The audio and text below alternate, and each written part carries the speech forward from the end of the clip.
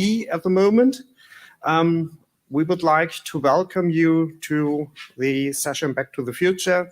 How can museum buildings enhance preventive conservation and collection management in a changing environment? Peter Giere, MFN Berlin, and we are your moderators today. Just small housekeeping. Please turn your mobile phones off, except for the timekeeper, so that we are not interrupted from fancy tones and sounds. That session, as the other sessions, was made available, as you can see, from a lot of sponsors. Without their support, local organizers would really have difficulties to run that. Specifically, I would like to highlight Delta Design and Picture, but also TAND-D. I'm very happy to introduce the first speaker, which is me. So I just get that started. So some of you may know me, Dirk Neumann. I'm the collection manager now in Hamburg at the Natural History Museum there, the LIB, which has an awful long name, which is the Leibniz Institute for the Analysis of Biodiversity Change. So LIB is much shorter. And we are about to build a new collection infrastructure building, as you can see on the slide, to replace the old historic collection building that was destroyed in the Second World War. And in principle, such a building should, and the building shell, should have some basic functions. And the obvious one is that it should protect collections against damage from external factors, such as weather, sunlight, physical forces, thieves, or vandalism. And it should promote good environmental conditions to sustain the collections, as you can see it here. So there are a lot of other things growing on those specimens. And so the building shell actually should prevent deterioration of the collections, but also should give some protection in case of catastrophic events occur, to prevent a total loss of the collections. You probably know that image. That was the museum in Rio that burned down. And often it is for the depot building that we want to have stable climate parameters. But there is also another challenge that is usually very costly. And some of you may know the excellent website of Tim Padfield. I think that sketch is just iconic. And on the left side, you can see an analysis that was done by Stefan Simon, who kindly shared that information. And there you can see the energy consumption of some museums. So you can see actually that here would be the names. They are blinded out. And what we have here, actually, that red line is the passive house energy criteria of 100 kilowatt hours per square meter. And you can very easily see that most collections are well above that threshold. Let's be honest. Usually these automated climate control systems are not so good. Often they can introduce massive damage really fast. Here you can see a picture of an institution that did some renovation works on the climate control systems, and their temperatures and humidity were not kept stable. That caused massive damage in the fluid collections. And you can also see here, so these are the offices. Over 3 years, the entire system was shut down. And during winter times, the temperatures dropped to 13 degrees. You can see that in the offices, it was quite stable. Here in the collections, there was some fluctuations, and then they kicked off the renovated facility. And you can see the fluctuations here, how massively that was. So that was all but stable. That is another large collection. Some may know that. And also here, that was a new built facility. That actually here should be the corridor that is wanted to be achieved. That is the temperature. And you can see that there is a lot of very fast occurring fluctuations in that storage facility, which then led, here, for example, to microclimates that build up. And here you have mold on historic pig bladder sealed jars. Another publication and results that Stefan Simon shared when he was at Yale. So you have here different museum buildings or collection buildings in Yale. And the simple message here is that is the very old exhibition building. And these were newly, that is mid-50s, if I have that correct.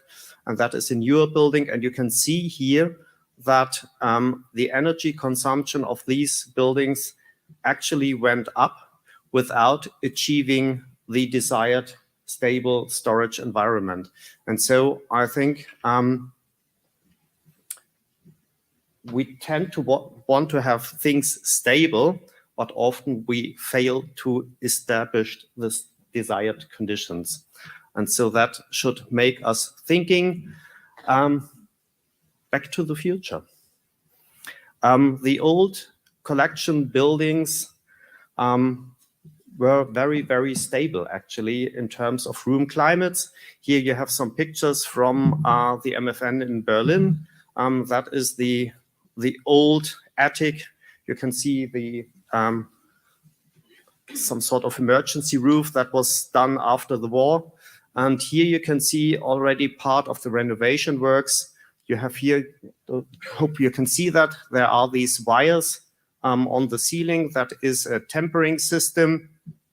And also the idea to come back to ventilation instead of strict HVAC control that sometimes can be very, very aggressive, and also the setup of the entire building so that the building supports hydrothermal buffering of the entire room.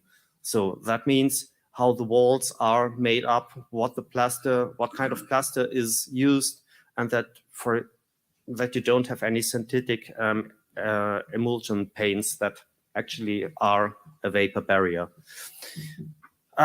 Here you have some other pictures, and one idea behind that was also when they started the renovation of the East Wing. We all know the Kyoto Protocol. We should meet some minutes, some thresholds, and reduce our energy consumption. So that means we are required also from a very official point of view for building standards to reduce the energy consumption. Here, some of you may know the new fluid storage in Berlin, and that is now in that refurbished part. But here you can see how they actually introduced the tempering system for cooling, climate crisis. Climate gets warmer, temperatures are increasing. And here you can see how the walls, how the plastering was done. So also there, the tempering system is in the walls, and they used a clay plaster that buffers humidity. That compromised the slide. I'm sorry for that. We have to face with the climate crisis some risks that may be new. So the higher temperatures inside the buildings increase the chemical reactivity and degradation that can occur. For example, pyrite and mineral deterioration. But also, as you can see here on the right side, higher temperatures give a better optimum for pests and mold. The other thing, with the increased temperatures, you have more energy in the atmosphere. And what we can observe already now, that we have an increased frequency of severe weather events.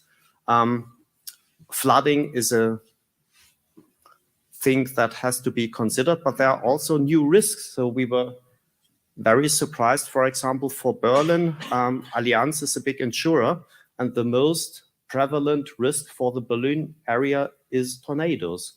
And nobody considered that so far. There are some very good norms, actually, that have a little bit of the background. The original background is archived buildings and depots, arts, and they are very, very useful. Just to give you the numbers here, there are 2 DIN norms, so that's German norms, but they are also available in English and are, for example, applicable in the UK as well. So they have been translated into an UK norm. And these norms are very, very useful, as we found out, as they give specifications for the location, construction, and modification of buildings, but also for the internal setup, collection furniture, environmental conditions. Don't want to go into detail there, but you can see there is a lot in there, and it is very well structured. It starts from risk analysis, what you want to improve, which synergies should be achieved. That also applies for the second DIN. And looking into that, finding connecting points is what we currently do, also together with the colleagues in London, so that we can find a way to translate these norms and to identify the connecting points for natural history collections. And with that, let's do better.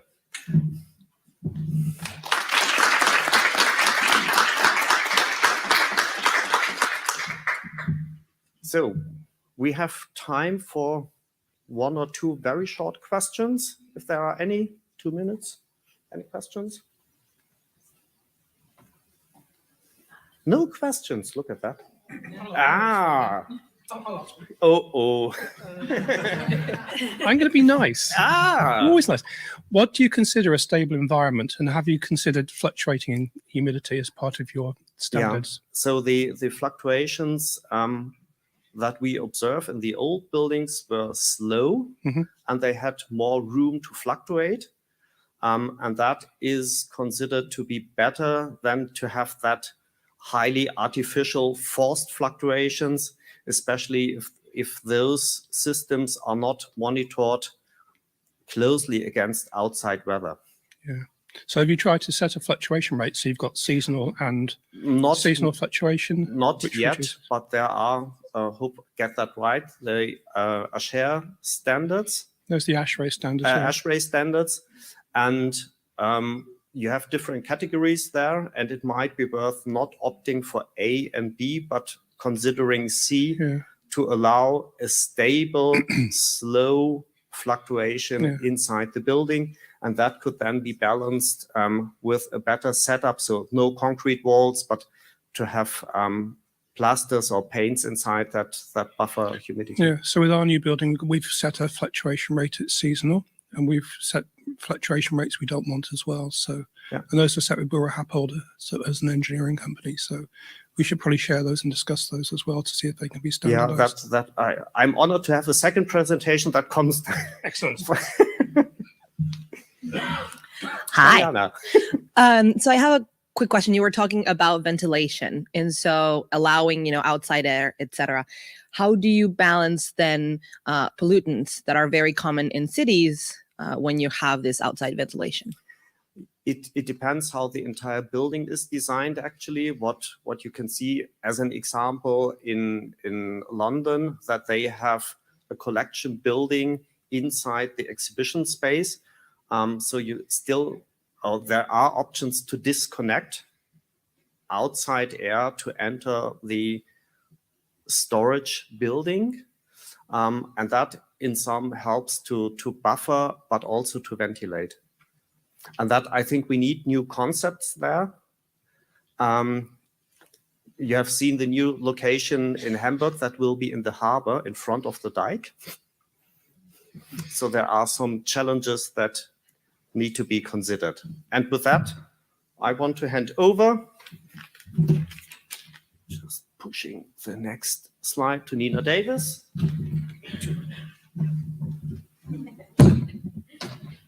Thank you.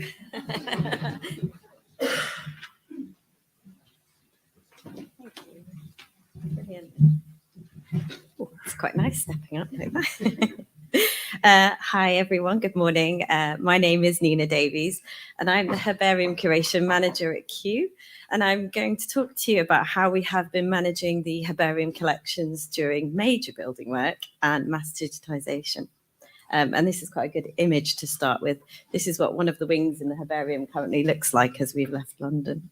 Okay. So to understand this, I've shown you a map of the Kew Herbarium. So the herbarium started approximately in 1852 when William Hooker's private herbarium moved into Hunter House. And then Wing C was the first purpose-built building in 1877. And what we say when we're giving tours is approximately every 30 years, a new wing is added to the collection as it expands. We approximately have 7 million herbarium specimens, and these are arranged according to the angiosperm phylogeny throughout these wings. To show you what these wings look like, and also to show you an evolution of the architecture, here's images of those spaces. And what you can see is through from 1877, Wing C has this large atrium-like space with these galleried floors to allow in natural light, to maximize natural light before electricity. Similarly, Wing B. Wing A has 4 floors instead of 3, which is very confusing for visitors. Art Deco style, for some it looks like a prism, but I love Wing A. And you can see there's elephant blocks, which these blocks in the center that are later additions to each of the wings in Wing A and Wing B. Wing D was built in the 60s, and it has these fridge-sealed cabinets, and the collections are stored on 2 floors of this wing. And then through to compactorized storage in Wing E, which we're all familiar with these herbarium green boxes that we have at Kew. Looking even further, I thought you might like to see the evolution of collection storage we have at Kew. We have wooden cabinets that house the herbarium collections in Wing C and Wing B. And each of these cabinets, a colleague of mine went round and took pictures of the brass handles. You could come and study the taxonomy of the cupboards and the brass handles if you like at Kew, which is makes it quite tricky to maintain the cupboards because they're bespoke. So each one is slightly different. We also have these metal cabinets in the top middle images. That's Wing A on the left with the brass handles and Wing D with the fridge sealed cabinets. And then the compactorized storage in the basement with I tried to show you the maximum amount of the different kinds of boxes we have for curating the collection. So palm boxes in the basement and the palm collections in the middle there. And then in Wing E, the newest wing, that is the leguminosae collection. So if you're curious, we have orange boxes for seed collections, blue boxes for illustrations, burgundy boxes for carpological collections, and green boxes for our herbarium collections. Aesthetically pleasing, I'm sure. Yeah. So building work, when did it start? So unfortunately, I'm going to have to show you this video. This should work. So back in 2021, and this is obviously during the pandemic, as you can tell by the pictures, there was a leak found due to a major rainfall, water ingress due to failing roof tiles on the oldest wing of the herbarium. And this video was shot as it happened by a horticulture student who was sat across the wing and could hear the sound of water coming through the herbarium. So she grabbed 2 curators who happened to be in at 6 o'clock, and I was one of those. And we went into panic stations, not really sure what to do. But we decanted the collections as best we could, running up and down the spiral staircase and spread these out on the tables. Luckily, lots of Kew staff live really close to Kew, so we were able to email them and grab some extra help. But we're really lucky to have these big table spaces, which we love in the older wings, to be able to spread out the collections and get them to dry. So I thought I'd put here some lessons learned, because even though I've been at Kew for a very long time, it's really important to refresh yourself on what to do in an emergency. I'm not going to go through this list, but what we have been doing is training and practicing in our emergency procedures to ensure that we do know what to do if there is ever water ingress again or anything else. An important thing in this list, I would say, is to say to document with photos or videos.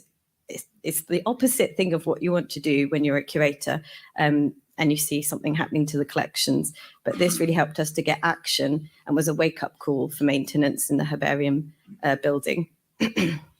We use this as an opportunity to recurate the collections in Wing C that had been affected by the water.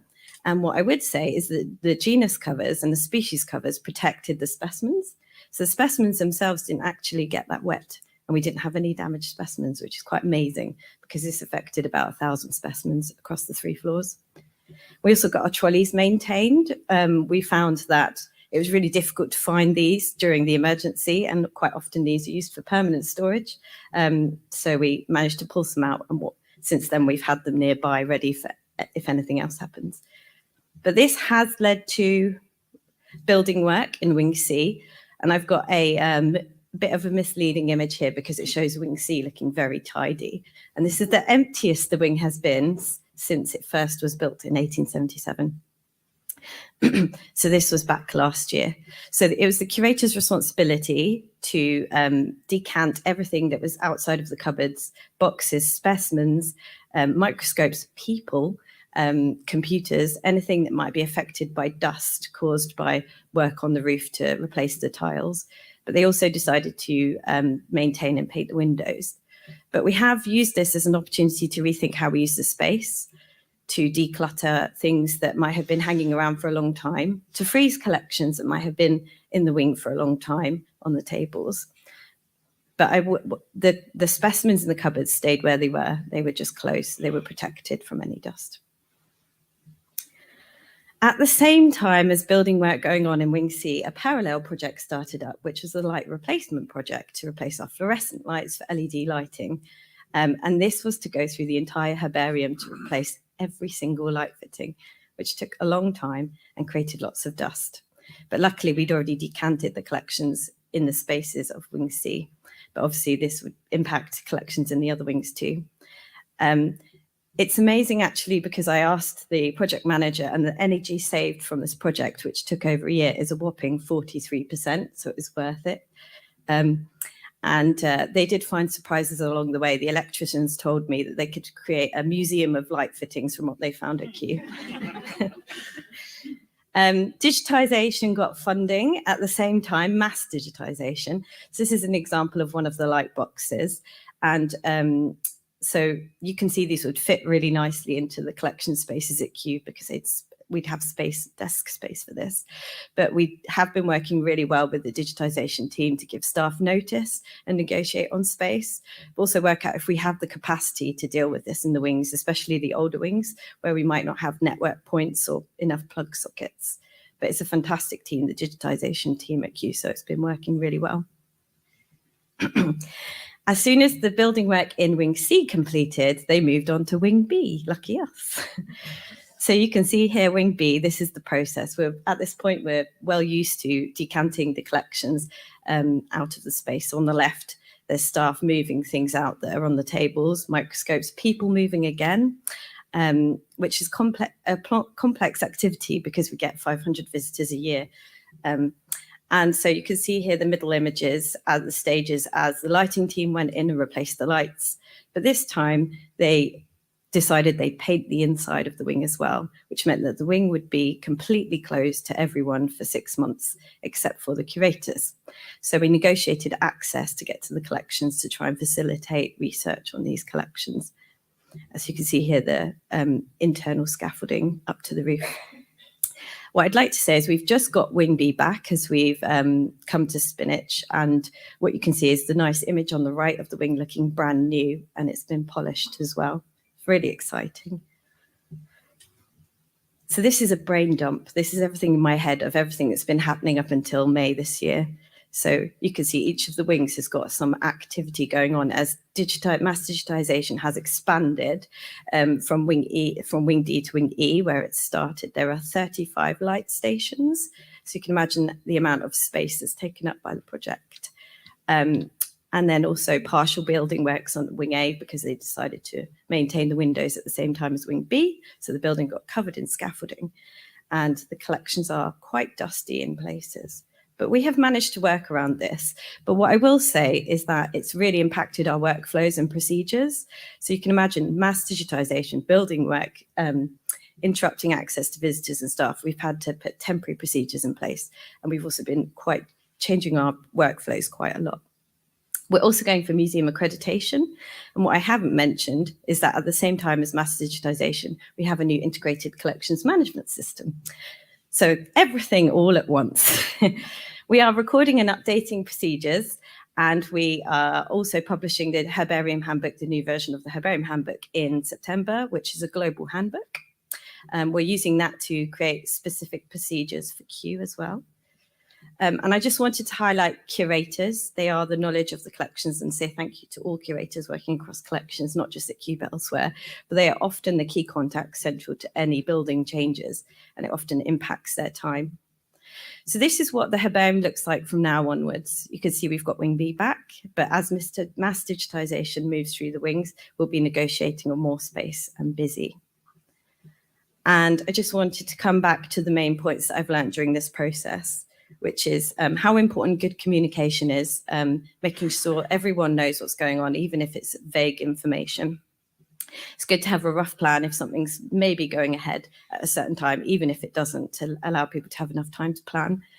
And getting procedures in place ASAP. Certainly me and my colleague Ben, who you heard talking about accreditation yesterday, we're trying to get things embedded, especially as digitization progresses. We want to keep the collections, physical collections and digitization of digital collections linked together. Having plenty of time, negotiating time to plan these activities and recognizing the staff that are involved in the process. So I've included this lovely picture here because I wanted to say we're just looking forward to getting back to this, researching the collections, spreading out specimens and getting on with these activities. And that's it. Thank you everyone for listening to me.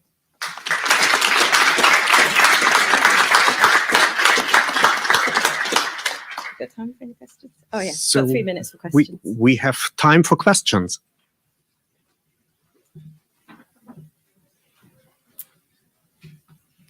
Me.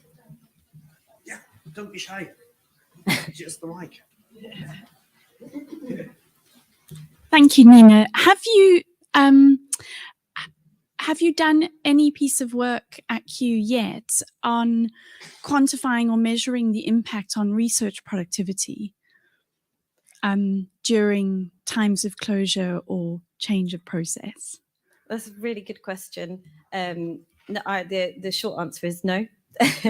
I think we've looked at this from the curation team perspective mainly, which also actually does impact research, but it would be really good to look at how that has affected larger projects. It has meant that we've had to prioritize certain things over others. And one of those things is visitors. We've seen a large increase in visitors since the pandemic and lockdown, and managing that over everything has been our priority. Hello, that was great, thank you. I remember you had a slide that said that in 1877 you had like small digitization efforts. What did that look like at the time? Oh. I don't know if I misread it or not. Oh no, I'm so sorry, because that's clearly a confusing slide. Digitization in that wing is happening now in the oldest wing, but that wing was built in 1877. So sorry, apologies for that. Imagine digitization in 1877, amazing. But no, it's a small scale project in-house. So there are in-house projects going on alongside mass digitization.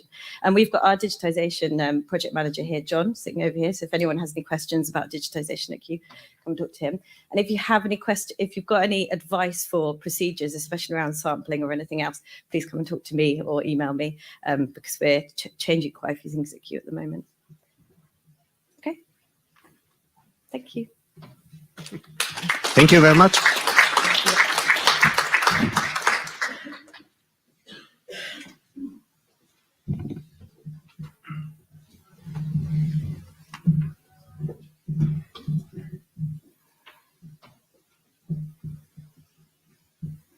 And with that, I'm happy to welcome Peter Giere. Yes, thank you very much. I guess we still have to wait for a minute to get it on time, basically. And I have the time here, so I can see it. And I can also take off my mask, which is so much better for you. All right.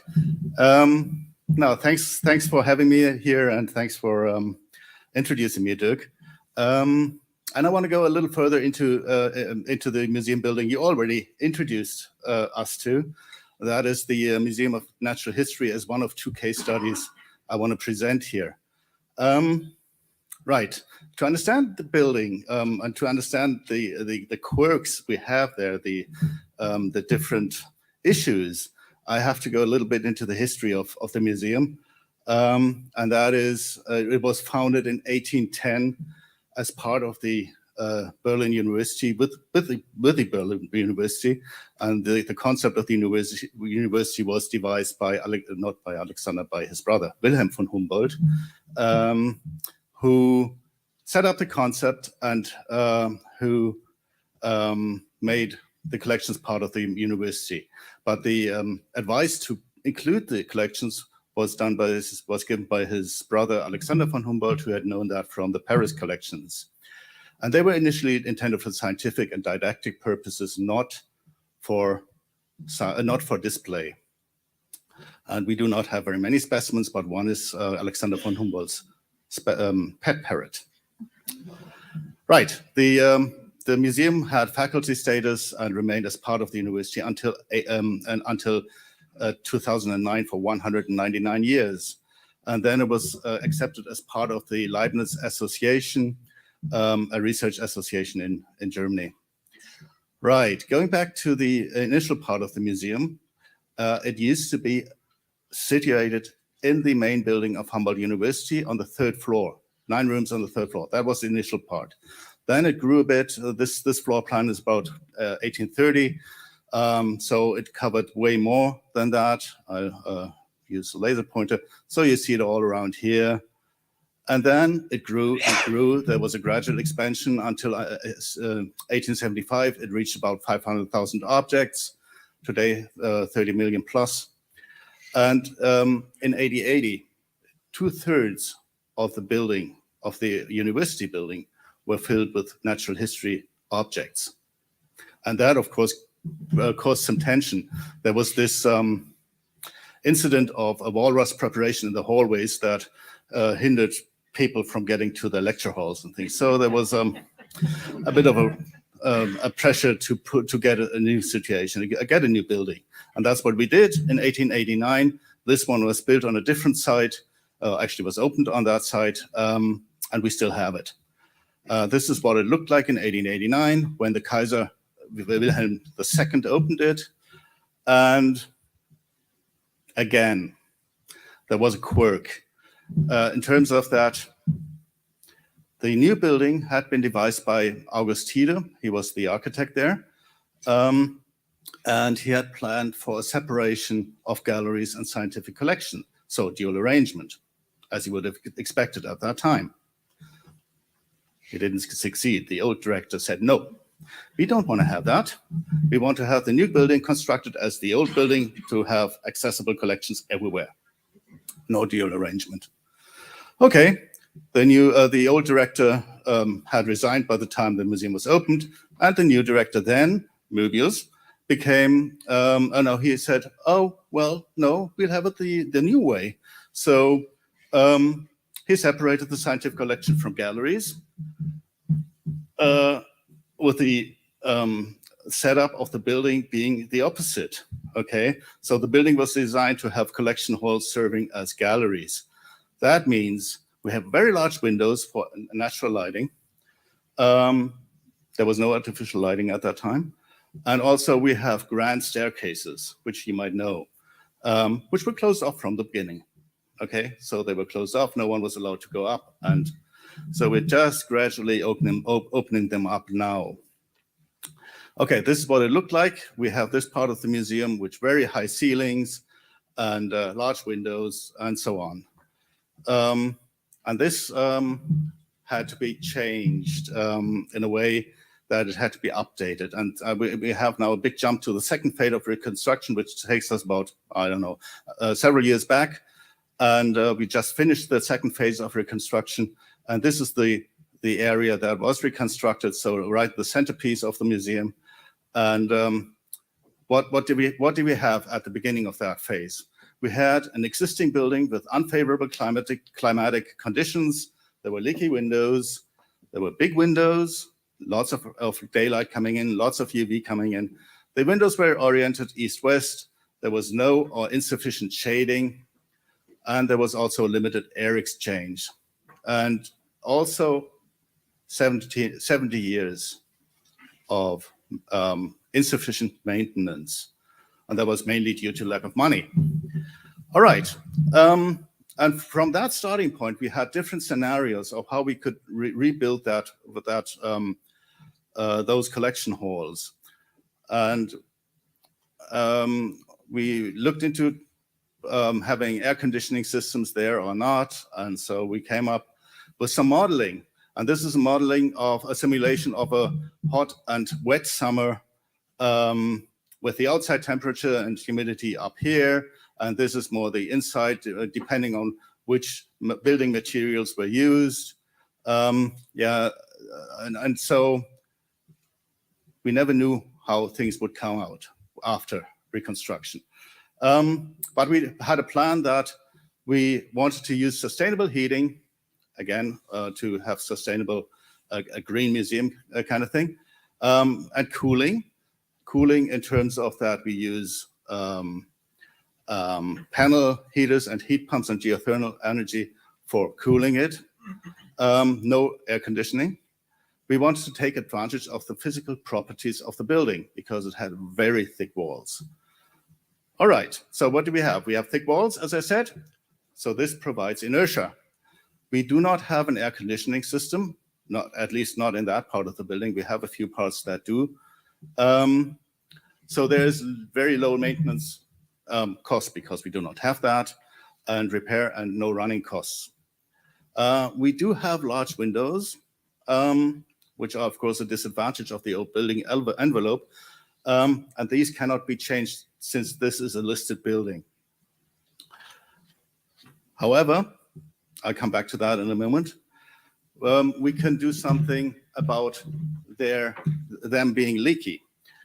So we restored the old oak windows, and indeed the oak was so good that we could actually reuse the window frames. But we made them tightly. We made them airtight, basically. And for the high fluctuations in relative humidity and temperature, we used loam rendering from the inside. Dirk also already mentioned that. We also used pan cooling and heating. Dirk already mentioned that as well. And for UV radiation, there were UV filters built into the windows. So this is some impressions from the construction side. Large windows, thick walls. The loam rendering, a thick layer of loam, actually not just one layer, it was over and over and over, done over and over and over again, so that you have a thick layer of that. You have the pan cooling and pan heating situated within the loam rendering, as you might be able to identify the horizontal lines here. And Dirk showed a picture of that, where you have the pipes going up the walls. Then you have, again, loam rendering here and some ventilation system. And this is a view of the entire hall, one of the halls when it was almost ready, not quite, within construction.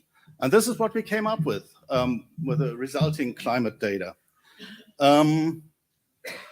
So this is very little fluctuation in relative humidity.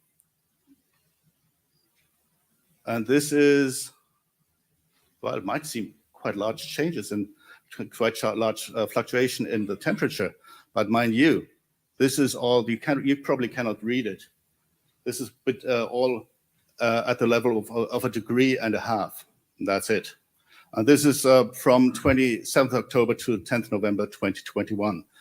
So it came out quite well without any additional air conditioning. It was just on the systems I presented. Okay, and then I want to have a second example. That is the Kultur- und Stadthistorisches Museum Duisburg. I don't know if there's an English name. It's a cultural museum, a city museum in actually my birthplace, Duisburg, but this is just coincidence. Yeah, well, I knew the colleague there, so I had known him from a different institution, though. Anyway, he gave me the data. So what do we have? We have a mixture of old here and new parts of the building. We have a mix of old and new buildings, right? We have the reuse of an old grain elevator. Again, a building not constructed, well, not again, but a building not constructed for museum purpose, but with some advantages for that because it had very few windows and thick walls. Again, that is very, very good for our purposes.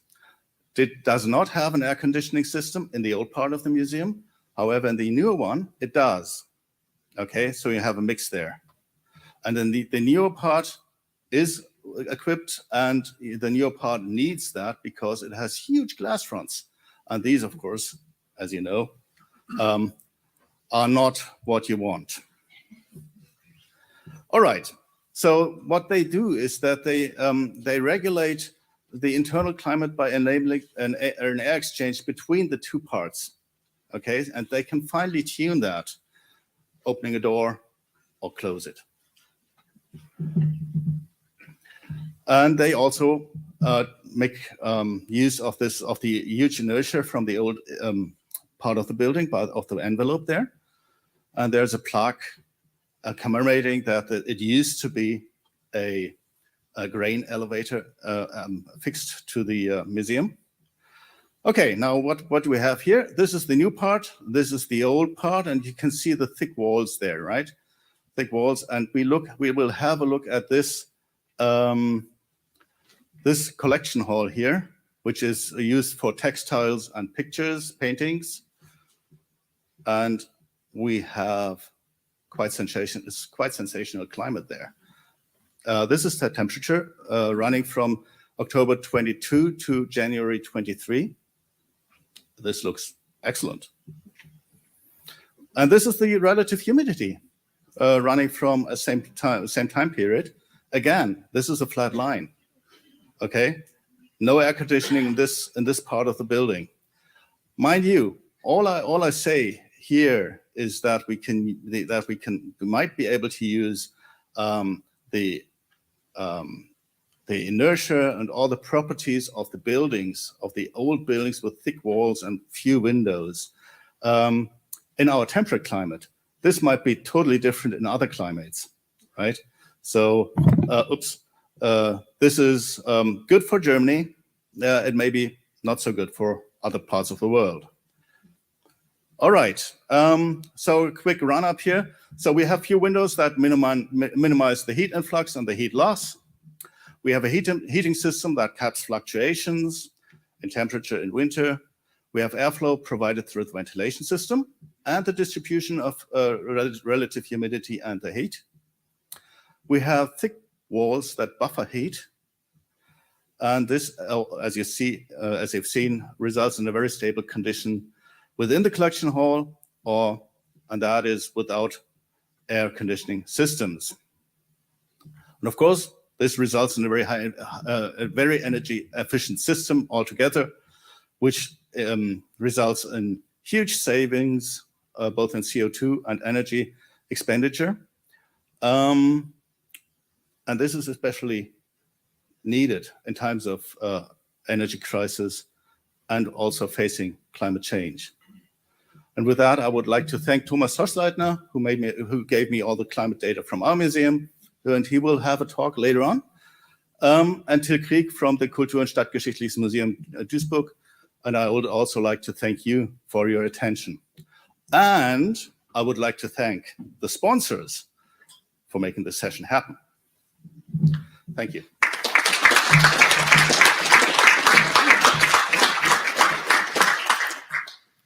I think we would have time for one very quick question, if there is one.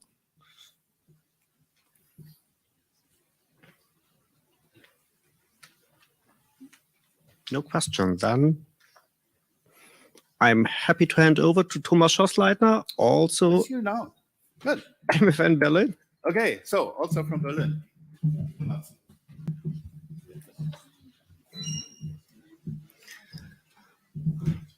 Hi, thanks for having me. And my name is Thomas Schossleitner. I'm working at the Museum für Naturkunde, as obviously seen. I'm working as the head of the paleontological collections, and my talk is rather from a, from a user perspective. So I'm talking about the project or the large construction project and the MOVE projects at the Museum für Naturkunde, and my perspective is rather the one of a user than a project lead. So I can't talk about that side. So, planning for an unknown futures. It's in 2019-20, the Museum für Naturkunde was granted the so-called Zukunftsplan, which was 660 million euros, which were meant for the complete refurbishment of the museum. This meant it had three main goals. Firstly, it was about building new collection infrastructure.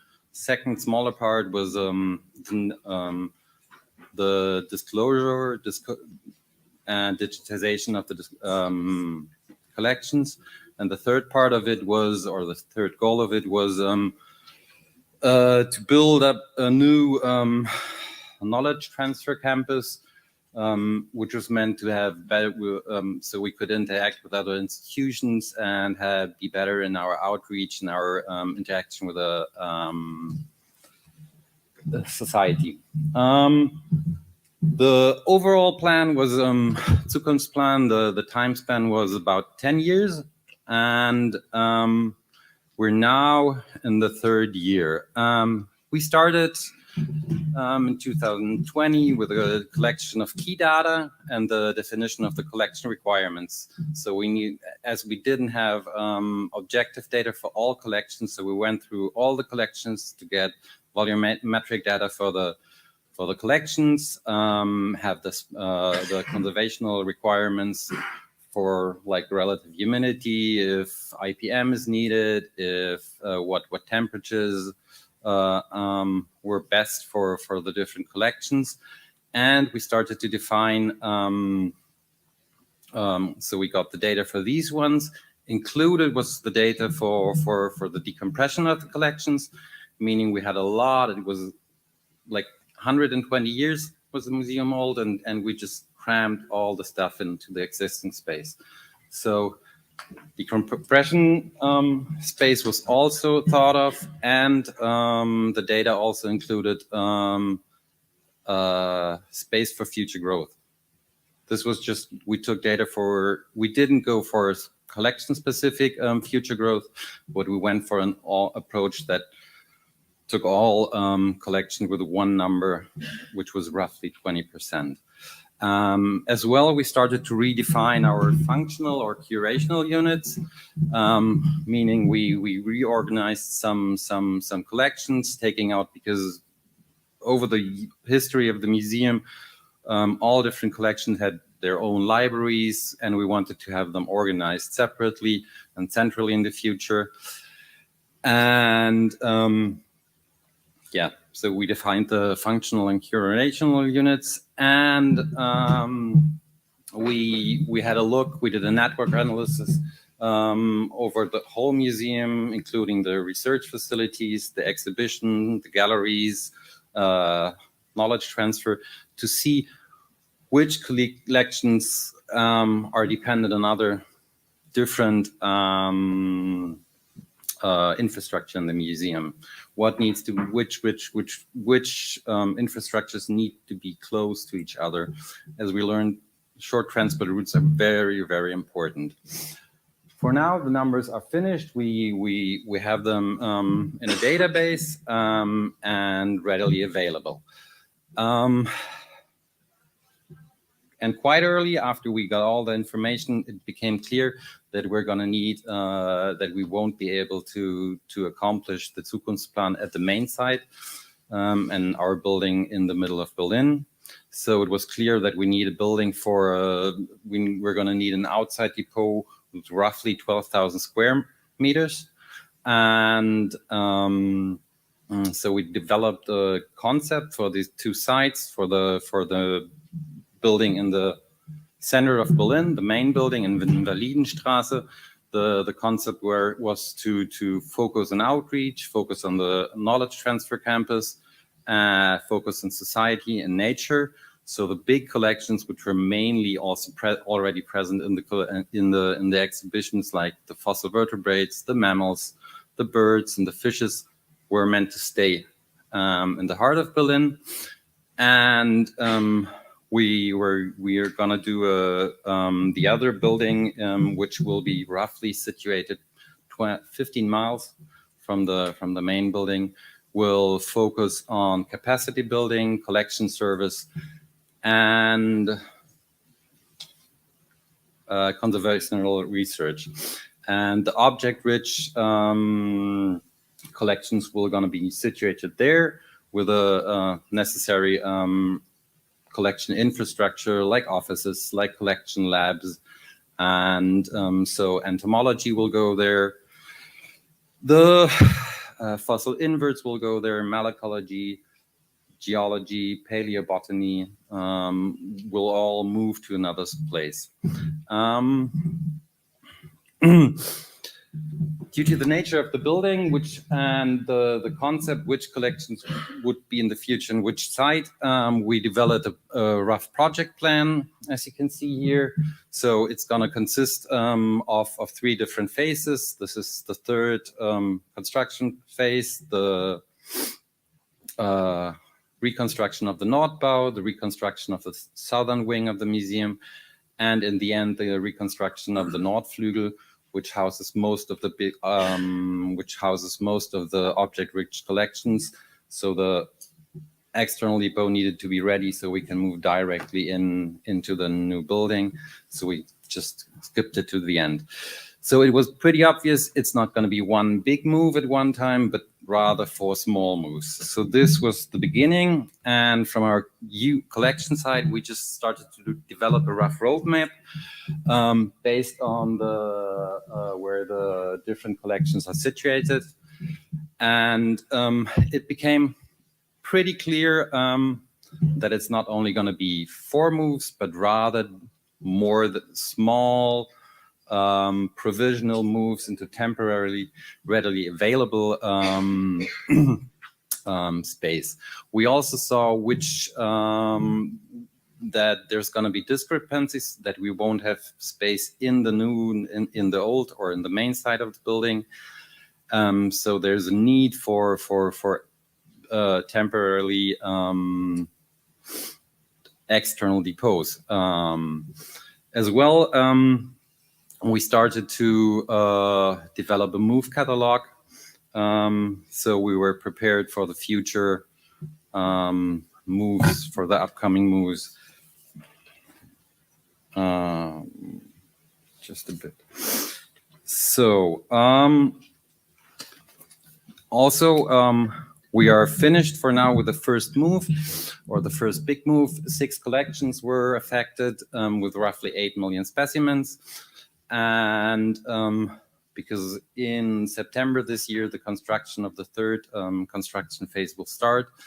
So we already moved stuff. We had some lessons we learned. We had a practical approach, and there's also some information which we can rely on for our future moves.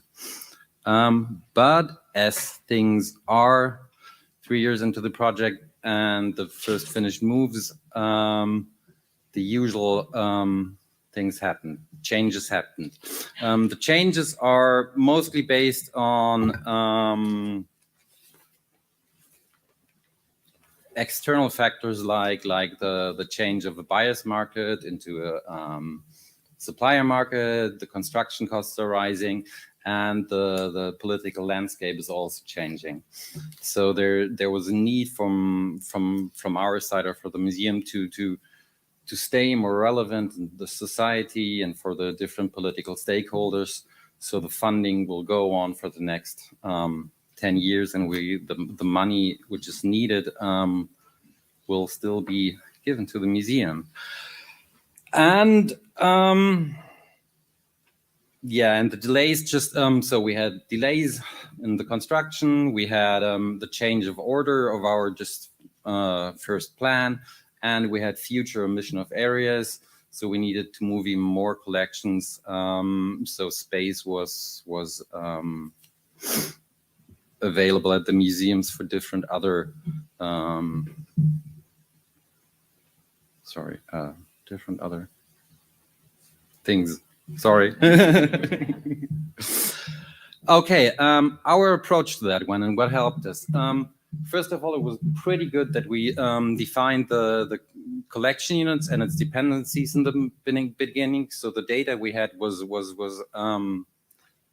here and was so modular, so that we could adapt it to different scenarios. So we could take our data for different collections and use them and adjust the space requirements to different height of the cabinets and whatnot, and see which collections could go where, so we could fast. Oh, I'm sorry.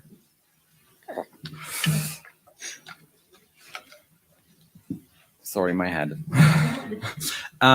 Then we also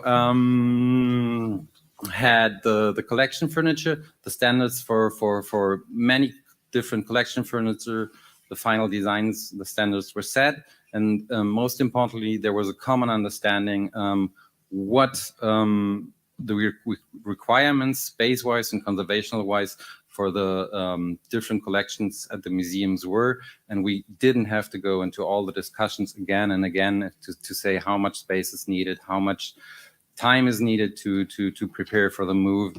And so we had a quite modular move, and there was just like internal, a pretty clear mutual understanding of what a collection move and what the requirements were.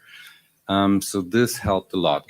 As well, we learned it's pretty helpful that we had the move catalog I already mentioned. So we know how to move the stuff. We know how that we had to concentrate on the 95% of collections which are easily moved, and not the 5% of the collections which were outliers like oversized objects, super heavy objects. And so we could fast approach a move. We knew our transportation companies, we knew how to deal with them, we knew how to talk to them. And it was pretty good and helpful that we didn't wait for deadlines to come closer, but we were quite proactive. Whenever there was space in the museum, we started to move into that open space because, yeah, as we all know, otherwise it would have been gone. And it was also pretty clear that there were shortcomings. So as there was a change in order, we didn't have all final storage furniture design set. We are running out of in-house space. We don't have enough storage space. We don't have enough swing space. We don't have enough setup space. As we moved into new external depots, we are not, we still haven't figured out how to perfectly manage these external depots. And we are learning that just like in the 3 years of the project, we are already starting to lose focus. In the beginning, there was a quite good mutual understanding of all different departments in the museum. But right now, it's kind of hard to keep that on track. And as the project lead came relatively late in the process, it's also hard for us because it's quite hard for the staffing at the museum to discern between project work and daily work routines. So this is something where we just came to our limits. And then I want to add end with some questions or discussions is just like what we still don't know and where we still have to learn a lot is just how to deal with a daily routine and the project work in such a long running project. I said the management of the external depots that we're getting right now, we're having 3 or 4. One of them we're going to even close. We don't know what will be the possible future risks in the project. We don't know if we have the right roles in the right project for such a long one. We aren't really sure how to deal with collection closures and how to deal with how it affects the research. And I'm done.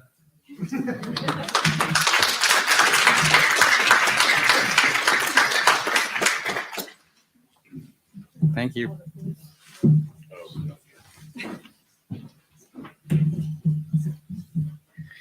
Thank you, Thomas. So I just have to advance. Going back. Why is that going back? More slides. Here we are. So, yeah, last presentation in that session. I'm honored to give that presentation on behalf of Melissa Collin and Claire Valentine at the NHM London. Sadly, they cannot be with us, but they handed over the slides. I hope I don't goof them up.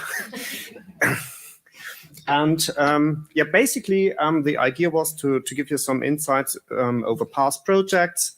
Many of you may know that in London, there were some renovation works in the recent past with the Darwin centers that were actually initiated to improve the storage situation compared to the old Waterhouse building.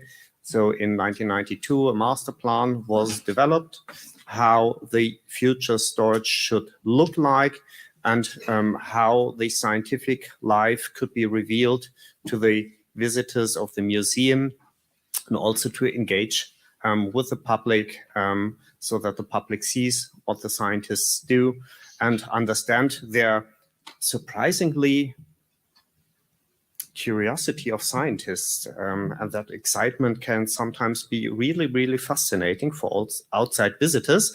And so the idea was to put the science and the scientists into the heart of the museum, to reveal the collections, but also to improve storage and to improve the quality of the research infrastructures.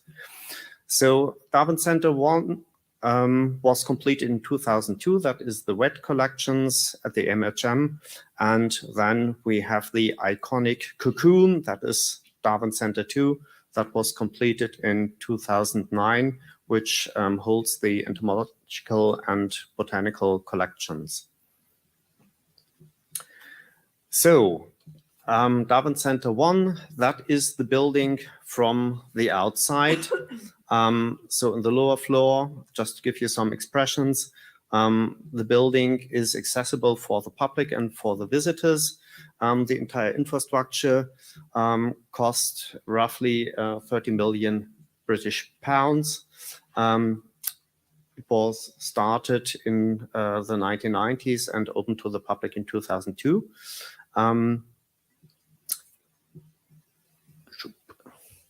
The entire infrastructure is roughly 11,000 square meters and houses 22 million zoological specimens preserved in fluids. Originally, the spirit collections were kept at 13 degrees Celsius to reduce fire risk. But as we have seen, there were some slight issues there, so they adjusted the temperatures, and now the collections are stored at 16 degrees to 18 degrees, and the humidity is allowed to shift between 35 to 50%. That is a view into the tank room and heavy object storage. Altogether in that infrastructure, there are about 450,000 jars, 3,500 cabinets, and roughly 350,000 liters of alcohol. The infrastructure there is quite interesting. So they have direct ethanol tap in the tank room. So you can directly pump the ethanol from the storage into the collection facility, which is quite neat. The other storage is mostly done in cabinets and we have seen in an earlier presentation, there might be issues with microclimates that can build up in those cabinets. And as you can see, all are metal doors. The original idea was to have them transparent to improve monitoring, but then there was some adjustment needed because of costs. As always. So the benefits of Darwin Core 1 is that it was a good step forward and also to open the collections to the public as part of the exhibition. But it also led to a shift how the scientists work in the area.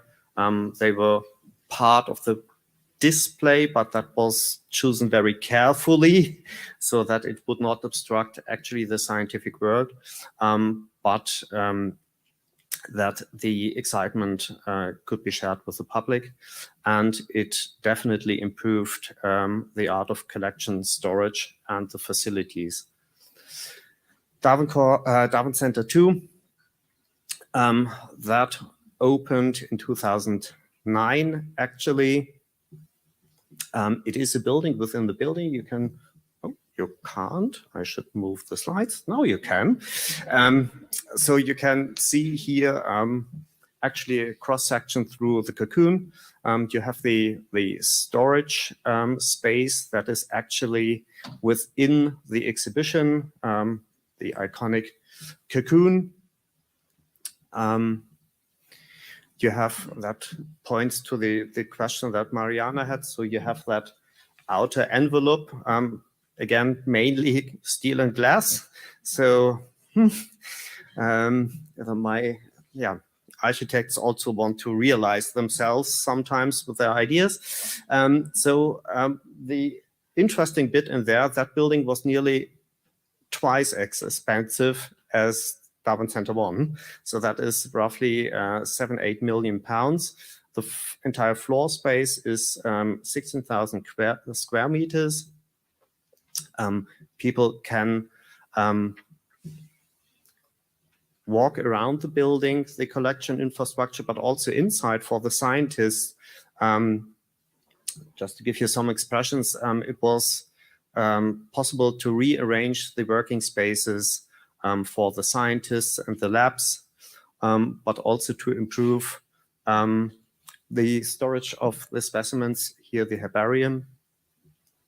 And also interesting that they came up with a different approach, so different levels that would define the set points for temperature and relative humidity. So it is not an overall approach, but they were sensitive to allow more fluctuation in specific areas. Oops, the pointer is moving in. Why is that? I should turn that off. Sorry. Where is the mouse now? Mouse is gone. Okay, no mouse.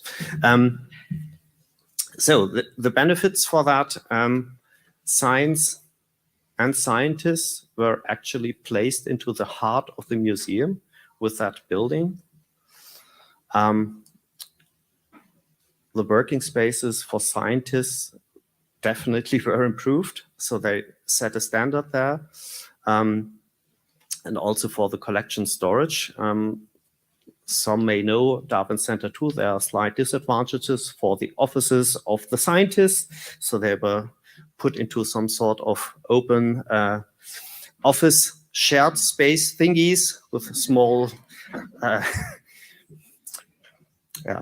how should I phrase that friendly, with some sort of working space there. So there are slight disadvantages, but still the conceptual idea is to bring people together into a room and work. And that massively changed the way how scientists are working now in Darwin Center 2.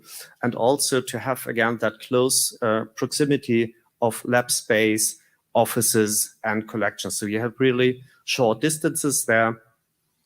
And I mentioned that already. The culture, the working culture changed quite a lot. And I like that idea also when visiting Kew, you have that iconic building, everything goes through one door, which forces people to work together, even though if they are quite distant and would never speak to each other. And that is just a very, very nice principle. I like that a lot. So lessons learned from these two infrastructures. Consult and involve the maintenance teams. Be sure about the design and how the space could be used efficiently and to increase the access. And as we also learned from that very nice presentation of Davies, don't be bespoke. You don't want to have a collection of fancy cabinets and handles and whatsoever. Allow time for testing. And if you have tall buildings, reliable lifts are essential. So I'm skipping a little bit now through those slides. As always, budget and timescale is an issue. That is also something that Thomas mentioned. You need more space than you think, especially swing space when you have to move things around, but also for the cleaners. I mean, that is essential for IPM. You have to consider that. And we heard that before, a strong tech focus is not good. So sometimes less is more and keeps things surprisingly more stable than with fancy technical equipment. And those that attended the SPNHC meeting in Edinburgh, Claire gave a brief presentation about the future of museums. Some may know that part of the collections will move out of South Kensington to Reading. And again there, so they have to start the entire process again. So meanwhile, they are trained. They have some sort of expertise there. Claire and Melissa were in Hamburg and it's really brilliant. That is, I definitely profited a lot from their knowledge. And so again, they have to design the building. The design, of course, will be a compromise. Yeah, you want to reach for platinum, you don't want to get bronze. It will be something in between. Consider external specialists, exchange with colleagues, don't reinvent the wheel. There are a lot of infrastructures that are currently built. Be aware that some uses of the collections or how the collections are used defines the needs of the infrastructure. So if you have specialism, if you have specific needs, if the collections are used in a very specific way, that should be considered. And I found the last point really interesting. They started already now with thinking of collection furniture because the suppliers need time. And that is an essential factor for the entire building planning. If your cabinet is 5 centimeters wider, that should be using nasty words, but goof up the entire planning. We heard that furniture environments, they should be sustainable, but low tech. Also for the functional planning, where should be the labs, the offices, the lifts, and how is that all taken together as part of the design? How does the collection move fit in there? You don't want to have delays there. You have to consider decompression and expansion of the collections. Surprise, we are still collecting. I don't know why. And you need additional swing space. I find that chart very interesting, not for the details, but consider the workflows. Which workflows are considered and which synergies can be achieved with the new infrastructure by considering the workflows and also who is working together, who shares the same interests or has same technical needs. Think of formalin storage. It might be worth to have one big room. For example, in Hamburg, we have 10,000 liter formaldehyde tanks, which is a nightmare. But again, you keep that in mind for your planning, and also how the specimens are moving in and out and inside the building. That is so important. And with that, I'm really happy that I did not goof up the slides. And thank you for your attention and our sponsors. Any questions? I think we may have time.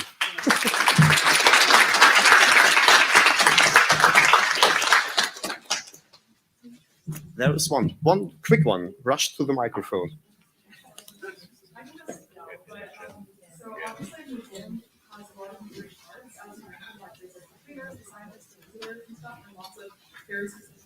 So when like a project or development center is like being planned, how are all those views communicated between the architects and like the people that need to do that? So the question was, there were specific needs. I need to rush a little bit through the question.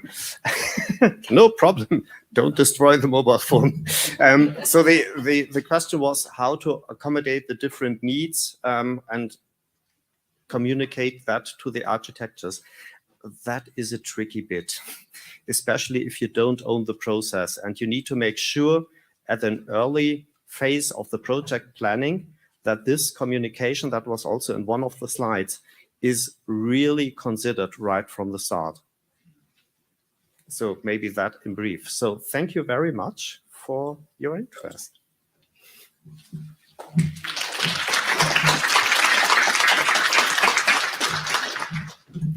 Moving right along to the next session. This is the general member session, disaster and renovations. Again, thanking our diamond sponsors, Delta Design and Picture. And I'll turn it over to Peter.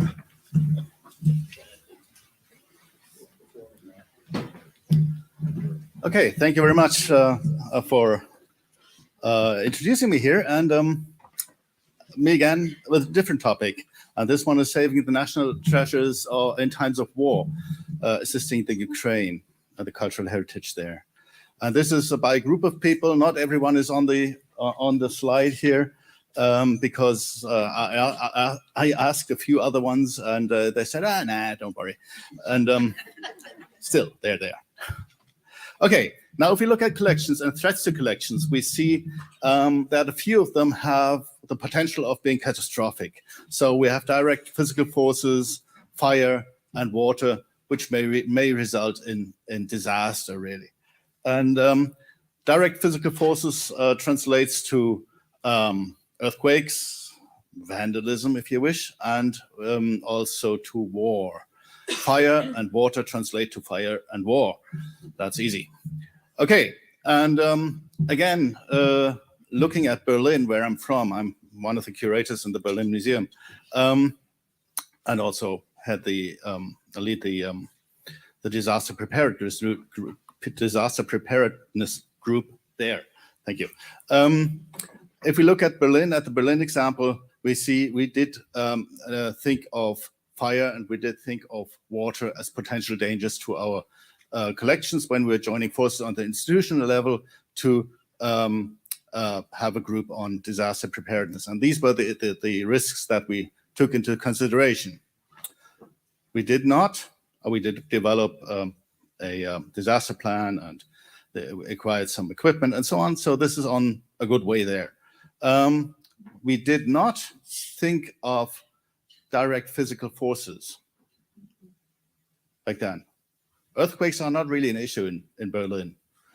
And vandalism behind the scenes, we'd be deemed to be not so much of a danger.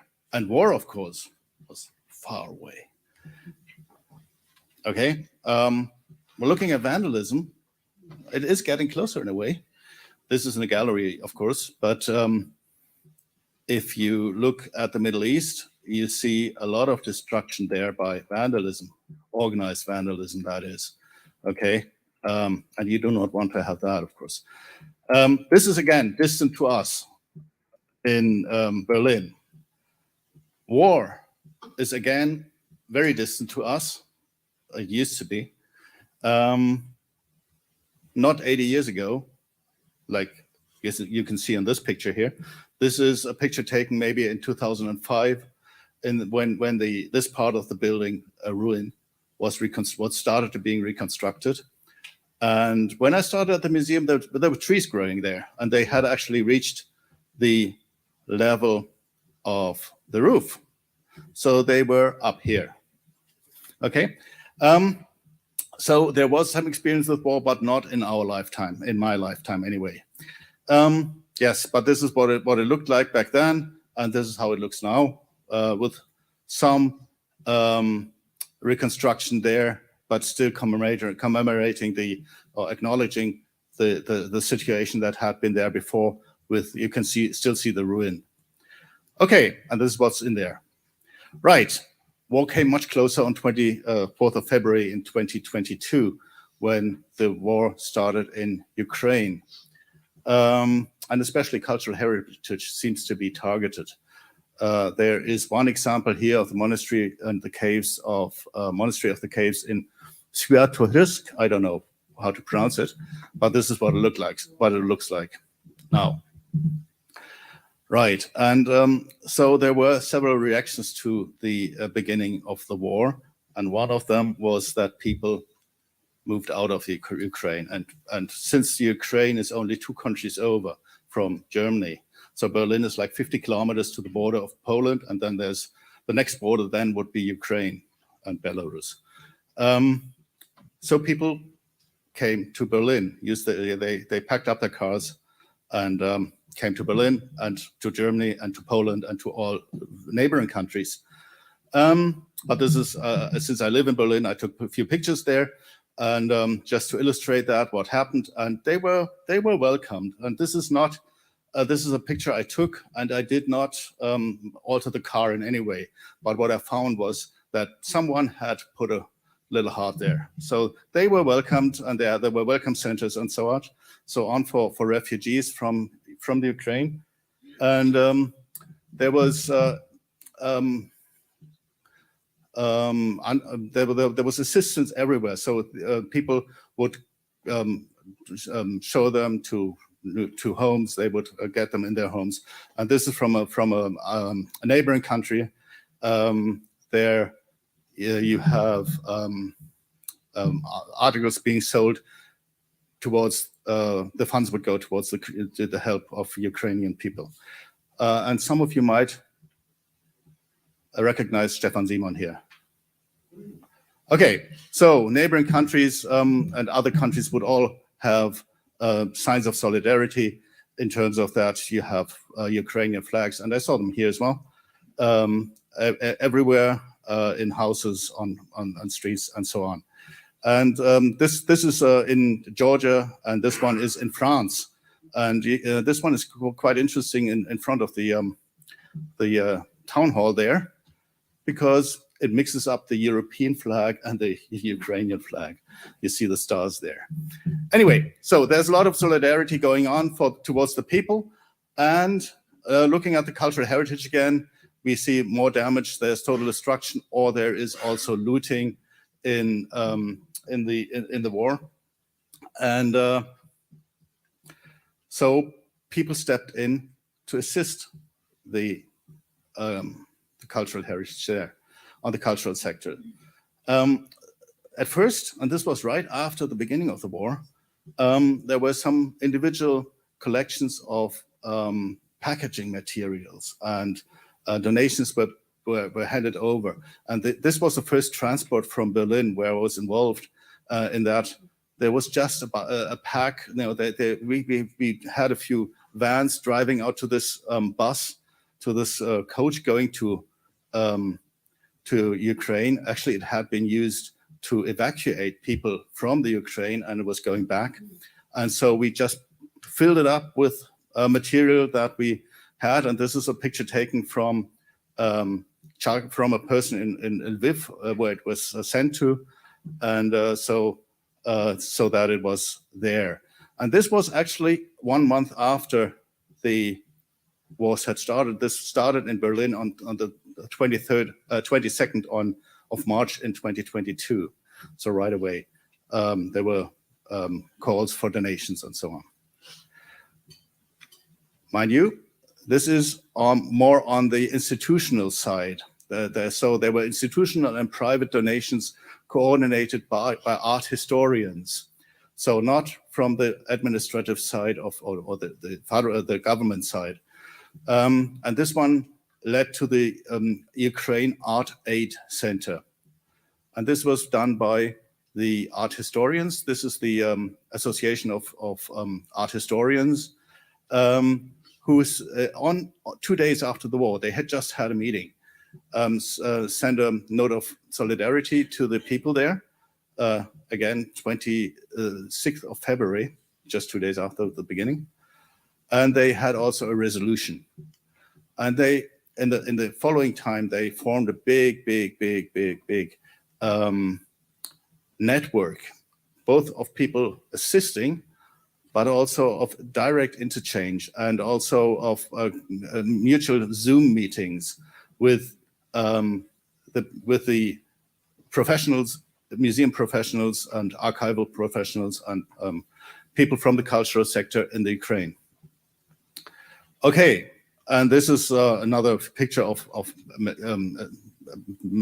material that was sent to Ukraine for assisting the institutions to protect their cultural heritage. Now, on the other side, there was an official government-to-government request for assistance. So the government of Ukraine sent out a request for assistance to the European Union, and that in turn handed it over to the national governments in the European Union. And in Germany, it was handed down. This is first. This is what they wanted. So lots of bubble wrap, as much as possible. Fire extinguishers, craft paper, wrapping paper, and so on. Archival folders, everything was needed. And there was a long list. And we collected donations from institutions and other also from private companies. Okay, it was the request was handed down by the German government to an institution, to an organization within the government system, which is called Kulturgutretter, which is an emergency mechanism by the German government in a way for cultural heritage in crisis situations. So this is them, emergency mechanism, and they are funded by the German government and Auswärtige Amt, so the foreign ministry. So this is assistance on the international level by the German government in a way. So, and one example is Ukraine. They were also in different places, other places for assistance. For instance, Turkey. Since the earthquake earlier this year. How did they proceed to collect donations and to channel this into the official help? They joined forces with the emergency alliances, and that's where I come into play.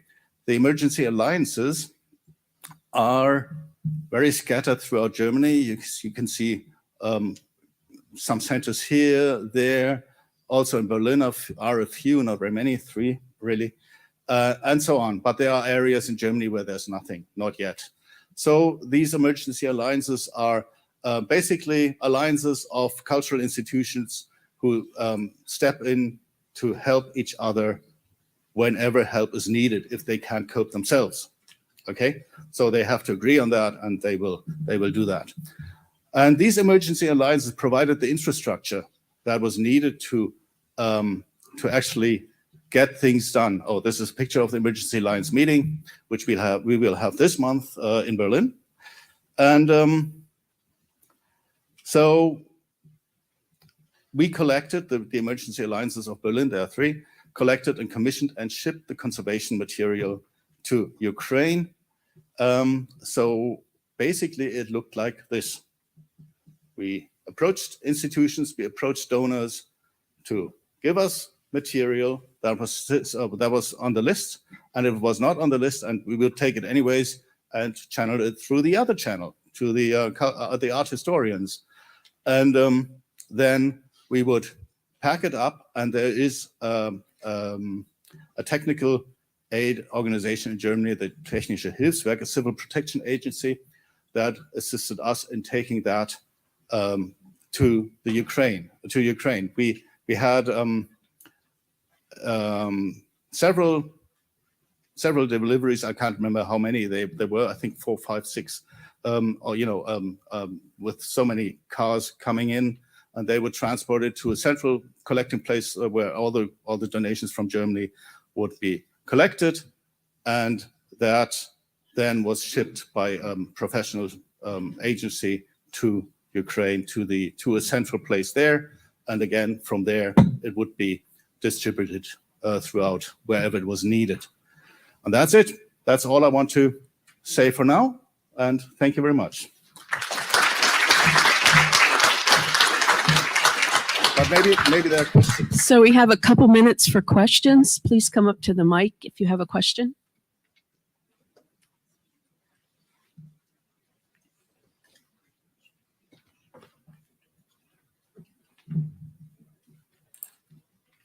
Nope.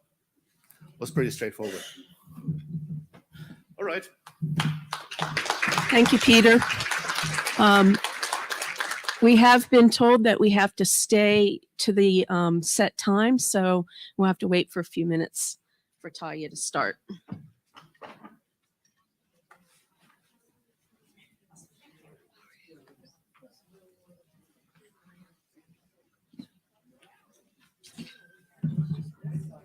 Oh, can I start? Okay. All right. So our next speaker is Talia, the Nightmare Before Christmas. All right. Well, Peter mentioned water, and so I'm going to be talking about water, as you can tell by my slide.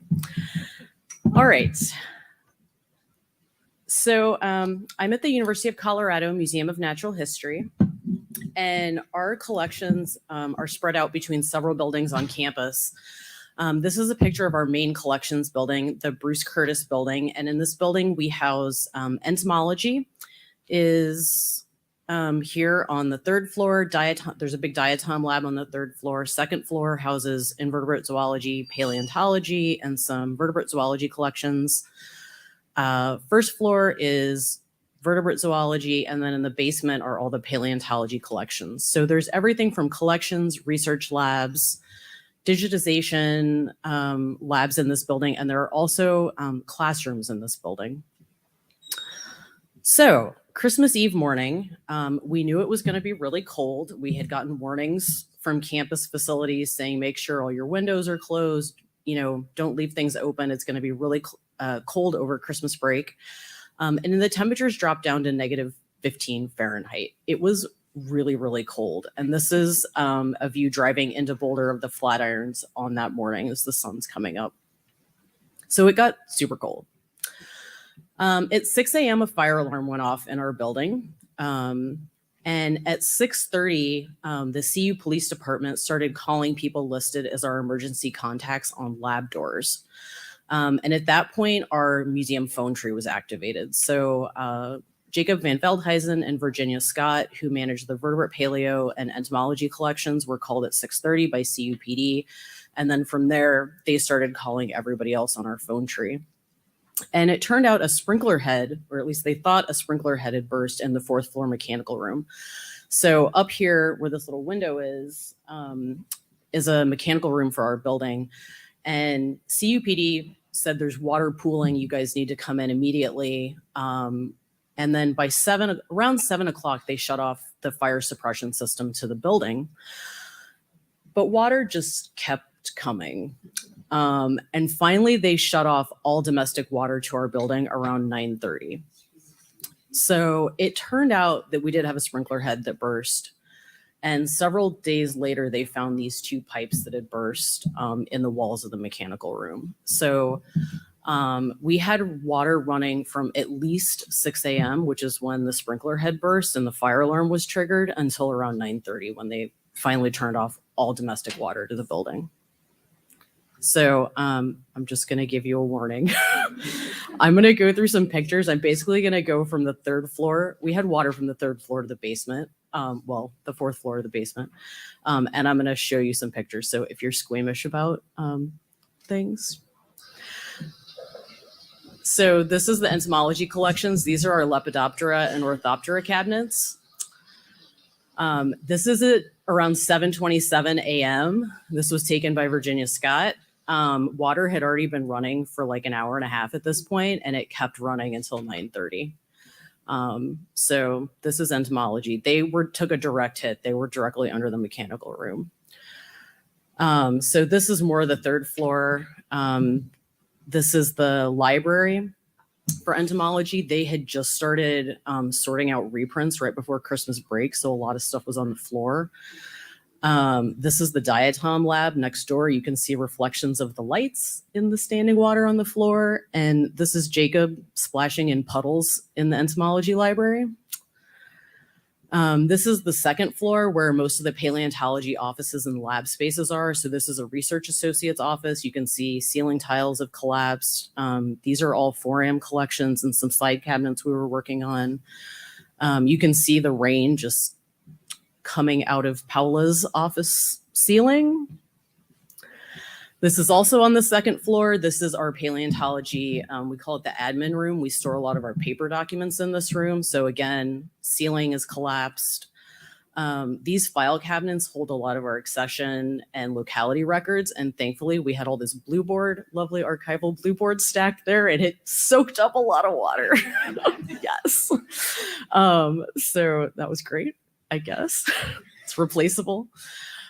These are a couple paleontology labs we had on the 2nd floor. So this is Jalen Eberly's lab for Vert Paleo, and they were able to get some plastic over her electronics before the ceiling collapsed in there. This ceiling eventually all collapsed. This was my imaging station. And the camera and the lens were on there, and this is after they took the camera off, and there was a computer here that's just dead. It was like, you could take the keyboard and shake it and hear water inside. This is also on the 2nd floor. This is in Emily Breaker's. This is in the bird room. This is mostly taxidermied collections. So again, big thing of blue board, just full of water, ceiling collapsed. And then we had to open doors, and I'll show you the water inside the cabinets. We had to open doors to get things dried out in here. This is in the 1st floor, also in birds and vertebrate zoology. So you can see water on the floor, ceiling tiles collapsed. You can see the label holders on the cabinets just full of water. And then water ran inside the cabinet doors. So it's good. Most of you probably don't realize this, but your cabinet drawers kind of sit inside the cabinet a little bit. So the water will run inside the door potentially, but not in your drawers. And I'll kind of explain that in a little bit. Here's a little bit more of the 1st floor. This is Christy McCain.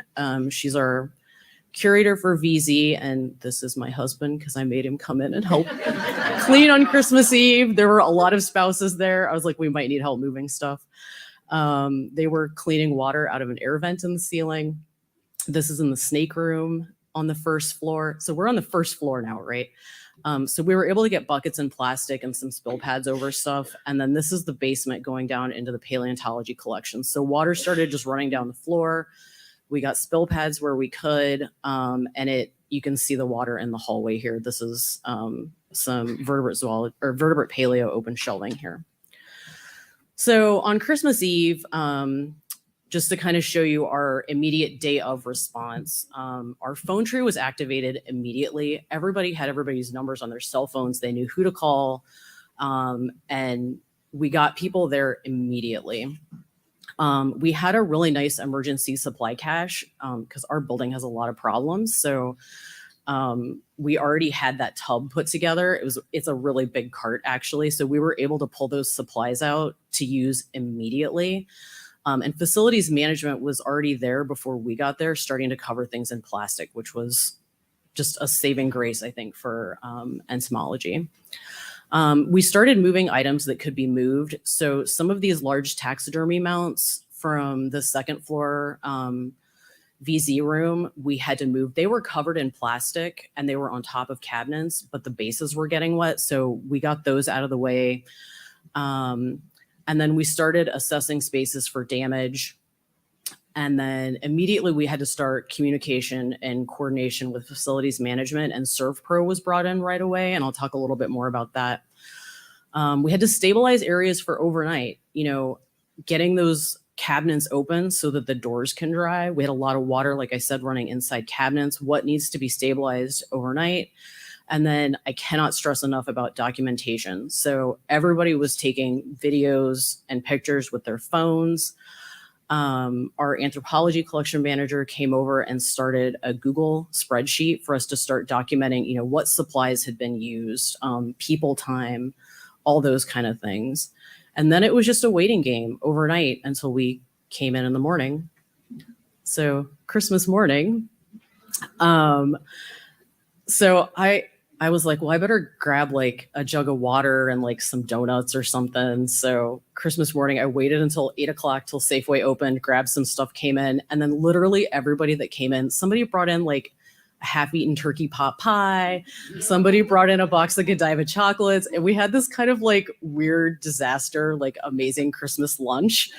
And I cannot stress, like, there is no other people that I would want, or no other people that I would want to have Christmas lunch with. Like, it was a terrible situation, but like just the generosity and the community of everyone in our museum was just really amazing. So we kind of set up an operations area and a classroom that wasn't damaged, and the whole table in the front of the classroom was just food and snacks and water, and it was amazing.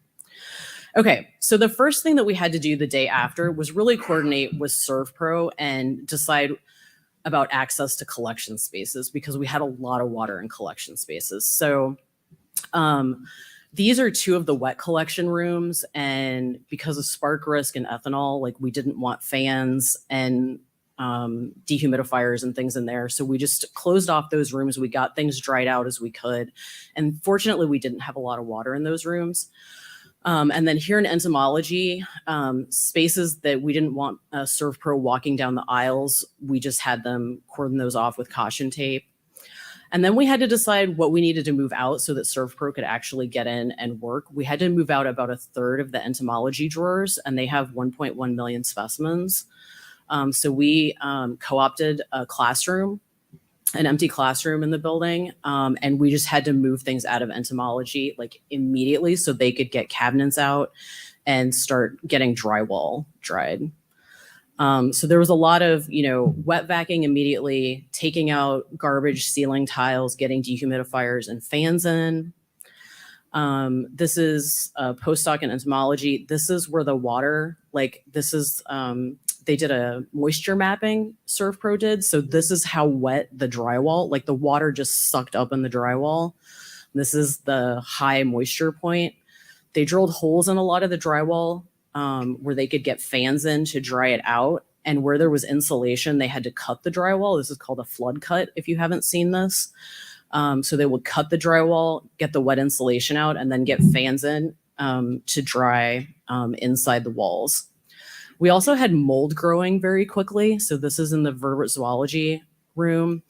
They did this interesting containment area. So they got plastic up to kind of isolate all the collection. And then the mold was growing on this wall over here, and you can see it on the baseboard when we pulled the baseboard off. So we had to do some containment there. They brought in these air scrubbers to get things out of the building. And then they did some other interesting containment to get air up into the ceiling to dry some insulation.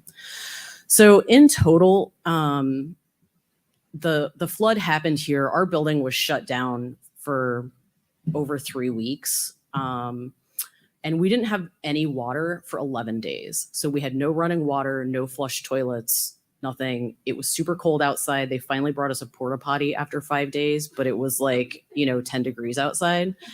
It was real exciting. And they somehow managed to get us back open. So classes started on the 17th. And because we had classrooms in the building, they got us open and functional by the 17th. And I think that was our saving grace, was that we had classrooms in the building. I'm going to go really quickly through these last slides. Sorry. So recovery is a very long process. You know, we were out for 3 weeks, but this is a months-long recovery process. We had to move all of entomology back in. We had to move their library back in. We're having a lot of rust issues on cabinets now. So locks are rusting, hinges are rusting, and we're just going in a merry-go-round with insurance about this. This is a summary of our physical damage. So there was building damage. We had a lot of lab equipment damage. Collections equipment damage. We had 16 linear feet of annotated bee reprints that had to get frozen. And then we got really lucky with specimen damage. We had a handful of oversized taxidermy mounts that had wet bases, and somehow 3 Schmidt boxes of pinned insects that were a reference collection somebody was using just disappeared. We don't know what happened to them. And that was the only specimen damage. We got super, super lucky. In terms of lost time, there was a lot of lost time. So just hours spent cleaning, supervising remediation, putting collections and lab spaces back together. We're still doing that. We're still working with insurance to get cabinets replaced because the rust is really an issue. And they want us to remediate. Their initial response was, oh, you can just remediate the rust on the cabinets. Yeah. So we've been going round and round with them on that. And then there was a lot of lost time for students. You know, most of you probably know students and researchers want to come in over the holidays and do work. And so there was a lot of lost time on that, grant funded employees. And then we also had to obviously suspend loans, tours, information requests, things like that. So some takeaways, communication is critical. We were FaceTiming, phone calling, texting, daily reports, emails, all that sort of thing. Really check areas below water flows down. So if you can get underneath where your water is and put plastic on things or move items just in case, mold starts growing very quickly. Even in a very dry place like Colorado, we had so much water in the building, like it was just so humid, mold started growing. And then I will say the number one thing that really helped us was advocacy from administration. So I will almost done. This is our interim director, Jalen Eberly, and this is the vice chancellor for research, Massimo Rizzoni. And Jalen got Massimo on the phone, and he was in Italy for the holidays. As soon as he got back, he came in the building. We gave him a tour. He said, whatever you guys need that classroom to leave the collections in for a few weeks or a month. He's like, we'll make it happen. We need to make sure the collections are safe. So Jalen and Massimo were amazing advocates for us, and we couldn't have gotten the recovery done in the time we needed without their assistance. And with that, I'd just like to thank everyone involved. We had an amazing ServPro team. If you ever have to work for them, Maribel Vieira is amazing. She was just great to work with on the collections, and she was just super communicative. And I just want to thank all my co-authors. So thank you.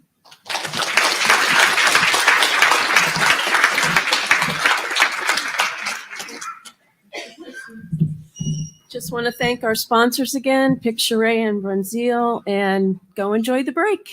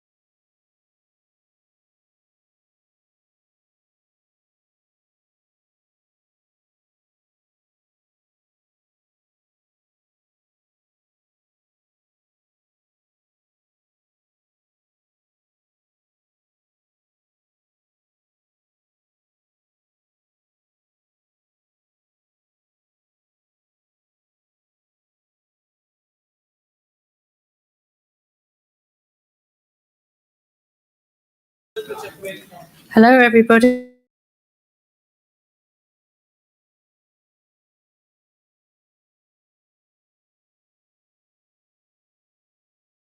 I ask you all to make sure that your phones are on silent.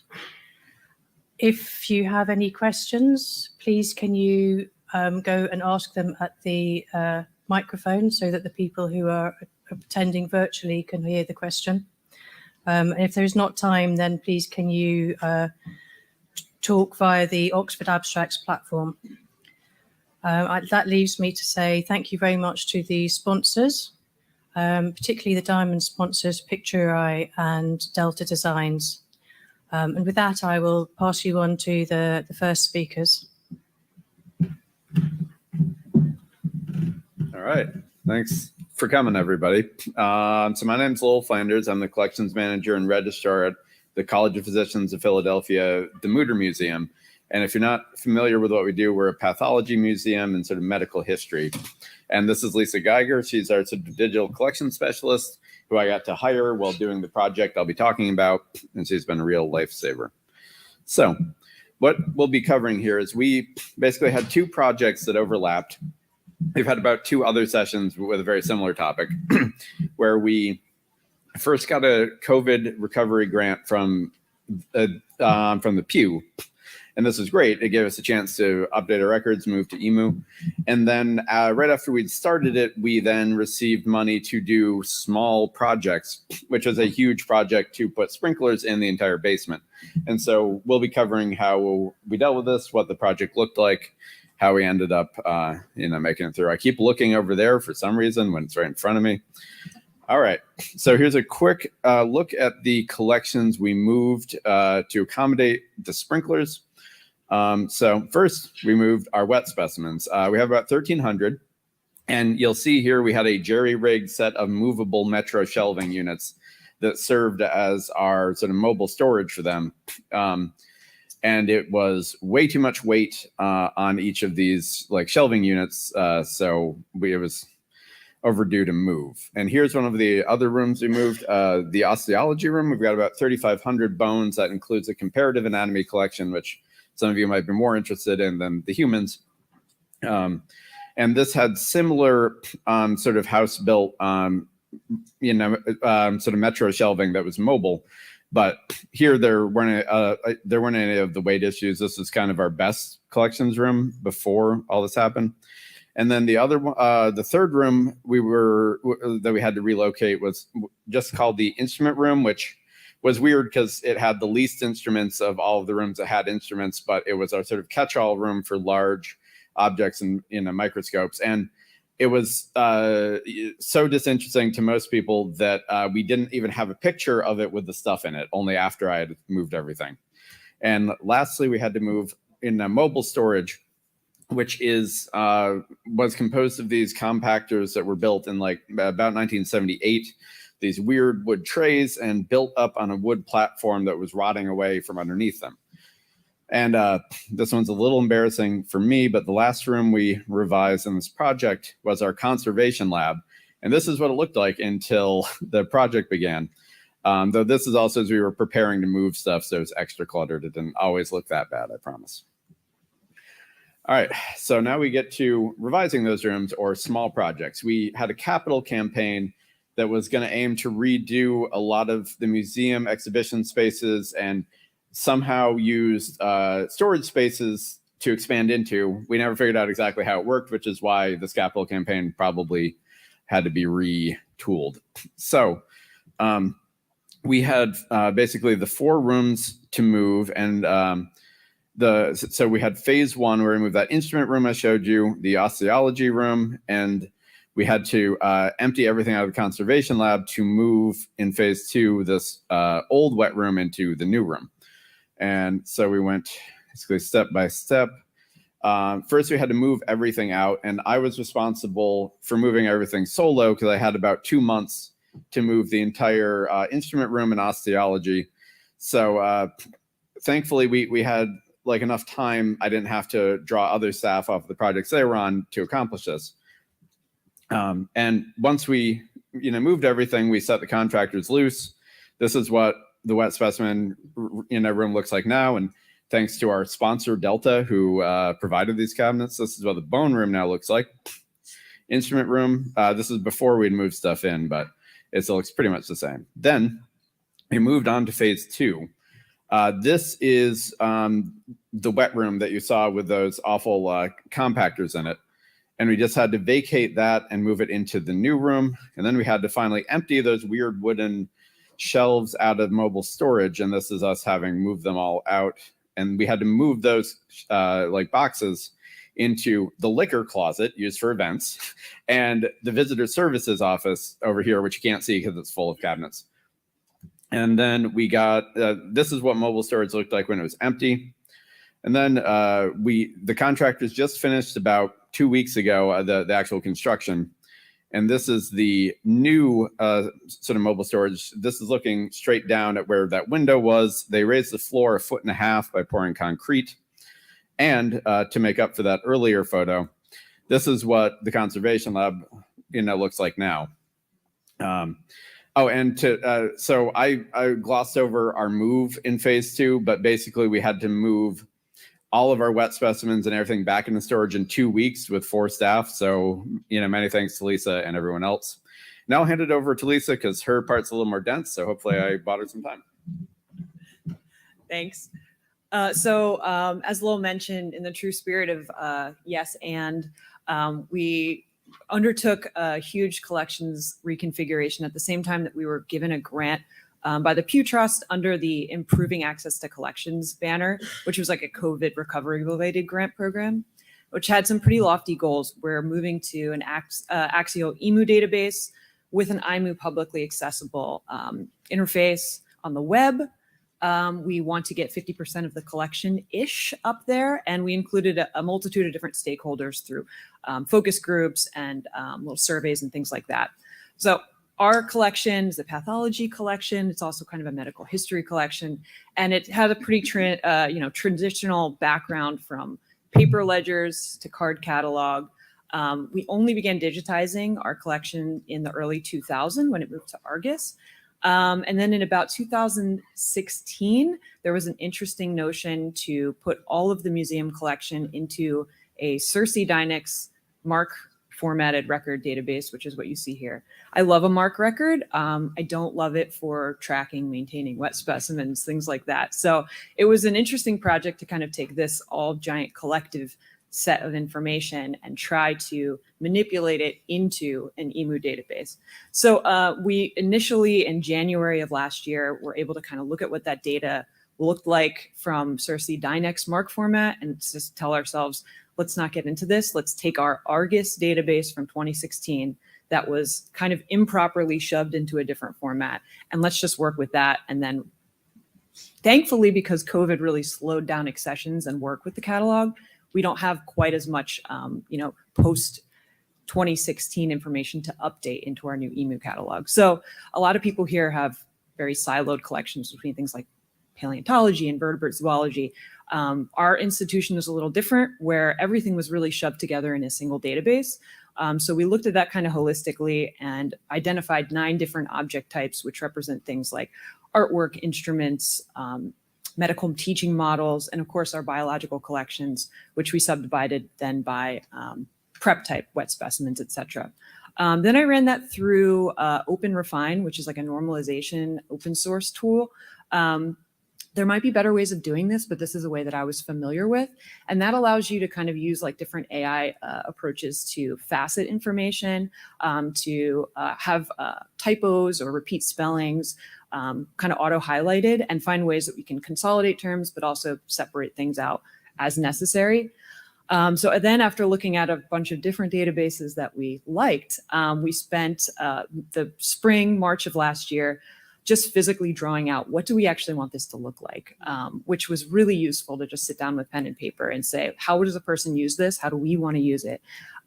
We initially were going to use an EMU framework from the National Museum of Health and Medicine, but once we looked at what we actually had and the framework they were using, it was clear that that wasn't going to fit together, and we were going to have to do a lot of prototyping work to make a database that had places for the information that we had, but also space for the information that we're lacking and needed to gather. So from April to November of last year is really when we worked with Axial, over about 6 months to do 4 rounds of testing, loading test data, seeing if things fit the way that we want, and then editing and changing things as our budget and sanity allowed. So of course, to make things even more complicated, in the midst of this move, we thought this was a great time while moving to a new database and while moving so many of our collections around the building to start doing a collections audit. Reminder, with a staff of 2 to 3 people. So that was, again, more lofty goals. So we had this space that had just had a temporary exhibition in it, that we were like, great, we'll take this space, we'll use this to rotate our materials through, we'll take them through an audit, it'll be great. And about a month before we moved into that space in June of last year, our institution told us, well, we can't lose this as an exhibit space. You need to be the exhibit. So we very quickly designed what we called Insides Out, which is a name that I've now gathered a lot of people have used for similar types of work in different institutions, where we're kind of lucky that there was just a single giant set of pocket doors that visitors would pass by our space and look at what we were doing. So we made a big reading rail. We literally stuck it on an A-frame, and we kind of used like tag numbers around the room itself to highlight the different audit spaces that we were utilizing. So our audit was, like many that you've heard about this session, a 3-station system where we were updating catalog records. I say we still are. We're still in that space. Updating catalog records into our test versions of EMU, and now thankfully our live version of EMU. A photographing station where we set up a big monitor and kind of tilted it at an angle where we could both see what we were doing, but and tethered a camera to it. So visitors also had a live view of what we were taking photographs of. And then finally, a rehousing station, which prepped things to be packaged to go back into largely those reconfigured collection spaces, but also some of our other collection storage spaces around the building. So as we said, we had meant to prioritize those things that were moving for small projects, but the best laid plans, you know the saying, what is it? Oft go awry. We had heat problems in the building, which threatened some of our other collections. So we ended up working with our wax medical teaching models. We also were working in this now publicly visible space. We made the decision early in this process, once we knew we were going to be on public view, not to work with any of the human remains in our collection in this space, because we're still gathering information about, how people might have wanted those remains used, viewed. We just decided to leave that for the back end of our work. So we've had a lot of success. Those medical teaching models that I mentioned are now fully recorded in EMU. We have locations tracked. We have 27,000 records from our import from Argus. We also have 4,200 records that we've added or updated. We've moved back into these 4 collection areas that were reconstructed, and we're planning next month to go live with our IMU publicly accessible version of our database, which has been a ton of work.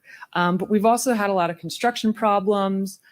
Security and staffing was a huge issue to negotiate with different people around the building to make sure that visible collection space was safe. We also found that collection moves more time consuming than we anticipated. And we also just ran into a lot of unknowns related to audit speed. We found we were working through about 25 objects a day recataloging, and about 12 to 25 objects a day, depending on size, for photography. And unsurprisingly, the most time consuming part of that audit has been just pulling information from all of these paper and digital resources to build out more extensive accession records, things like that. So again, we would probably give ourselves more time for this move in the future. We wouldn't try to modify EMU the way that we did. We would take an out-of-the-box construction for it. We loved the phasing that we did. We loved our weekly meetings that we used with our collection and construction staff. And I think in the future for something like this, it's really important also to lean on educational staff for something like a visible workspace. We had a few docents come in and do some work, but we could have done a lot more in that respect. So any questions, please talk to us later. I know that we're probably up on the edge of time, but this was definitely a learning experience for us. And I think that we are set up to do well in the future, but yeah, are definitely going to learn more here today.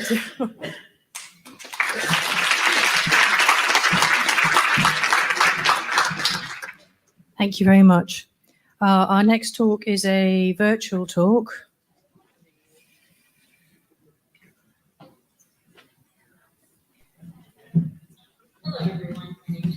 Hello, everyone. My name is Jasmine Keegan.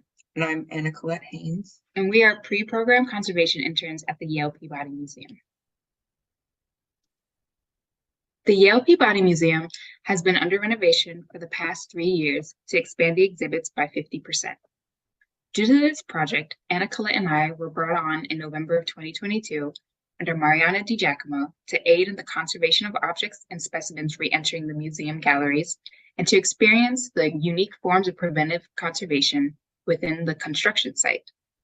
For example, during our first weeks, the last of demolition was occurring on walls surrounding the Age of Mammals and the Age of Reptiles murals. In the rightmost photo, you can see us using lifts to get closer to the Age of Reptiles mural. The temporous layer on these murals is very fragile and sensitive to vibration, so we could monitor vibrations from demolition by holding our hands at the surface and watch down the corex enclosure. We worked with the construction team to pause and adjust demolition if the mural became at risk. On the third floor, the Hall of North American and Southern New England dioramas required more invasive renovation, and it is our experience with these that we will be talking extensively about. Original construction of the dioramas began in 1944 under director Albert E. Parr and were a collaboration between mural artist James Perry Wilson, zoologist Stanley Ball, and foreground artist Ralph Morel. The structure of the dioramas consists of a wooden platform to hold the foreground, the curved plaster of the back murals, and a metal enclosure with access points to the side and above light attics. Here is a blueprint of the 11 dioramas here at the Peabody. The dioramas proved to be tricky and very precarious to work around due to them being filled with historic taxidermy, botany, models, and fragile murals. When renovation began, the glass was removed from the facade of the dioramas, and a structural enclosure was built around them to lock them off from the rest of the construction site. The dioramas had their own environmental control until they were tied into the new HVAC. Inside the enclosure, temporary faces were made with plastic taped to the metal frame and then overlaps with Corex doors attached with magnets. These became access points for us to view the dioramas during surrounding construction. This provided mitigation of dust and some environmental control to the otherwise open scene. Pest traps and chorus monitors were also placed in and around the dioramas to further monitor their environment. The first invasive renovation we monitored was the installation of new wired glass in the light attics of the dioramas to accommodate sprinkler and smoke detection lines. The original panes were cracked in multiple places and posed a risk of breaking in the future. Since the glass is at an angle to allow light into the scenes, there was the possibility of broken glass falling onto the specimens or debris collecting inside each diorama during their removal and replacement. In addition, the caulking used on the glass had asbestos, and therefore, when the glass was removed, it was an abatement process, which we did not witness. The structural enclosure allowed workers to crawl above the dioramas to access the light attic without using a lift. During sprinkler and new glass installation, we sat on the edges of the dioramas and leaned back to watch the work happening above, making sure we documented anything falling or any disturbance to the specimens below. Because the size and shape of the glass is specifically fitted to the dioramas, this process took multiple attempts and new orders of glass, but it also allowed us to become comfortable interacting inside the dioramas and prepare us for the more complicated process of sprinkler installation. With a newly renovated building comes the implementation of modern fire codes.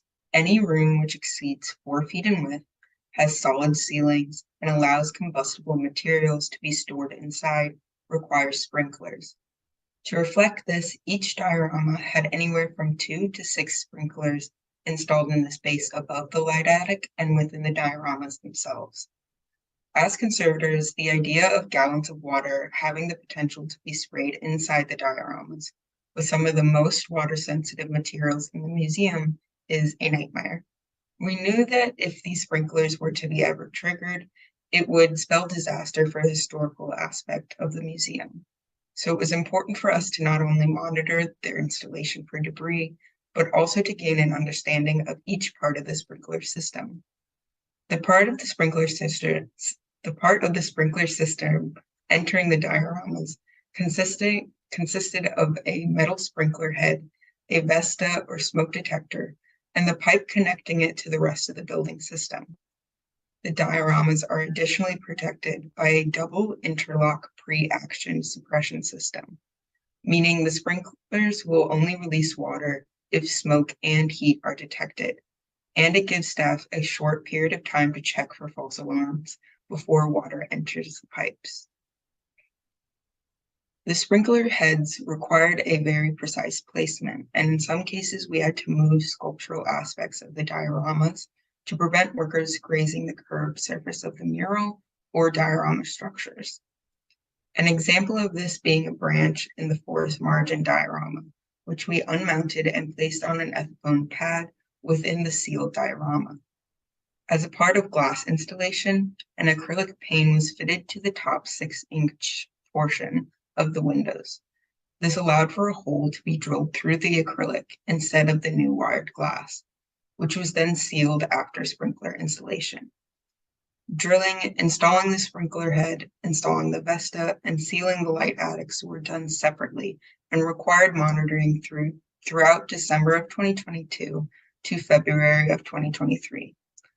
During the last days of sprinkler installation, the structural enclosure was dismantled, and we would stand inside the small access points inside the metal enclosure instead of fully opening the Corex doors, and lifts were used to access the light attics. After installation, the water pressure of the sprinklers is tested to make sure the system works up to code. This involves water being sent to the head of the sprinkler while manually checking for leaks, followed by the sprinklers being filled with nitrogen gas to allow the pipes to dry and maintain pressure. This can have many risks besides the obvious of water entering the dioramas. After the water is removed from the pipes, it can take 2 weeks to fully dry, leading to rust and potential weak points in the pipe system. We pushed for a pressure test to be performed with only air, but it was in the end necessary to use water. The sprinkler testing process takes approximately 5 hours, beginning by filling the pipes at 50 psi, remaining for an hour, and increasing the pressure until it reaches 210 psi, at which it is held for 2 hours. To monitor the sprinkler testing, we began by opening all the diorama Corex doors and placing absorbent pads under the sprinklers and inside the light attic.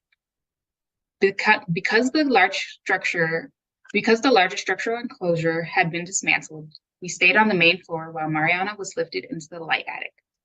Anna-Colette and I walked from diorama to diorama and pointed flashlights at the sprinkler heads inside the dioramas, while Mariana walked within the light attic to feel if there was water leaking from any of the components. Here are some images of inside the light attic, and on the far right is a photo of the coupling, which is where we ultimately found leaks. The couplings connecting the sprinkler heads to the pipes had to be used to contemplate the tight space available above the dioramas. These were not fitted perfectly, and water was dripping from these fittings. Luckily, there was not any dripping inside the dioramas, as no couplings had to be used on those pipes. Adjustments were made to the couplings, and the test was run another time, but again, there were leaks. Fortunately, on the third test, the system was approved. Spending so much time in the virtually untouched light attic walkway, Mariana was able to take photos of writing dating the dioramas and original light designs which will enter Peabody archives. With the renovation also comes bringing the original Peabody building up to code. In the case of the dioramas, there were narrow spaces running along the outer edge of each diorama to allow for necessary access. The Timberline diorama was originally constructed along an exterior wall, but during a previous renovation, this wall was connected to the mechanical room, which has now also been renovated. The constricted space behind the diorama was partially mitigated by running a moisture-sensitive rope along the back diameter of the diorama to monitor leaks for excess moisture without being physically inside the structure. But a new entry point had to be created to allow for someone in the future to enter the space if more intensive work is required. This entry point has been affectionately referred to as the sheep hole. To create the access point, demolition of a small portion of the original brick wall was decided, as well as cutting a gap on the ventilation system that can be opened if needed. Because this wall follows the back of the murals of the diorama, a conservator had to be present to monitor the vibrations and ensure the force was not causing it to crack or the paint to flake. What remains to do is the installation of the rope, which is, if exposed to water, will trigger an alarm that there is a problem. Work that has since commenced is the treatment of the murals that serve as the backdrop for the dioramas by paintings conservator Sidney Nicolaus.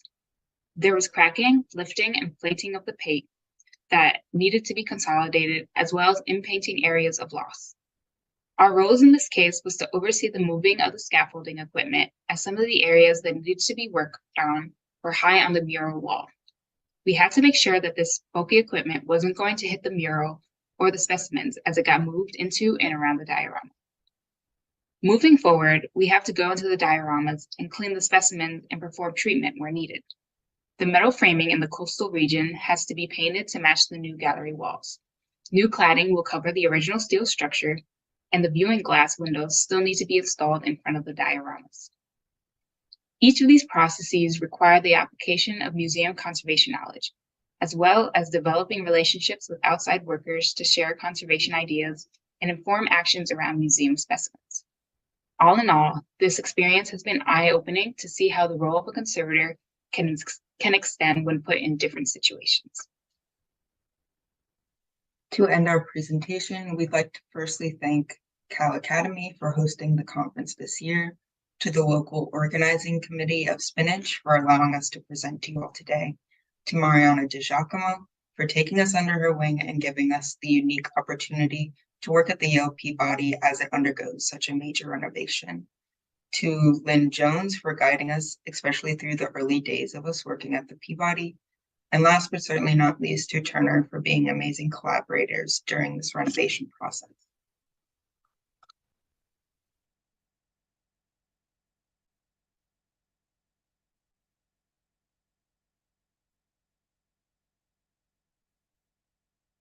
I know that there is a problem with the sound, for especially the people at the back. I'm really sorry about that. We've asked for the technical people to help. If you would like to hear a bit better, being a bit close to the projector is a good move. Hi, everybody. I just wanted to make a quick comment. If you have any questions, Anna-Colette and Jasmine are on Oxford Abstracts, so please connect with them there. I think this is a great opportunity for conservation pre-program students to be here at the conference. And so I just wanted to say, please connect with them on Oxford Abstracts. Thank you.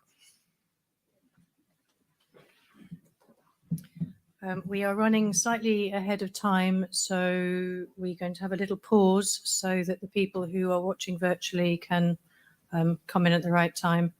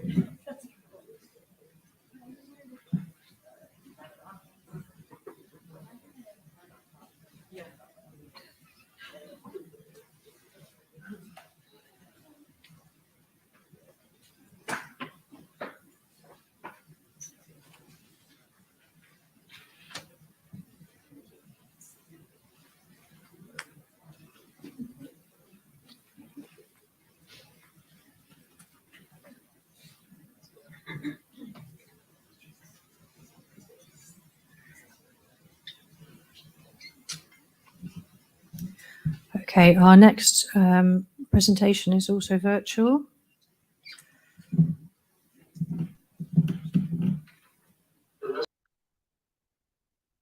In this presentation, I'm going to describe the management of anthropological collections in the Yale Peabody Museum. focusing on methods that transform the collections from 19th century conditions to state-of-the-art storage. The Peabody Museum at Yale University is among the oldest natural history museums in North America. Founded in the 19th century.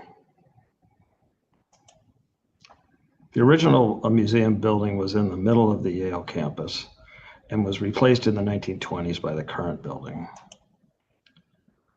This building has been substantially expanded and renovated and will reopen to the public early in 2024. I encourage you to visit the museum's website for updates and photos. The new building is spectacular. The museum collections are large and diverse with over 14 million items of natural and cultural origin. While the museum is well known for dinosaurs and other fossils, it also curates anthropological and historic scientific collections. When I arrived in 1997, the anthropology collections were housed in the early 20th century building and 3 adjacent buildings, 13 rooms and 4 buildings. Until recently, the building, storage methods, and record keeping reflected the historic origin of the museum. Archaeological collections were stored in wooden drawer systems, in cardboard boxes, and on open shelves. There was limited climate control. Ethnological collections were also stored in wooden drawers and a diversity of improvised equipment, including open shelves. Record keeping was entirely analog until the 1990s, including the original handwritten catalog and accession ledgers, and also typed copies of catalogs and a card system similar to old library catalogs. Due to storage conditions and record keeping, it was difficult to track storage locations or determine what was in the collection, and physical access was challenging. For those who had been at the museum for decades, the intuitive systems were functional but clearly out of date according to the then current museum standards. Beginning in the 1990s, with the development of collections management software, it became easier to track a collection contents and locations. Adding searchable variables such as raw material, object type, and cultural attribution helped track collections and set the stage for future projects. For example, digital imaging began with scans of photos and slide film, and now we use digital cameras.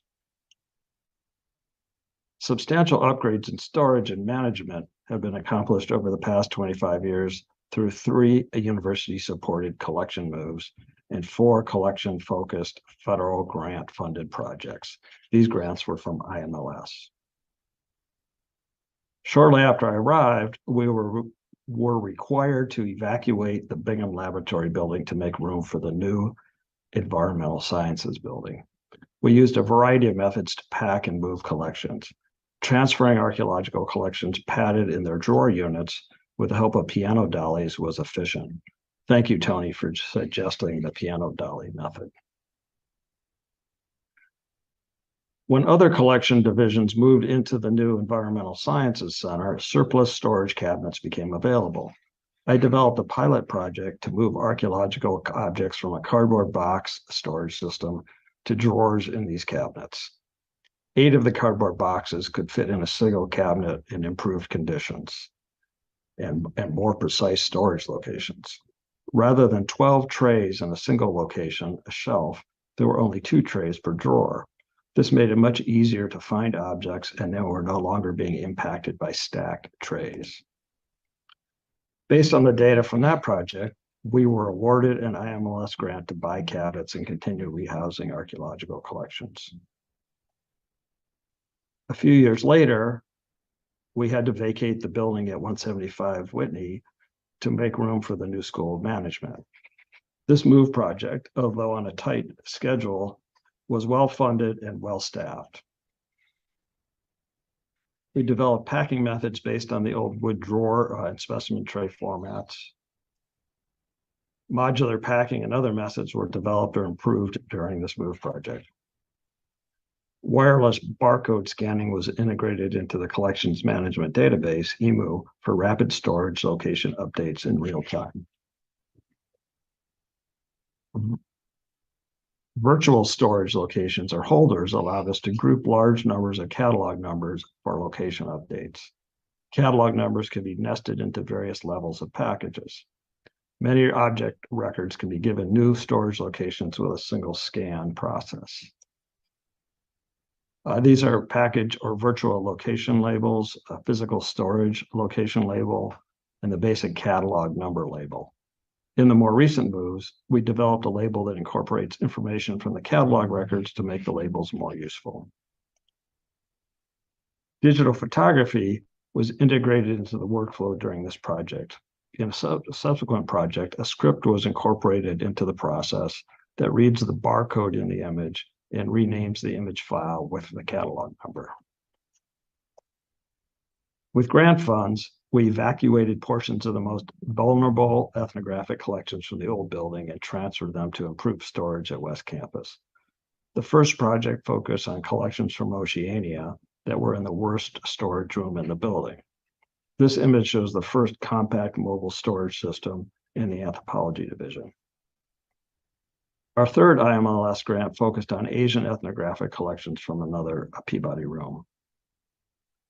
As an enabling project for the major building renovation, all remaining anthropology collections were moved to West Campus. All exhibits and offices and other collections were also vacated at that time. When the university closed at the beginning of the COVID pandemic, staff members hired for the building evacuation were unable to work on site.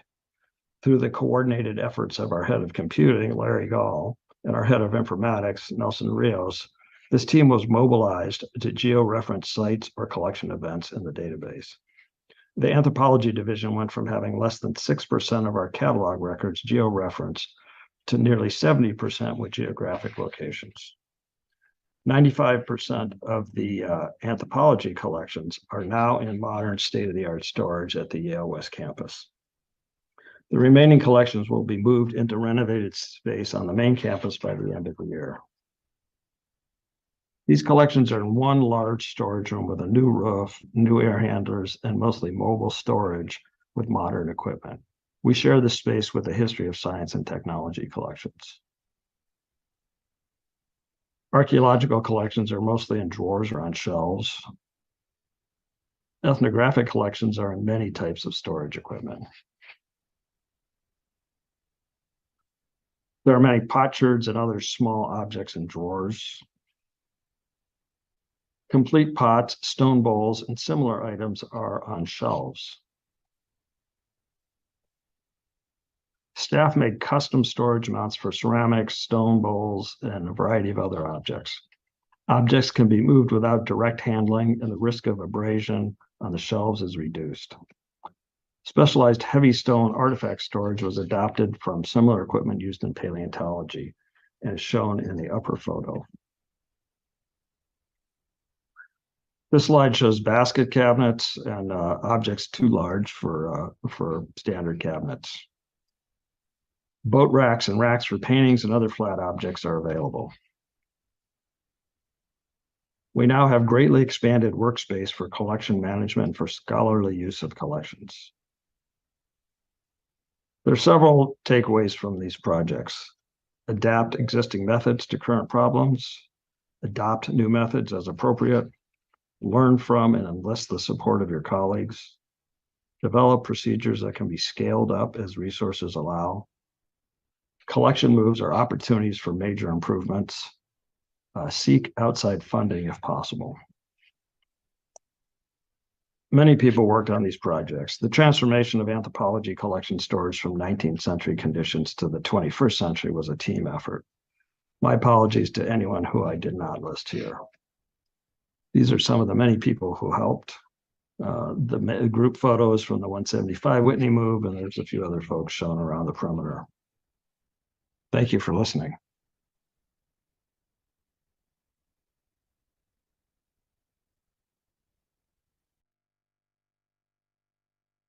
To reiterate, please interact via the Oxford Abstracts platform.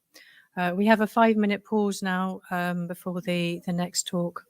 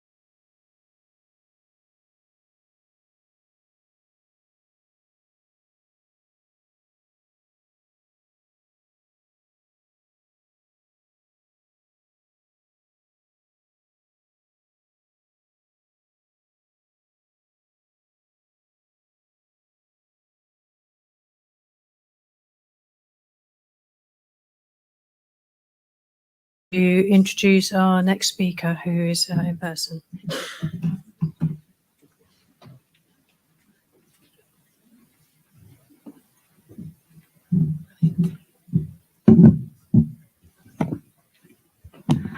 Hi, my name is Carrie Eaton, and I'm the curator at the University of Wisconsin Geology Museum. And I'm going to share a little bit today about a major collections rehousing and collections facility renovation that we've been working on for a few years.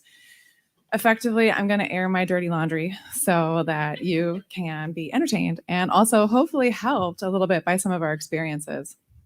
As a museum that has been around since 1848, collection, storage, and infrastructure has been an issue for quite some time. A lot of our facility was originally stored in this repository that we started using in 1980 when our museum moved over to its current building. This is an older repository space that is outfitted with wooden drawers that are constructed out of plywood with masonite bottom. None of this is really ideal for storage conditions, but it's at least space. And when I started as curator in 2009, there were actually no available drawers left in this particular room. We also did have an additional room that was basically being used as oversized storage, kind of multi-purpose flex space that was instantly filled when our institution lost its offsite storage warehouse due to a campus construction project where they wanted to use that space to build university art studios for MFA students instead. So all of that material had to be moved over into this room in a really short period of time. It took us a little bit of time to gather the additional funding and staffing to really be able to do something about this.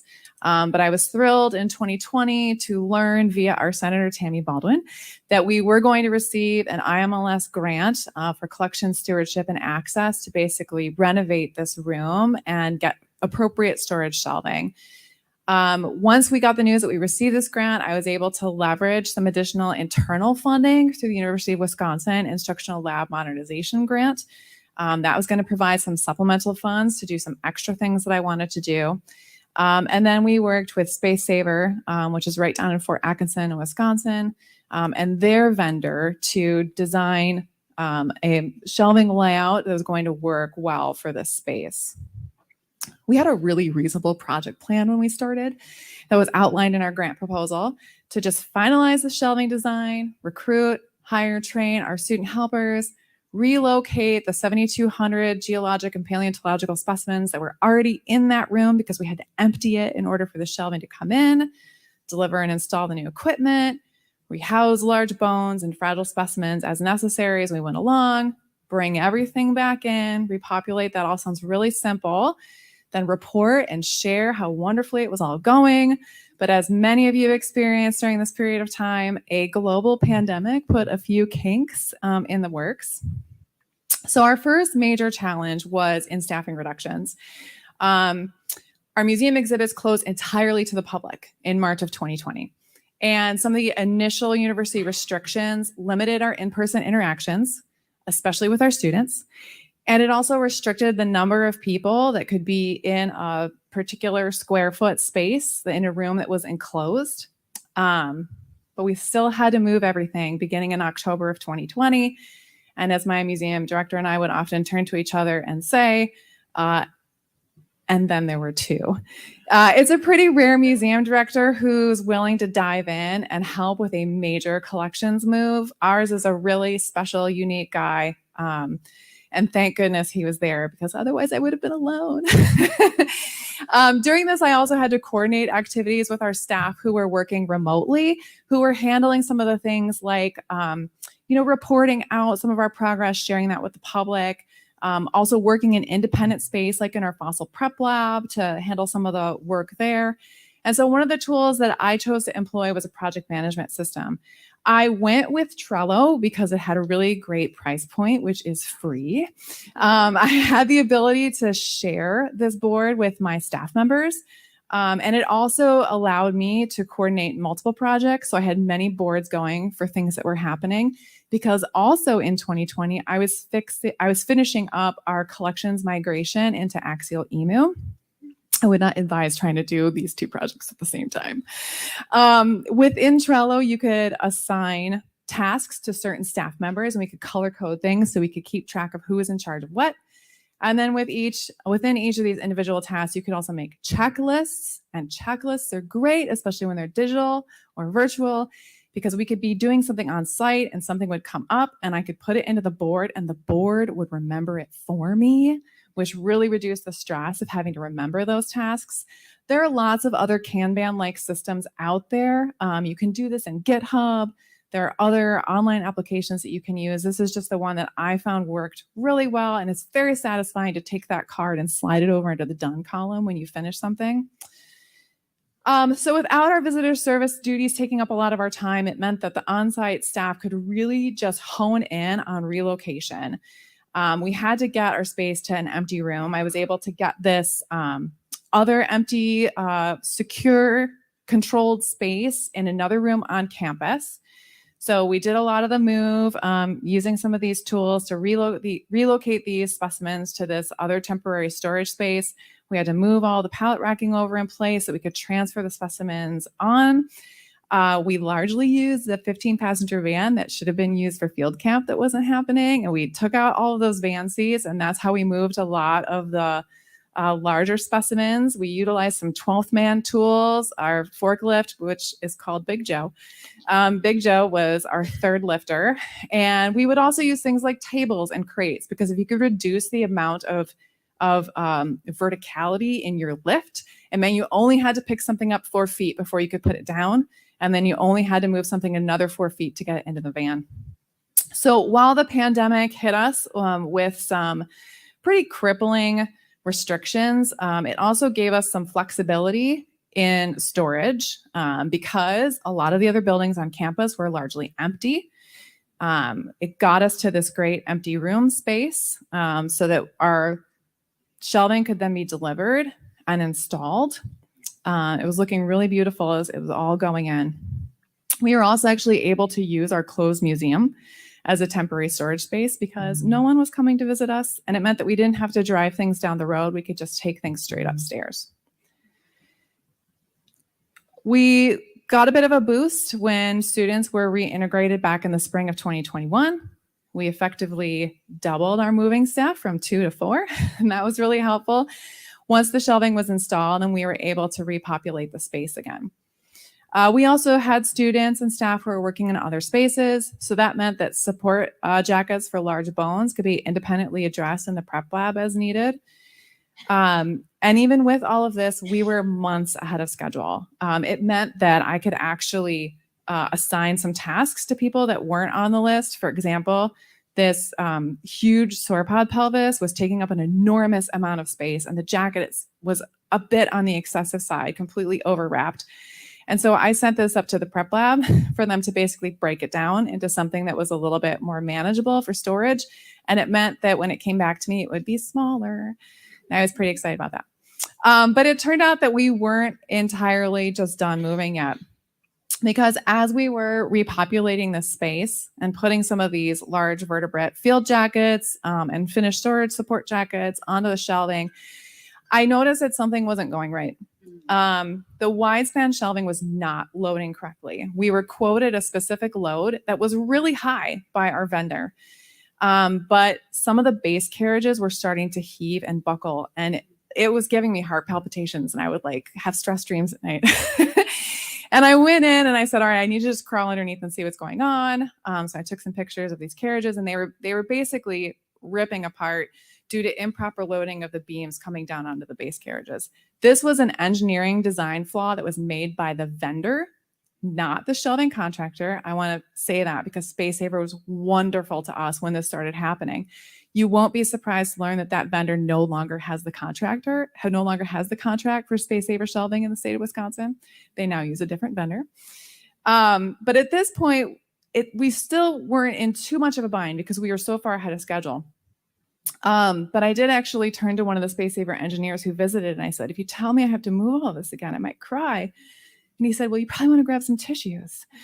So we did actually have to completely empty all of the wide span pallet racking shelving that was on those mobile units.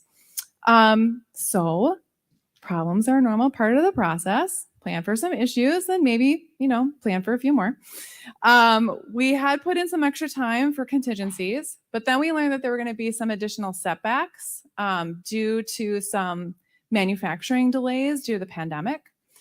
And then on top of that, some of the new quotes were taking a little bit longer because of some politically related tariff issues with steel pricing. I won't get into that too much, but it slowed things down. And as I was looking at the schedule, I realized that we really could do it. We could sprint to the finish and squeak in right before the deadline. But I just decided to take a deep breath and ask for a no-cost extension to ease that pressure a little bit and give us time to do the job the right way. So when the engineers came and we looked at designing the new rack, this is a picture of the old rack. It turned out that we needed brand new base carriages, but we were going to be able to keep our uprights, our beam levels, and our shelving. But in order to install the new base carriages, we actually needed different rails. The only way to have, oh my gosh, thank you so much that you all groaned. Yes.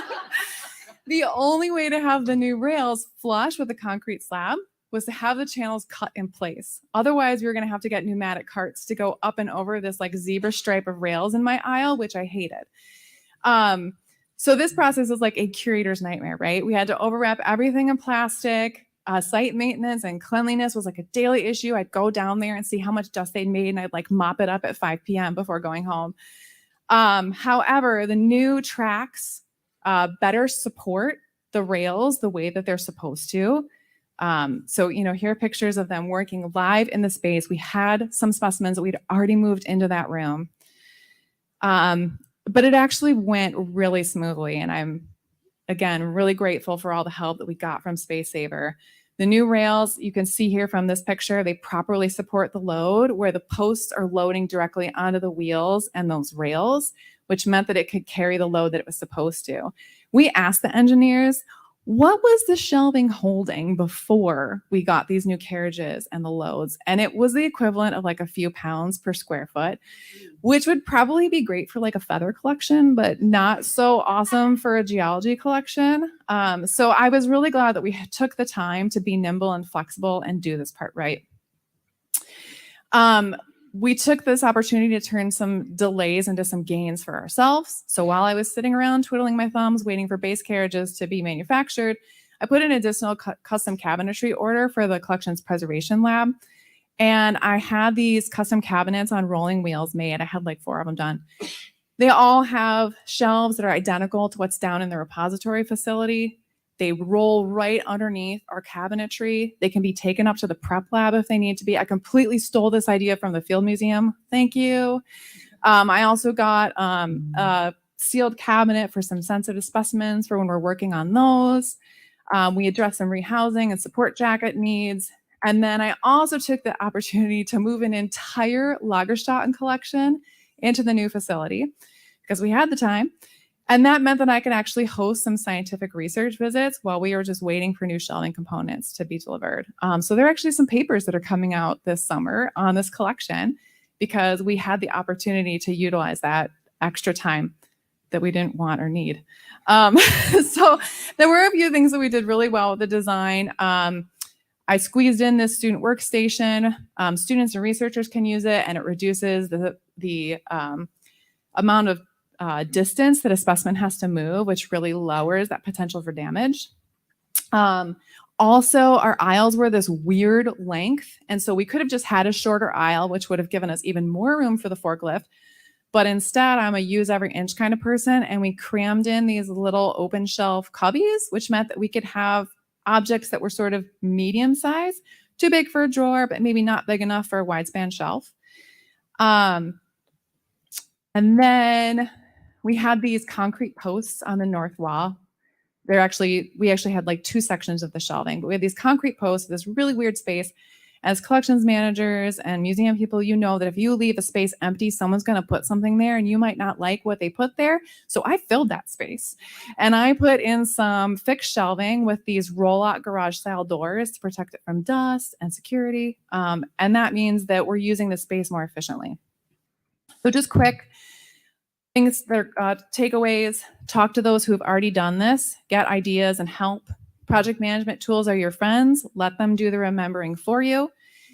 It's okay to make changes. And then turn those delays into opportunities when you can. Huge thanks to Bill and Jim at Field Museum, who did not think it was weird when I said, can I come look at your shelves? And Patricia, who let me see how she organized her collections. Museum people are great. I'm around if you have any questions. Thanks so much.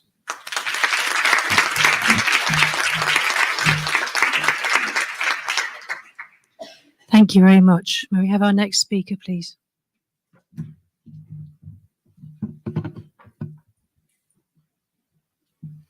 Hi, I'm Trina Roberts. I'm Associate Vice President for Collections at the Natural History Museums of Los Angeles County. This is a presentation that I put together with Beth Whirling, who is one of our collections managers in history in the material culture section. I know most of you are coming from not a history collections background, but I'm going to try to make this a talk that applies to whatever kinds of objects you are trying to store. There's a lot of people to thank because for various reasons, there's an entire collections move folded into this project. And indeed, because our storage plan had to change for reasons you'll see, multiple partial collections moves. So there are many, many people in the institution and outside of the institution who we have a lot of gratitude for. So who among us has not walked into a space with tall ceilings and thought, hey, I could store stuff up there? Because we are all out of space. So we are out of space, you are out of space, we all know this. So I'm gonna tell you a story about how we did that, how we stored things higher towards the ceiling. Part one in Carson, California, between 2012 and 2022, that's the kind of what went right part of this story. And then part two, Vernon, California from 2022 to what is hopefully going to be 2042 or beyond. And there's a little bit of what went wrong in there. So I too am going to air a little bit of dirty laundry in the hope that I can prevent some of you from making the same mistakes if you also wanted to do this high storage thing. So I'll make some suggestions and recommendations for that. Carson and Vernon are not important. These are basically suburbs of LA, but I'm going to use those words. So these are just places. So we are sort of collection space. We lease some of our offsite collection space. And so that's going to be part of this story. That's a decision that the institution made for various reasons. If any of you are thinking about this or your administrators are thinking about this, that's another thing you should come talk to me about, the pluses and minuses of leasing in this situation. So this is a 32,000 square feet material cultural collection center in Carson, California that we leased from 2012 to 2022. This is it as we're in the process of moving in. You can see that it is very high. There's some pallets in there for scale that basically have 3 banker's boxes on top of them. We've got a lot of vertical space and we wanted to use it. So we went for what's called a high pile storage permit. This is what you need if you are using pallet racking. So 4 foot by 8 foot, in our case, sections that you can put pallets on. This is what you see if you walk into like Home Depot or Lowe's. There's a lot of pallet racking. It goes way up to the ceiling. Think about how safe that is and what you might need to do that safely. In our area, seismic codes are a big part of this. Your seismic codes are going to be very different depending on where you are. Your fire codes are, particularly if you're in the US, may be very similar to ours. Most of those are based on national standards. So the things I'm going to say may apply to you to one extent or another, depending on that. The permit process in Carson to get this high pile storage permit was pretty straightforward. We were working with a racking contractor. Many pallet racking contractors will do the permitting process as part of your contract. In particular, the racking contractor was able to go to our building manager and get original blueprints for how things had been built, the building, the sprinkler system, the ingress and egress. So we had all of this great information and it just kind of worked.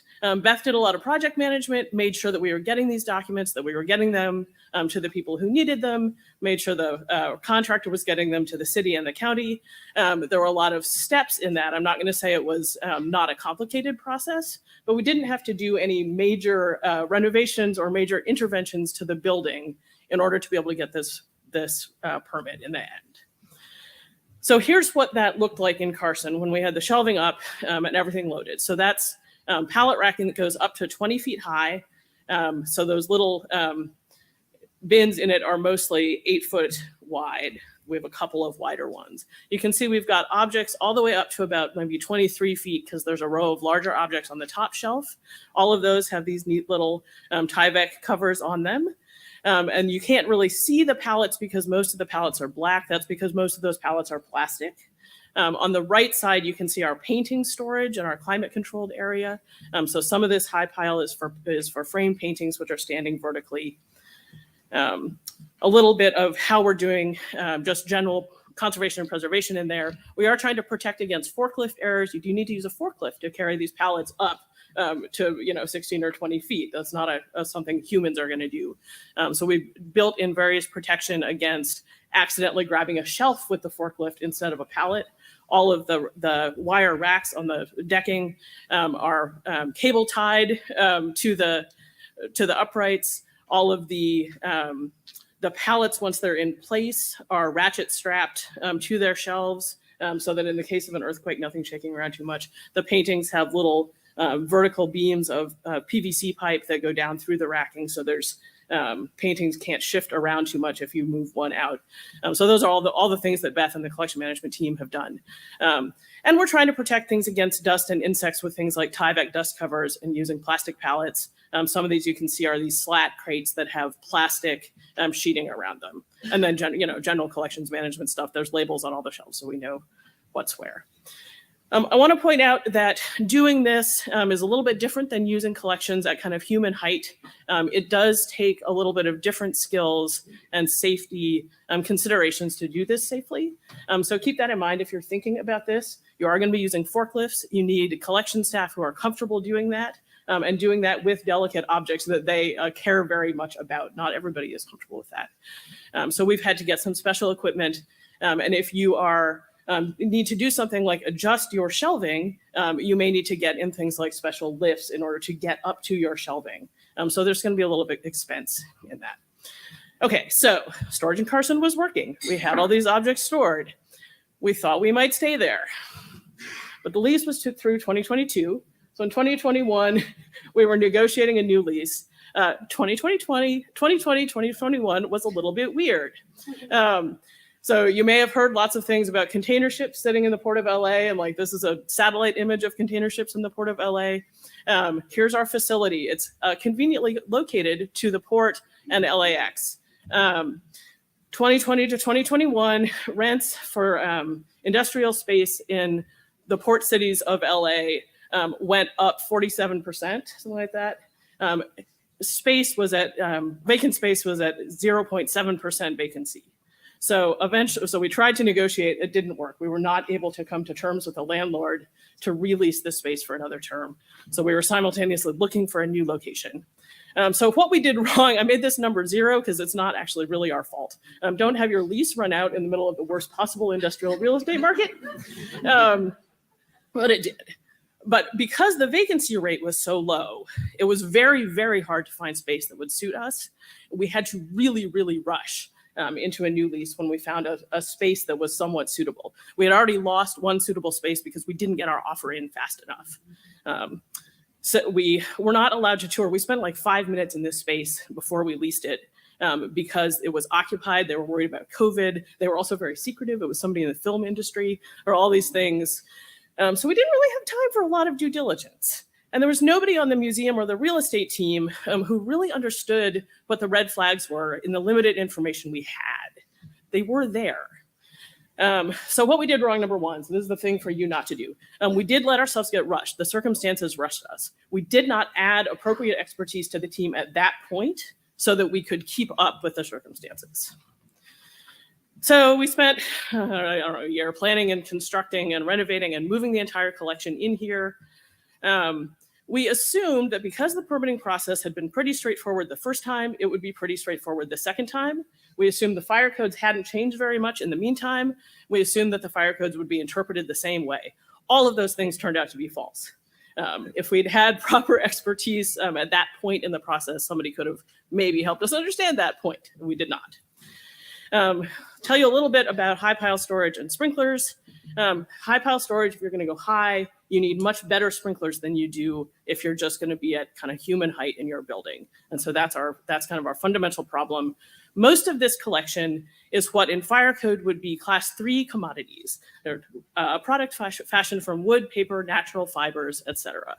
However, plastic pallets in our jurisdiction and probably in yours automatically raise your commodity class to hazard classes. So what we are technically storing in terms of the fire code is class A plastics, which is the most hazardous thing you can store until you get into like hazardous chemicals. Fundamental problem, the flow in the sprinkler system in the new building is too low currently to get a high pile permit. That would be true even without the plastics. It's even more true with the plastics. And we did not know that until we had finished our renovations, moved into the space, and thought we were ready to go. Whoops. So the other thing we did wrong here, obviously, is we designed our storage system for collections care, as we all do. We did not understand how that would affect our future or limit our future choices when it came to things like fire safety if we had to move into a new place and try to use that same storage system. We like plastic. We like these Tyvek covers. They keep things from getting wet. The fire department does not like them because they keep things from getting wet. We had a very funny conversation with the LA County Fire about this point. So here's where we are. A year after moving in, we can store plastics up to 5 feet. We can probably store non-plastics up to maybe 12 feet. We haven't done so. You can see lots of empty racking. These are pictures from this month. You can see all our Tyvek covered pallets on the floor. We haven't moved things onto the racking because we know we would just have to move it off again and then move it on again. So we're trying to limit the number of times we move the collection around if we can. There are possible solutions for this. So we could limit the locations and heights. Basically, we could give up. We could say we're going to keep the plastics low. We're going to keep them towards the front of the building, towards the fire risers. We could probably get a permit, to do some combination of like low pile and high pile. I do not like this solution. It's hard to manage if we have to constantly keep track of what the objects are made of to know where we can store them. That's not how we think about this collection.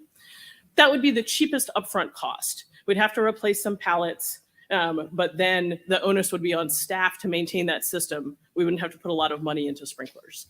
We could add in-rack sprinklers. So we can put sprinklers in our pallet racking at 6, 12, and 18 feet. This is a common solution for warehouses. That would allow us to do what we want and store things as high as we want. We do not like this solution either because it puts a lot of water in sprinkler lines right next to our objects. And it means every time we want to add shelving, we have to add plumbing. That is expensive and difficult, and we do not want to do that. That's probably about a $200,000 investment now, plus the ongoing investment. 3, upgrade the sprinkler system to what's called ESFR, which is early suppression fast response. This is my favorite option. It means we can store anything anywhere. We make a big upfront investment, and then we are done. So this is what I'm trying to get the institution interested in doing. I didn't have a quote for this when I made this slide. The quote is in at like the minimum is going to be $300,000 upfront to do this. It's probably going to be a little more because there's some moving and some, everything, because it's always more than your quote, right? So recommendations for all of you. Think carefully about this if you're doing high pile storage. And in particular, it's extremely tempting to think that space above 12 feet, your kind of high pile space is free. It's not really free. It's got an operational cost that it's easy to ignore and that it's easy for your administrators to ignore. But think about that. And get a good consultant if you're thinking about doing this. Get that person who can understand your storage needs and how they connect to fire code and be that central person. Get that person early, but start to build a relationship with them if they don't know museum storage yet, and make sure you are saying high pile storage at every opportunity, because that will mean something to them. It means something technical. We didn't understand what it meant, but they will understand what it means. And know your sprinkler system. Try to understand like what the building has been used for, and what you might or might not be able to do with it. And good luck if you're doing this. Please, if you are thinking about doing this, I'm happy to talk. I have learned so much about like high pile permits and sprinklers, and I'm happy to pass that on if it saves any of you the frustration that I've experienced in the past year or so. So thank you.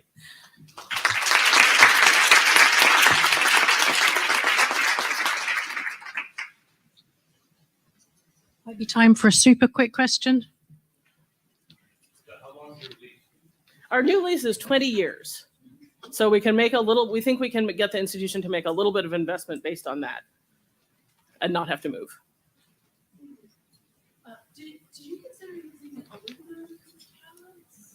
we consider using aluminum pallets? Yes, we are considering that now, and we're particularly considering it for we have some very heavy machinery in this collection for which they might be appropriate. We did not consider them throughout because we had some bad advice from a previous consultant that plastic would be preferred for fire reasons. We still don't understand how that misunderstanding happened, but we thought we were doing the right thing and it turned out to be bad. So there we are.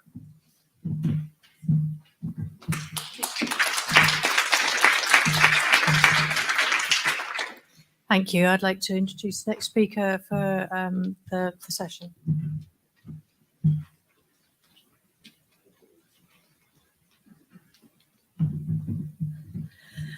Good morning. My name is Laura Abrazinskis, and I'm the collections manager for vertebrate collections at the Michigan State University Museum. And I'm going to be talking a little bit about 30 years of storage improvements in our museum's vertebrate collections. Established in 1857, the Michigan State University Museum's natural science collections include over 117,000 vertebrate specimens. And while emphasizing Michigan and the Great Lakes region, these collections are worldwide in scope, and they provide a record of biodiversity that ranges from about 1844 to the present. We've had a series of successful funding awards from the U.S. Institute of Museum and Library Services. And we also have established the Marvin Max Hensley Endowment for the care of our vertebrate collections. And these two things together, over time, we have successfully and systematically rehoused about 99% of our vertebrate collections over the past 30 years. My presentation has kind of a before and after format with comparisons that just illustrate decades of the dramatic storage improvements to both our wet and dry vertebrate collections. And some of these images are really shocking, so be prepared. For our fluid preserved specimens, back in the 1990s, these were stored on open shelving and in a variety of storage containers, including canning jars, baby food jars, pickle jars, things with the baler style of jar with wire tops and rubber seals, also metal, rusting metal, and bakelite lids. These were on open metal shelving, and after September 11, 2001, a fire marshal came through and just sort of directed us to make a lot of changes with our fluid preserved collections. And so we were directed to get these custom flammable liquid cabinets. One of those open cabinets is depicted on the right. And at that time, we were also able to standardize our jar sizes and our lid sizes in the collection. Here's another view with showing the metal shelving, and we had used paperboard covers to block the light in the before, and the new custom cabinets that we acquired just basically occupied the same floor footprint of the former cabinets. Our large size fluid preserved specimens before we had stored in these plastic barrels that were stacked 2 high or 3 high, and they were stored near the elevator. And we subsequently moved the items into stainless steel barrels that are 30-gallon size, and they are stored in these special barrel cabinets that have like a roller, have rollers on the floor, and there's also a spill containment system underneath that style of cabinet. Here's another view of an interior room housing the old style cabinet and then our new custom cabinets.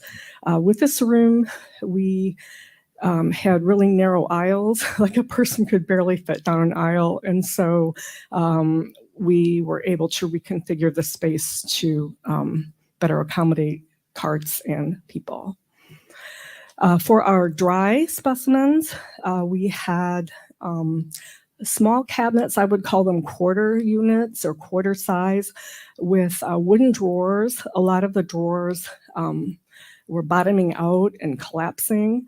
And we used a variety of substandard materials at that time, like cork stoppers and just drawer liner paper that was basically brown craft paper, very acidic. And so with our rehousing grants, we were able to acquire new cabinets, and we lined the drawers with unbuffered blotter paper, or also enlisted trays for smaller study skins made of acid-free unbuffered tan board. And here's another view of some small mammal study skins lined up on the new archival trays. Some of our larger bodied study skins just didn't really fit in the old style of cabinet. And with the rehousing, things just fit a lot better. We were also able to replace every cork in the entire collection, and a series or a group of about 4 students and 1 staff were able to replace all of the corks in our collection in about 3 weeks' time. And the corks were replaced with a closed cell polyethylene foam rod product that we just cut into segments and use that foam to plug the vials. And we also have polypropylene snap caps on some of the vials too. We have a couple different systems. For drawers that have skulls or large skeletal elements, we line those with Volara type A polyethylene foam, and this provides a non-skid cushion surface. And some skulls that needed further stabilization because they like rock when you move the drawer in and out, we were able to take segments of that polyethylene foam rod and just put them underneath the jaws of the skulls, and that kind of prevented the rocking. Before, we had rhinoceros skeletons or hippo skeletal elements just crammed and stacked and piled in the old cabinets. And with our new cabinets, you could see we were able to decompress the crowding and add the cushioning materials. And here's another view of some of our mammal research collection cabinets before and after. When I started my job in the museum, I discovered the bird, egg, and nest collection was stored in these cardboard boxes up on top of cabinets. And the egg sets were housed in these handmade window boxes that were fashioned from scrap cardboard and vinyl windows and just piled into these cardboard boxes. So we were able to rehouse the egg and nest collection into a variety of new box styles. These include acid-free, unbuffered tan board, clear view window boxes. And also we've started using this style of box made of clear polyester with metal edge construction. So we find it really helpful to be able to see the egg set or the nests that are in the box. And right now we are presently phasing out all of our polystyrene hard plastic boxes. We have a lot of those in our egg collection, but they're starting to turn yellow. And you can see in the image on the left, there's the smallest size of box is really yellowing. So we've elected to just move away from that. And right now, those are just going into the other styles of archival box. Our mounted bird collection was stored in this weird platform attic that was behind our habitats. And the items were on open metal shelving, covered with dry cleaners plastic and twist ties. And again, with a series of rehousing grants, we were able to move those into cabinets or onto mobile shelving racks. Here is another view of a really bad storage. We had this other style of cabinet that is made of galvanized metal, and this had wood interior frames and these weird felt gaskets that were stapled around the edge. And we also were inappropriately mixing fluid and dry collections, plus recycling boxes in the space. And so here's another before and after where we have rehoused our Aldabra and Galapagos tortoise skeletal specimens into new cabinets. This is one of my favorites. Before we had collections management staff or a handling policy, items for classes were just really subjected to a risk of damage and loss. Obviously, you can see a lot of problems with that slide on the left, including the refrigerator, the food baskets, the radiator, the window, the fluorescent light, and just the piles of bird skins waiting to go into the classroom. And now we have separate, we have a handling policy for our teaching materials. We have separately cataloged teaching collections versus research collections, and cabinets within the classroom that hold materials before they're set up for the labs. And so we've also started moving our fossils into these, the clear polyester boxes that have metal edges.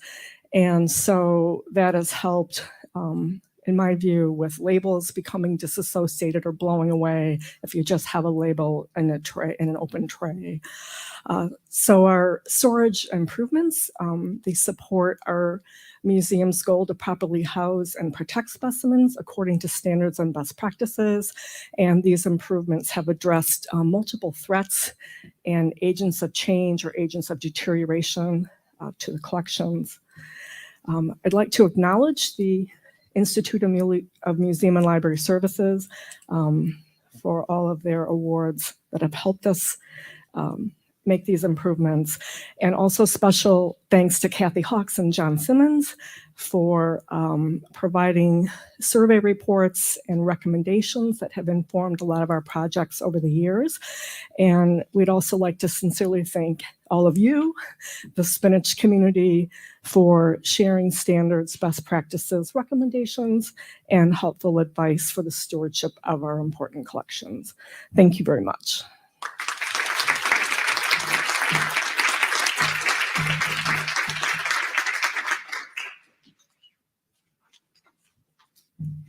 Thank you very much to all of our speakers and also the interns, the volunteers, the tech staff, and finally the sponsors, Delta Designs and Picture. Thank you very much.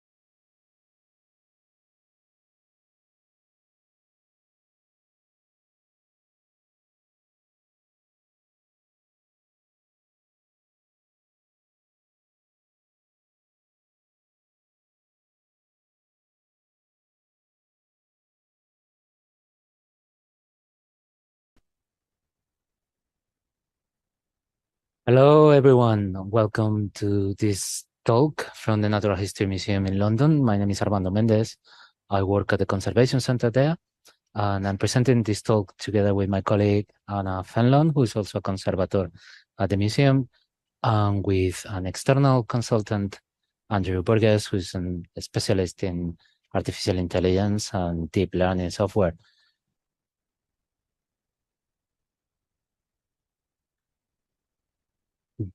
Why predict pest?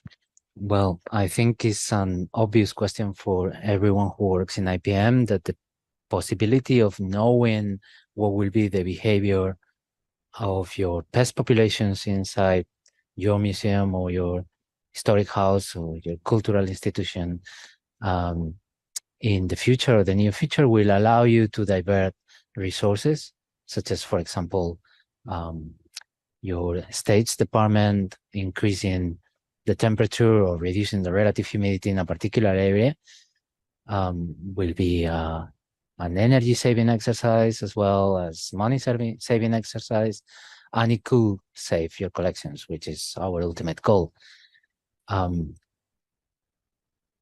We selected a large piece of IPM data from the Natural History Museum, and my colleagues will tell you more about that. The challenges we face, mostly the terminology and the cleaning up of the data, which is a very complex exercise to do. It involves liaising with those specialists in the software and trying to explain all the naming and the reasoning behind why we chose to save the data in a particular way or another. We expected some very good outcomes out of this, but the real outcome in the end surprised me personally on how far-reaching it was. You will hear some conclusions at the end about this. So here is us, me at the top. Sorry, I chose the most stupid photograph I could find of myself. My colleague Anna, Andrew Burgess, as I say, artificial intelligence advisor to the NHM, and Eleanor Collar, who's an NHM data scientist as well. Richard Hinton and Roger Flutie and Jerry Smallwood are also part of the team of the DigiTwin team at the NHM, and they've been enormously helpful with this project. As I say, why predict pest? The benefits and the really good outcomes of being able to accurately predict the behavior and the increases or decreases in pest numbers around your institution could potentially save entire specimens or entire collections if you do it correctly. IPM is still considered #1 priority risk to the Natural History Museum, as I'm sure it will be for most of your institutions. If we will manage to predict them accurately, we will be able to manage that threat, the increased risk to collections in a better, more efficient way. Thanks, Armando. So just carrying on from that, our hypothesis early on was that by exploiting some of our data, we should be able to predict pests in specific parts of the museum with enough accuracy to proactively reduce their impact. So we set out to test this hypothesis by building a proof of concept machine learning model focused on one area of the museum. So I'll outline the typical steps in a data science pipeline before talking in a bit more detail about the data sets that we've used. So the process begins by obtaining and cleaning the data, which is usually the longest step, as it often involves a lot of collaboration between different teams and trying to collate and make sense of data sets that are often quite diverse.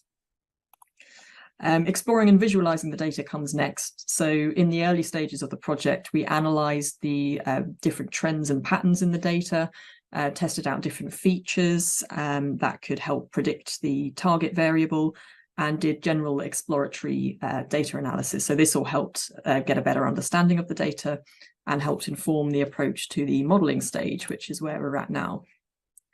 So we've tested out a variety of models, tweaked different hyperparameters, and landed on a model that performs reasonably well. And Andrew will talk more about this later, along with some of the drawbacks that we've faced so far. So although we still have some more work to do on the model itself, the final step is to implement it so that we can make it available to collection staff who can act on it in real time. So we've already started looking at ways to achieve this through things like automated processes that feed new data into the model each month so that it can make its monthly forecasts. One of the main sources of data that we use for the model is the IPM module from EMU, which is our collections management system at the NHM. So we have many hundreds of traps around the museum, and the contents of each one is counted per species and input into EMU each month, along with information such as the date, location in the museum, common name, species name, life stage, and the ecotype is the important field for us on the end there, because we're currently using the pest group as our target variable. So this is the group that we're trying to predict. So this group basically includes anything that wants to eat the collection, so things like the carpet beetles and moths, although Andrew will talk about why we're not including moths at this stage later on. Luckily, we don't find pests too often in the traps, thanks to the dedicated team of trappers throughout the museum. We do find other things, though. So the other ecotype groups are high relative humidity indicators. So these are things like book lice and silverfish, and other non-pest groups, including things like spiders and mites, and anything generally harmless to the collections, although they can be food sources for pests, so they're not ideal to find in the traps. So far, we've just focused on Darwin Centre 2, which is a relatively self-contained space in the museum. And this is mainly because the consistency of the data collection over the years has been quite good, but also the fact that it's quite a well-defined area. And it also represents the various IPM risk zones of the museum, including lab spaces, offices, collections, and galleries. So we included pest counts for all of those zones, and the numbers are still quite low, which is very good from an IPM perspective. Not ideal for our purposes, obviously, because the more data, the better, but still enough for us to train a model on. And we also just focused on the last 10 years because the IPM protocol was slightly different before 2012. So had we included data earlier than this point, this would have caused some problems with continuity. So we know there's a behavioural link between pests and their surrounding environment. So it made sense to explore correlations between pest occurrence and temperature and humidity, both ambient and external. So luckily we were able to do this by utilising historical data taken from the museum's environment sensors. Andrew will talk more about some of the issues that we had with external sensors, but the indoor environment data required a huge amount of cleaning so that we were only looking at ambient sensors within Darwin Centre 2. So this meant filtering out sensors inside cabinets or display cases, and also any sensors that had been archived over the 10-year period. So once the data was cleaned, we then had to think about how to extract meaningful exogenous variables or features that would help predict the target pest variable. So a process that Eleanor and Andrew came up with early on was to define a set of thresholds for both temperature and relative humidity. And for every 20-minute interval, which is how often a data point is recorded by our sensors, count each time a sensor breached that threshold, and then accumulate each count as a monthly sum so that they could be aligned with the IPM data. So these thresholds are effectively points beyond which we might expect to see a change in behaviour in the insects. And we tested a number of different ones based on IPM literature and also advice from Armando. There's a lot more that we can test as well, but so far the points that seem to influence the model the most are ambient temperatures above 21 and 23 degrees and ambient relative humidities above 65% and 70%. So the top graph shows how often those two temperatures are breached in every 20-minute period. So 21 degrees is represented by the blue line and 23 degrees is represented by the orange line. So we can clearly see some seasonality in those patterns as well. We've also included non-pests and relative humidity indicator groups as features. And since they're from the IPM module, they're already grouped by month, so we didn't have to play around too much with those variables. The graph on the bottom right shows the non-pests in blue and the indicator group in orange. And again, this is just confined within Darwin Centre 2. So we then lagged all of these variables, which is an important step because it looks at how those conditions in the past have affected the present number of pests. So we did this, we lagged by 1, 2, and 3 months for each variable. And this basically accounts for life cycle and breeding patterns to develop so that the model can be fed relevant information from the past. So that's what we're doing with our data in a nutshell. Hopefully that gives a sense of what we're trying to achieve and how we're going about it. But I'll hand over to Andrew now, who will talk more about some of the problems that we've experienced and also our progress with the model. Thanks, Anna. So we did hit some big hurdles along the way. Let me just go through a number of those. So first of all, we had to deal with some very large files, particularly the LTEC data, which is the environmental data. Those sensors were monitoring every 20 minutes, 24 hours a day, and there's about 600 of those. So each annual file was pretty big. So when we actually joined them all together, we had, and we used me. I'm so sorry to have to cut them off. Armando and Anna are available in the Oxford Abstract chat to field questions and comments about their work. We need to move on now to Paul Hickey, also from London. He's going to talk about the ICM method.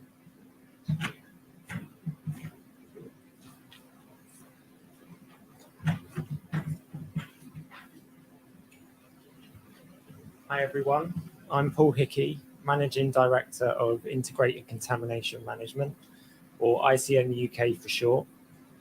Today I'll be providing a brief overview of the sustainable treatment process we use at ICM for insect pest eradication in museum and art collections. This is the humidity regulated warm air treatment process. I'll also be covering our recent biocide decontamination for collection items, which we can offer to all our clients. So I should start just by briefly explaining who we are as a company. We're specialists in dealing with insect pests in collections. Our London office is formerly known as Thermo Lignum UK, and we've been providing this service to museums since 1994.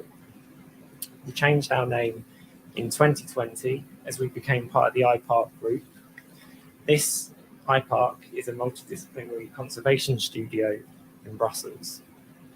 ICM now have service centres in London, Brussels and Berlin, and our chambers can be supplied anywhere in the world. So I'm sure you all know this, but insect pests are one of the biggest threats to collections. And there's many types of insect species that we need to keep an eye on. And they can feed on many differing materials. So the ones I'm going to show you are just a select few that we treat for most regularly in London, but obviously there's loads of different types. So firstly, we have wood-boring insects, which can cause considerable damage to the structure of wooden objects. For example, Anobium punctatum, the common furniture beetle, which created this damage here, they spend up to 5 years in their larval stage inside the wood that they're feeding on, and they continually feed. Evidence of a fresh infestation is only found once they exit the wood as an adult to breed and lay their eggs. So by the time we spot adults or exit holes, of course, the damage has already been done. And there are other species who can live for 10 plus years before surfacing, such as the death watch beetle. Clothes moths will feed on any animal-based fibres containing keratin, such as wool, furs, and feathers, but they can also feed on soiled plant-based materials too. In the UK, their numbers have increased over the past few years as our climate has become milder for longer, a likely result of climate change. This is allowing for an additional 1 or even 2 breeding cycles per year. The webbing clothes moth, Tiniola biseliella, can lay up to 100 eggs at a time.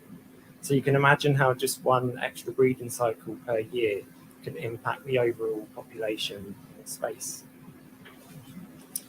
Carpet beetles will also feed on these same material types as clothes moths. We often find them having damaged furs, leather and animal skins, and they can even sustain themselves on dust when there is limited other food sources. Damp-loving pests such as silverfish primarily feed on starch and animal glues and damage paper and photographic collections and archives. Despite referring to them as damp-loving, the larger paperfish, as seen in the image here, can in fact survive in much drier conditions. And there are also other insect species who will feed on microscopic molds, plant-based materials, and even bones. Some insects are not a direct threat to collections, but can act as indicator species for poor building proofing, and also act as food for more threatening pests. So we really do need to keep an eye on all of these different types. So in short, there's potential food sources for insects everywhere, as there's so many different material types they can consume. So if you spot an infested item, what do? Well, the first thing you need to do is isolate it, removing it from the rest of the collection, wrap it up and place it in a quarantine space. Look for the possible source of the infestation and check the surrounding area to see if there's any greater risk to the collection. Then you need to have it treated as soon as possible. At ICM, we use our warm air treatment process. The technology we use is based on the fact that insects will die at specific temperatures after a defined period of time. Once we have reached a target temperature, which can be anywhere between 43 and 55 degrees Celsius, or 109 to 131 Fahrenheit, the insect proteins will denature irreversibly. In nature, insects will find some way of avoiding this heat. However, in the ICM chambers, we achieve this target temperature right to the core of the object, so that there's, of course, no escaping the heat. You'll see in the image in the lower left, this is one of our reference blocks. They have a temperature probe running down the middle, and we select one with a similar diameter or thickness to the object we treat. This means we know when the core of the reference block is at the correct temperature, the core of the object must be too. Using this heat in this way is effective in killing insects at all life stages, including eggs, and eliminates the need to use chemicals or toxins. We only use warm air. The only input is electricity and a small amount of water to humidify the chamber's air system. This air passes into the chamber through perforated walls to give an even and gentle distribution and then circulates. The key to protecting objects during this heating process is to control the relative humidity according to the Kilworth diagram. This prevents any loss of moisture in the objects to the surrounding environment, thus avoiding any dimensional changes in the objects.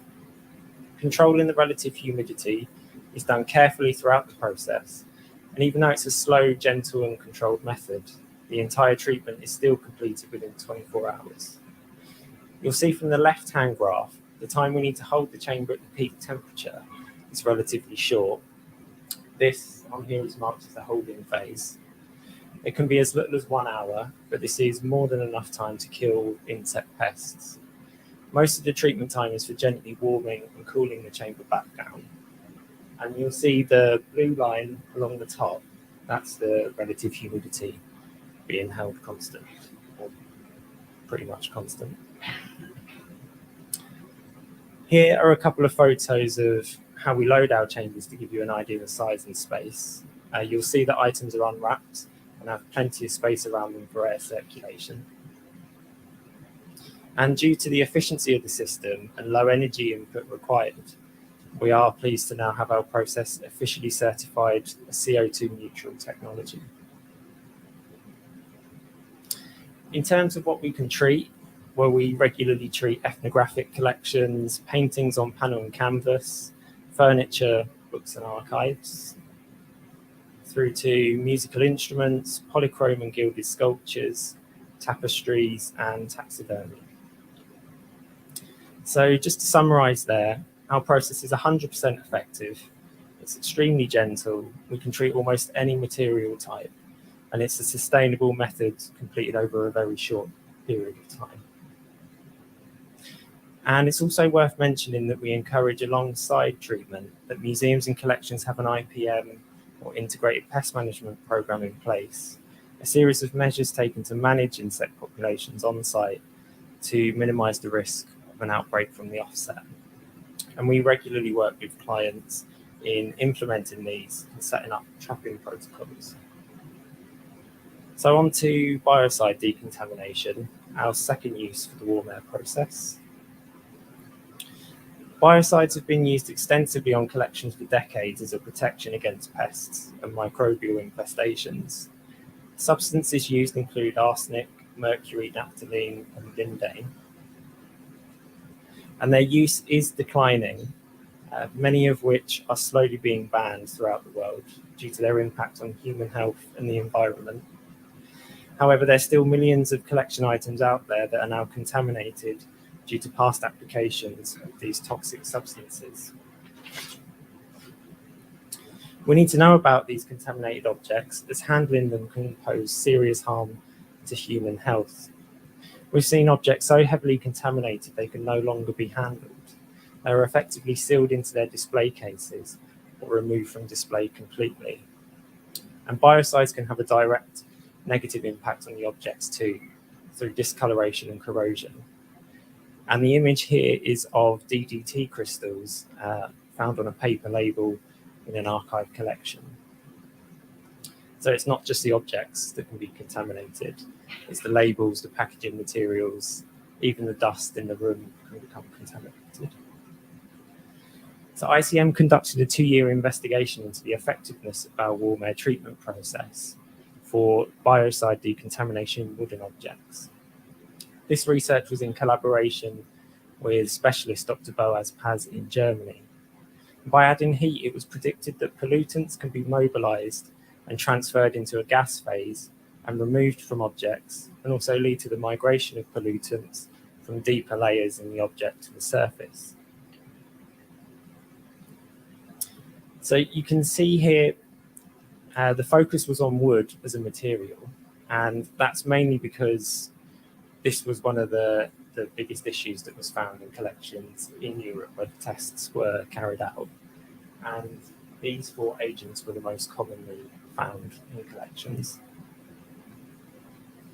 A small version of an ICM warm air chamber was developed specifically for the trials. Small wooden cubes were coated with biocidal agents, and once dried, measurements were taken to record the sample block's current contamination rate, and were then put through the ICM warm air process. The samples were subjected to the heat treatment for differing levels of time, those being for 24, 48, and 72 hours, and then tested to determine the depletion rate. The target temperature was set to 55 degrees Celsius, or 131 Fahrenheit, with 55% relative humidity. The results showed very good depletion rates, the most exciting of which was a 95% depletion rate of lindane in spruce wood, and that the process is effective even at temperatures as low as 45 degrees Celsius, or 113 Fahrenheit.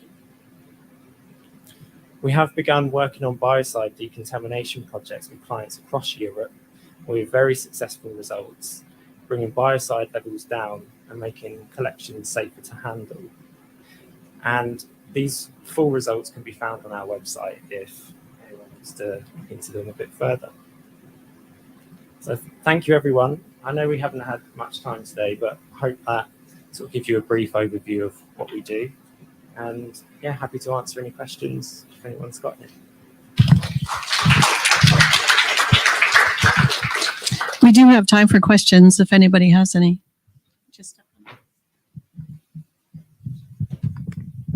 That was a lovely talk. That was really interesting. I'm just wondering about how this heat treatment method might work for some of the materials that we get in entomological collections. We often use gelatin capsules and sort of plastic mountains or mounting surfaces.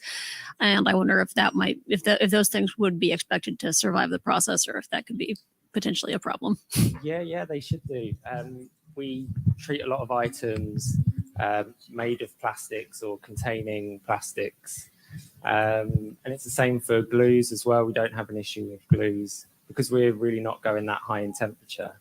It's really not a problem. But normally with all our projects, that's part of our planning stage where we check all these things. But I mean, yeah, there's really not many materials we can't treat.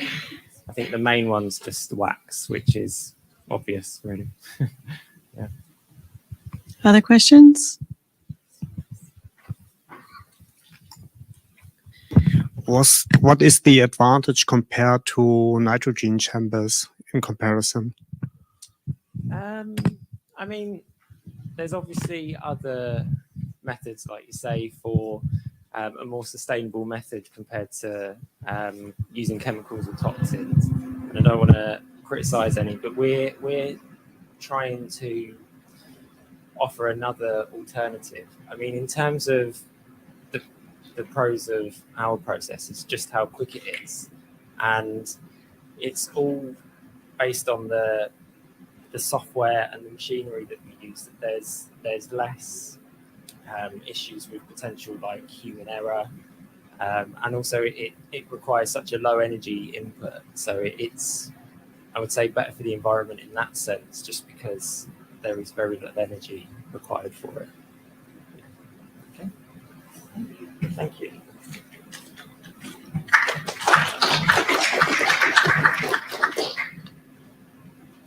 Next up is another virtual recording by Conserve Cloud. Melissa King. Hi everyone, my name is Melissa King and I am a preventive conservator working at Conserve. I am very jealous of everyone that is at the conference in person. I went to SPNHC in 2012 and it still stands out as one of my favorite conferences. It is definitely a fun group and I hope you all have a great time this week. In this presentation, I'm going to go over some highlights of a free preservation software tool from Conserve and go into some specific reasons why this tool is well suited for natural history collections. But before I get into that, I am calling and recording this call from Portland, Maine, and I'd like to recognize and honor the Wabanaki Confederacy. The tribes within the Confederacy have stewarded this land throughout the generations, and I respect the traditional values of these people and affirm their inherent sovereignty in this territory. You may be wondering why a company has a free software tool. Certainly there must be a catch. And I figured it might be helpful for you to give a little more of a holistic view of our company, since software is only a piece of the entire platform that we offer to our paying customers. I thought it might help you understand our motives for having free software. So we offer a subscription that includes wireless sensors, a paid subscription. And these wireless sensors are very easy to set up and maintain. The subscription costs includes calibration and sensor upgrades over time, and our customers get to experience the benefits of having real-time data and alerts without the hassle of going around and collecting data from their data loggers around the museum or collection space. The sensors automatically linked to the software, which I will show you today. And the software is designed by collections professionals specifically to make it easy to collaborate, save time, and use the data to take action to improve the environment. And finally, we pride ourselves on our support. We have a responsive team of preservation professionals on staff and an active online community to learn and grow from. We made a decision early on as a company to keep our software free as part of our mission to support the preservation community. However, a bit selfishly, we'd love for you to fall in love with our software so that the next time you're shopping for loggers, whenever that might be, you might consider Conserve loggers. But to give you a little more context, there are over 200 organizations actively importing their own data from other loggers into a free Conserve account, and many of them have been happily doing that for several years or more. Everything I show you in this presentation is part of the free software program. It's largely indistinguishable from the software our paying customers use, aside from the fact that our paying customers have real-time data automatically uploading into the software and the ability to set up alerts. If you've been collecting continuous light, humidity, and temperature data with non-Conserve loggers, then you can easily import these files in this data directly into Conserve. So long as you can access a CSV file from the logger, you can import as much data as you'd like into the platform. We have no limits on data import, and Conserve makes it super easy to keep all of your data in one place. And just for some context, from natural history collections, we really got to be looking out for light when it comes to a lot of the objects, but specifically like ivory, skin, horn sheaths, potential lipid oxidation in bone. And when it comes to fluctuating RH, we also have to be worried about bone, horn, and exposed teeth and skulls and taxidermy mounts, amongst other things, but those are just some of the highlights. And speaking of taxidermy mounts, there is another major risk that we have to be worried about with taxidermy, which is pest management. So within the Conserve free software platform, we also have an integrated pest management program directly in the software, right alongside the environmental management software. And this IPM software utilizes an incredible database of pests that was put together by experts at the Museum Pests Working Group. And you can use the platform to record and identify pests. And you may also want to take advantage of the mobile app to record pest observations on the go as you walk through your collection spaces.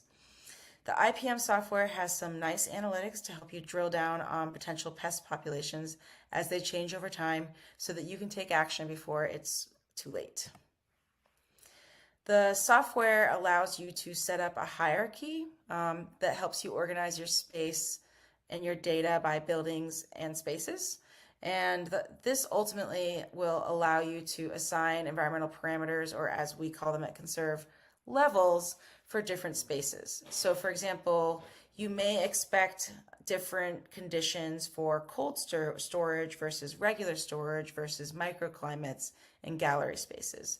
So as you can see in this image, there are a number of spaces under a sustainable control level, which you can see there's a temperature range, a relative humidity range, and you can also set up some parameters for number of light hours and lux.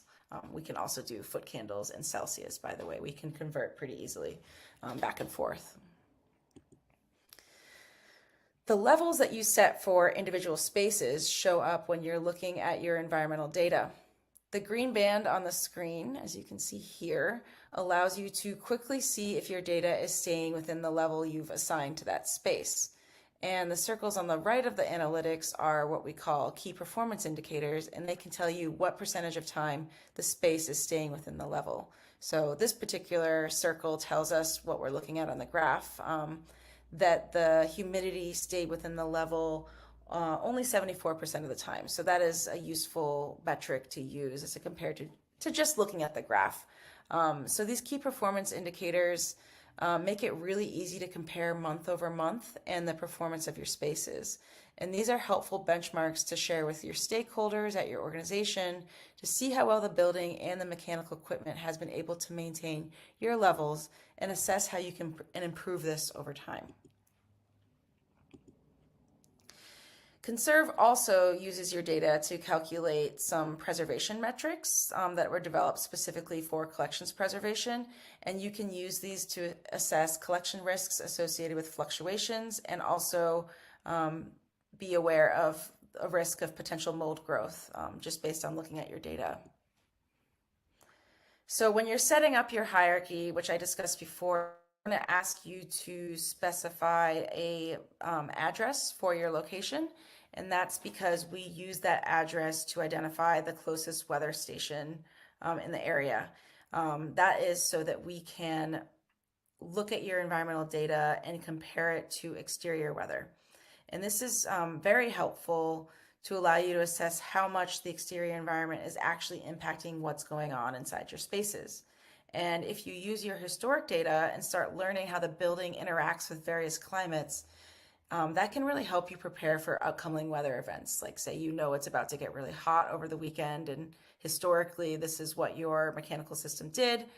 You can work with your facilities managers to prepare for that weather event. And so I'm going to play, this is a little short video of probably one of my favorite features in Conserve, which is the ability to add observations. So as you can see in this video, you can actually right-click right on the data and click Add an Observation, and then you can type in what you're seeing. And in this instance, maybe we're recording that it was particularly rainy outside, so that's why we saw the spike in humidity that day. This little dot on the bottom will show up after you do that. It's part of the observation timeline, and there's some other dots that show up as well if you've recorded them. You can click and drag on this graph to zoom in and look at the data a little bit closer. If maybe you had a question for someone on your facilities team about that particular spike, you can then share a graph, as you can see right here, which will generate a link that you can copy and email to someone on your facility staff. So long as they're invited into your Conserve account already, they'll be able to click that link and it will show up in this exact view. And then you can also use this data to record, you can use these observations. They will show up in your reports that you generate as well. So that's what I'm showing right here. The observation shows up at the bottom. So we like to call these observations being good to your future self. It's really helpful to record observations as you learn about them.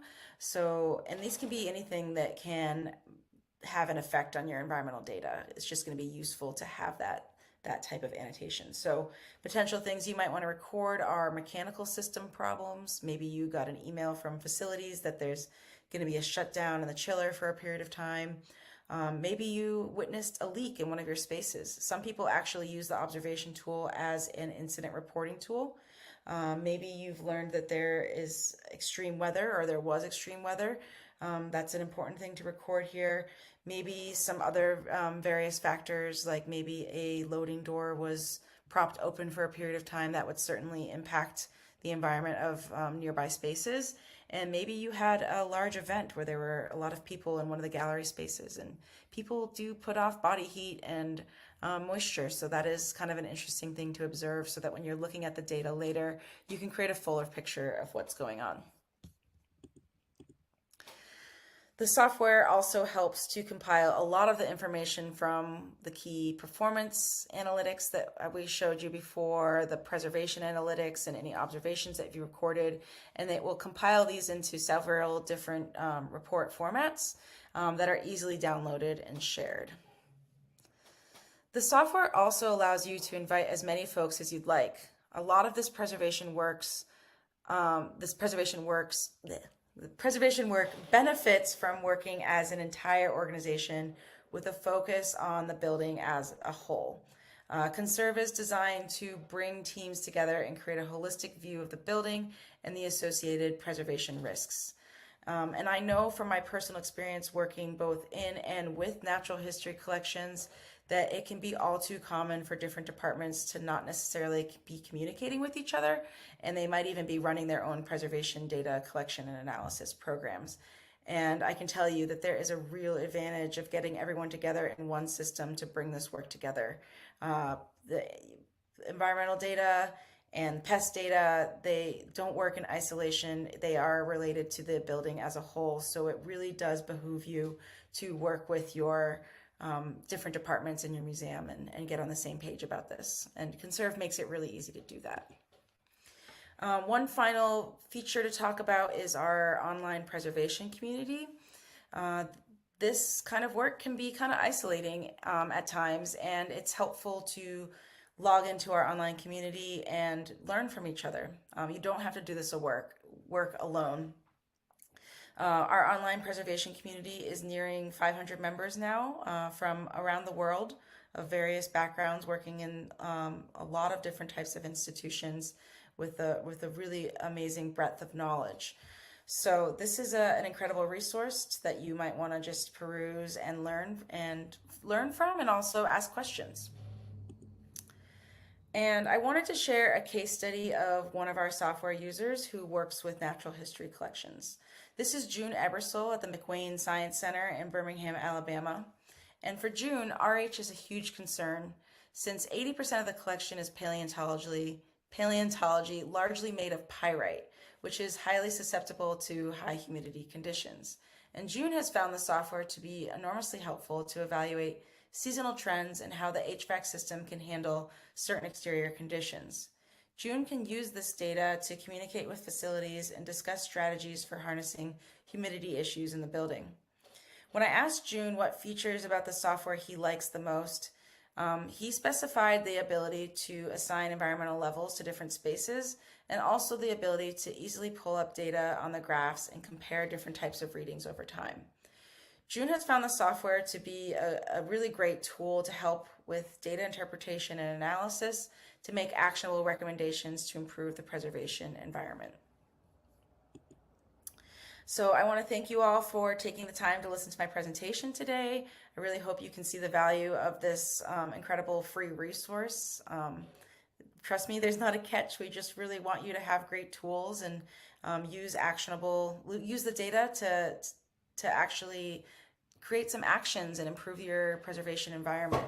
So if you are interested in signing up for the software, it's super easy. You just have to go to our website, www.conserve.io.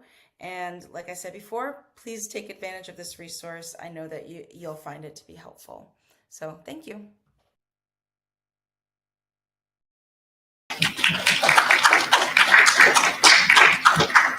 So again, if you have questions, you can interact with Melissa in the Oxford Abstracts app. Platform. We're not supposed to call it an app. The last speaker in this general session on conservation and management is Taylor Sonia from Division of Laboratory Systems at the CDC. Thank you for attending this session.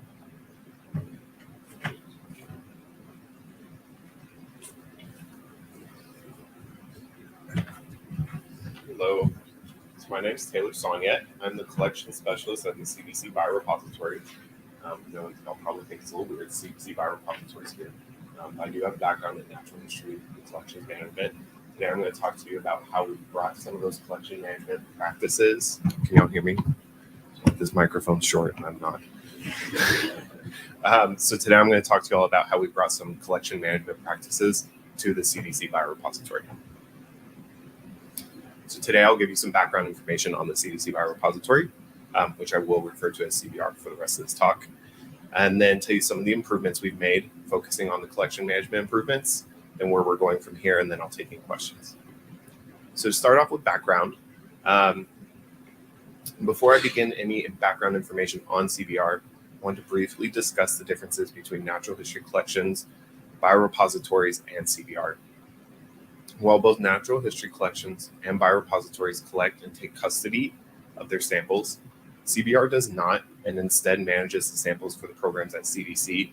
I know it says we do collect samples. It's a small typo, unfortunately, but we do not collect our own samples. Additionally, samples at CBR are not currently available to be shared with the greater scientific community and thus have limited access and use. Finally, both CBR and human biorepositories practice a culture of quality management. This ensures that all samples received go through the same procedures to reach a desired level of excellence.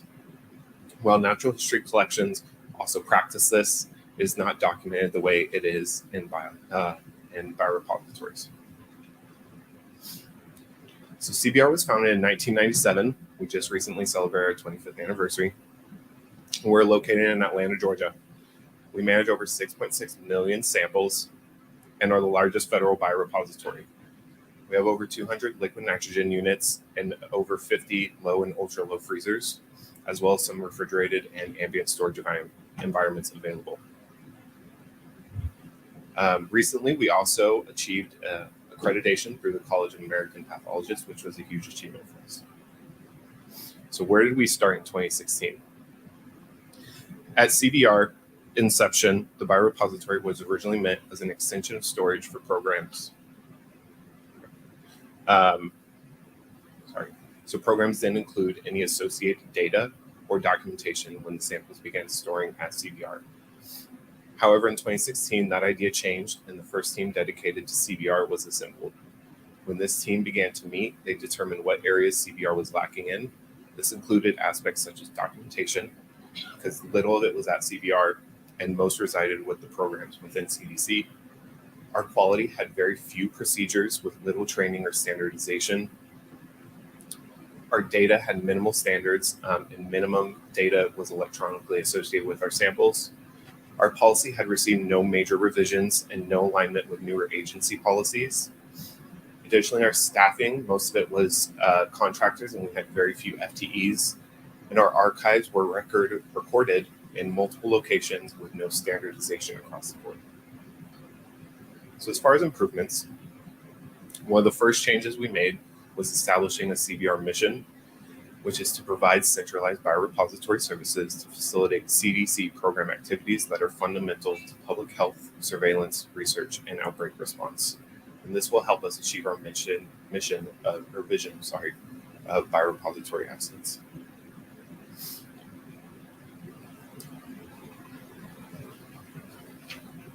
So in order for CBR to fulfill its mission, we had to make improvements in several key fields, which we broke down into records management, collection stewardship, standardization, policy, and planning.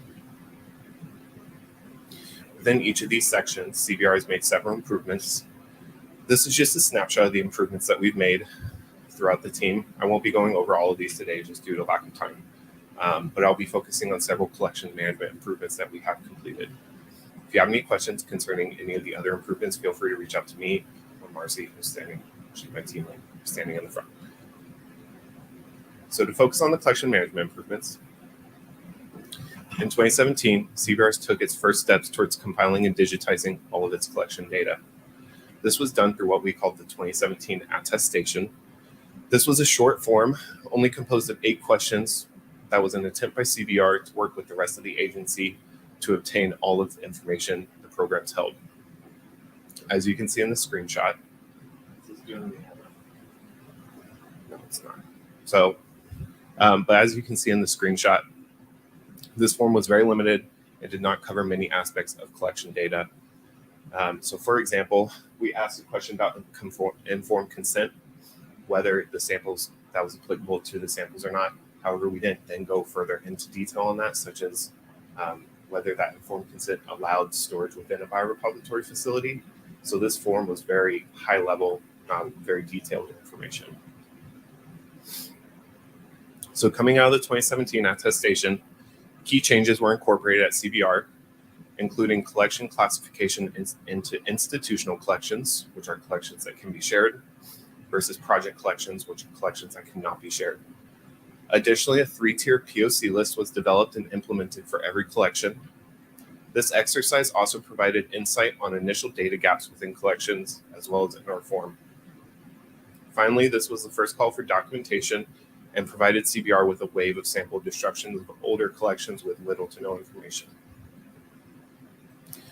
After our 2017 attestation, CBR developed and sent out a survey to all participants for feedback on the form and process. We received positive feedback on the process, as well as some suggestions on how to make the next iteration better, which I'll talk about later on in this talk. While we worked on the next iteration of the 2017 attestation, we also began developing an archival system for the documents we had in storage, as well as the new documents we'd received from the attestation. We developed a new digital and physical file system composed of 5 folders for every project stored at CBR. These were broken down into project documents, which consist of all of the governing documentation from programs, publications, which are any publications resulting from the samples that are stored at CBR, email correspondences, request forms, which track all sample movement from the program to CBR, and then internal tracking, which tracks all movement for samples within CBR.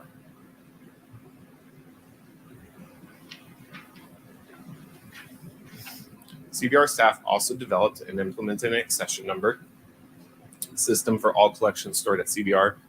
This was vital for us because it introduced a standardized way for CBR to communicate about specific projects with CDC staff.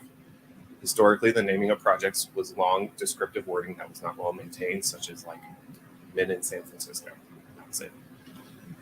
Additionally, some projects at CBR have similar names and will cause confusion for CBR staff, so that helped clear up any of this. This number is broken down into 3 sections. The first is the year that the project was first received at CBR, in this case 2023. The second is the sequential number within that year, in this case 54. And the third is the sequential number of the collection within the project, in this case 32. In 2019, CBR staff began working on the next iteration of the 2017 attestation, which we called the 2020 manual review.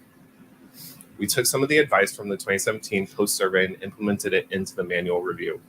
Additionally, CBR staff met with different programs, policy offices, and SMEs and gathered information on all ideal pieces of information for every collection stored at CBR.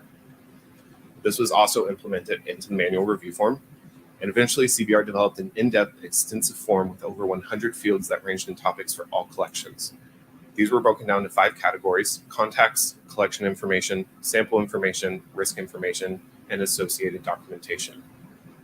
CBR staff then vetted the form with our governance board, which was composed of more SMEs throughout the agency. And after everyone was satisfied with the questions and layout, CBR staff then combed through the previous documentation and information we possessed to help pre-populate the form. And this was a recommendation in 2017 and helped CDC staff complete the extensive form quicker. It resulted in a Excel file that was, I think, over about 500,000 cells in total. It was a very large, extensive file. So after the manual review, CBR was now able to digitize much of the data that we possessed. As you can see here, we're now able to visualize data, including where within the world our samples are originating from.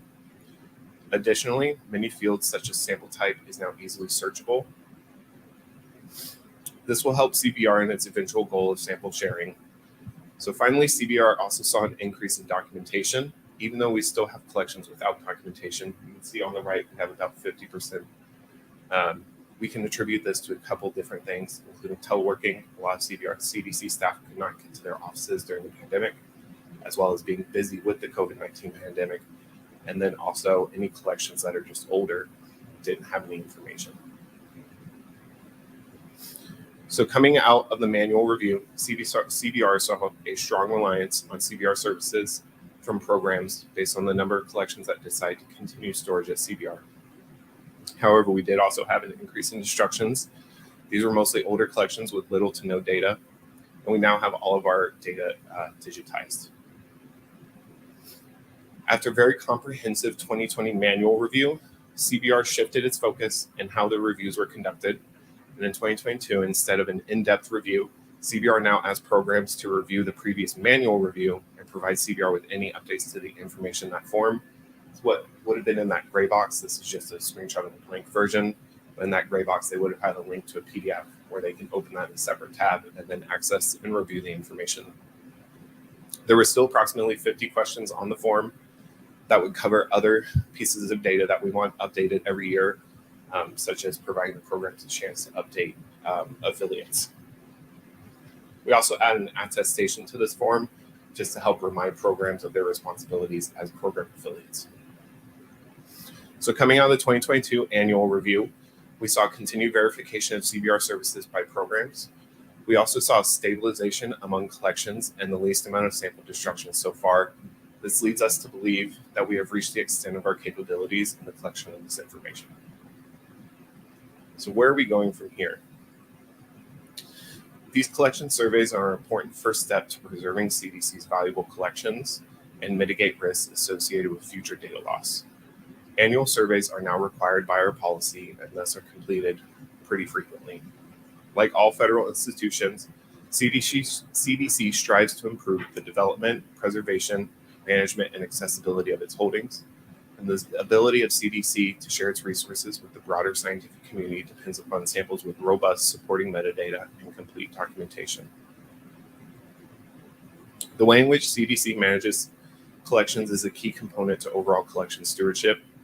Best practices ensure standardization through community practice, and our quality management system drives continuous improvements, ensuring standardization and best practices. Even though CBR has implemented many collection management practices, we're still not done. We're beginning to work on developing collection plans for CDC programs that will help establish value. Additionally, we are updating sample-related policies to integrate established best practices. We're in the early stages of developing a standardized data portal for our collections to make them more broadly available to CDC staff. And we'll continue our work supporting other programs throughout the agency to identify and share sample collections with the greater scientific community. And while y'all think of any questions, I just want to thank my entire team, especially Marcy, for helping out with all this stuff.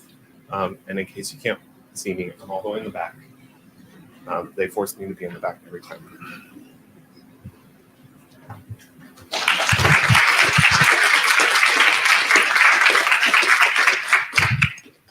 Any questions? No? Oh, Dirk. Nerdy one. So would documentation of your samples also cover things that relate to the Nagoya Protocol and usage? So I was in the talk that discussed the Nagoya Protocol yesterday, and I was doing some research on it, and it doesn't seem to apply mostly to human, and we mostly store human samples. So our composition is wholly human, but we do have, our composition is mostly human, but we do have some animal and environmental samples, but so far those pressures haven't come across our doorstep yet. But as an agency is concerned, those conversations are happening. Thank you.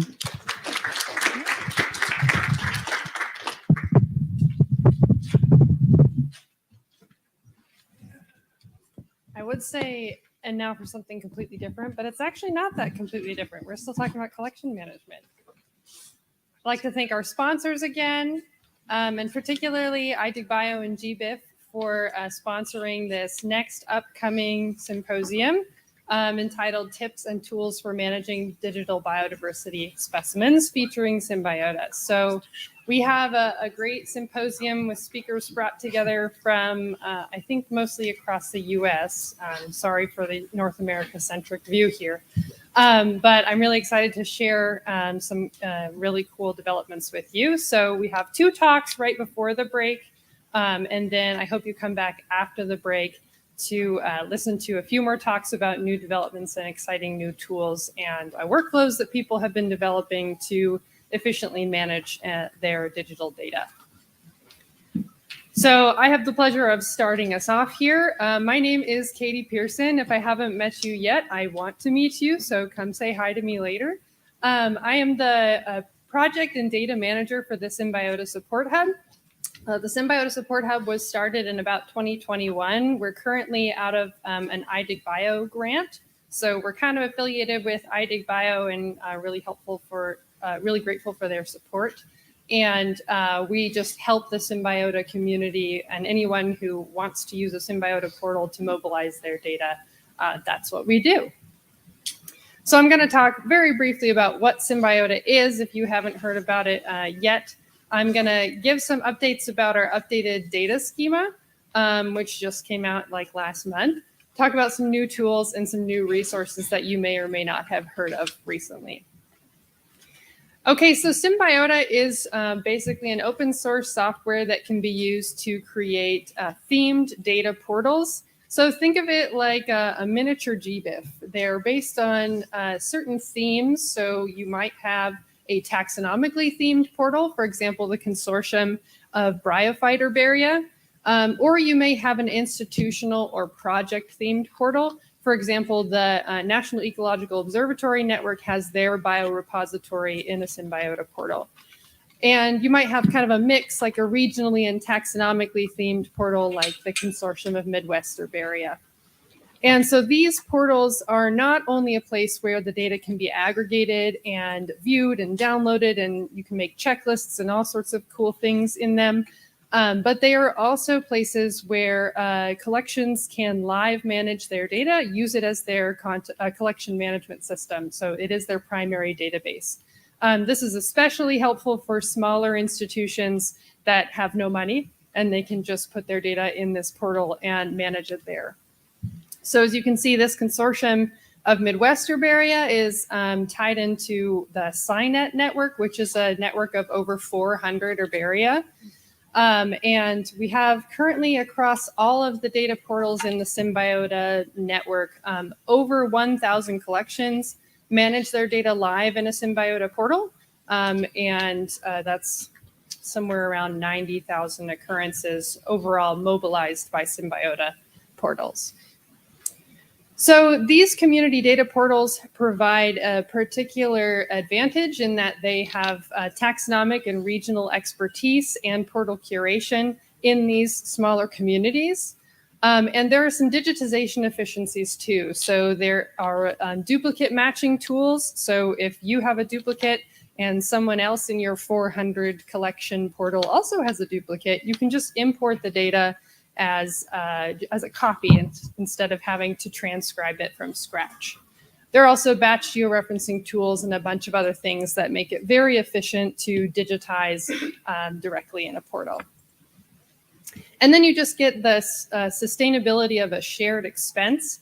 I was in someone else's talk earlier today where they were like, it actually is a really great idea to share expertise and share the load of costs in portals and among departments so that not everyone has to pay for their own CMS or not everyone has to write it into their grant. So that's another thing that is beneficial for Symbiota portals.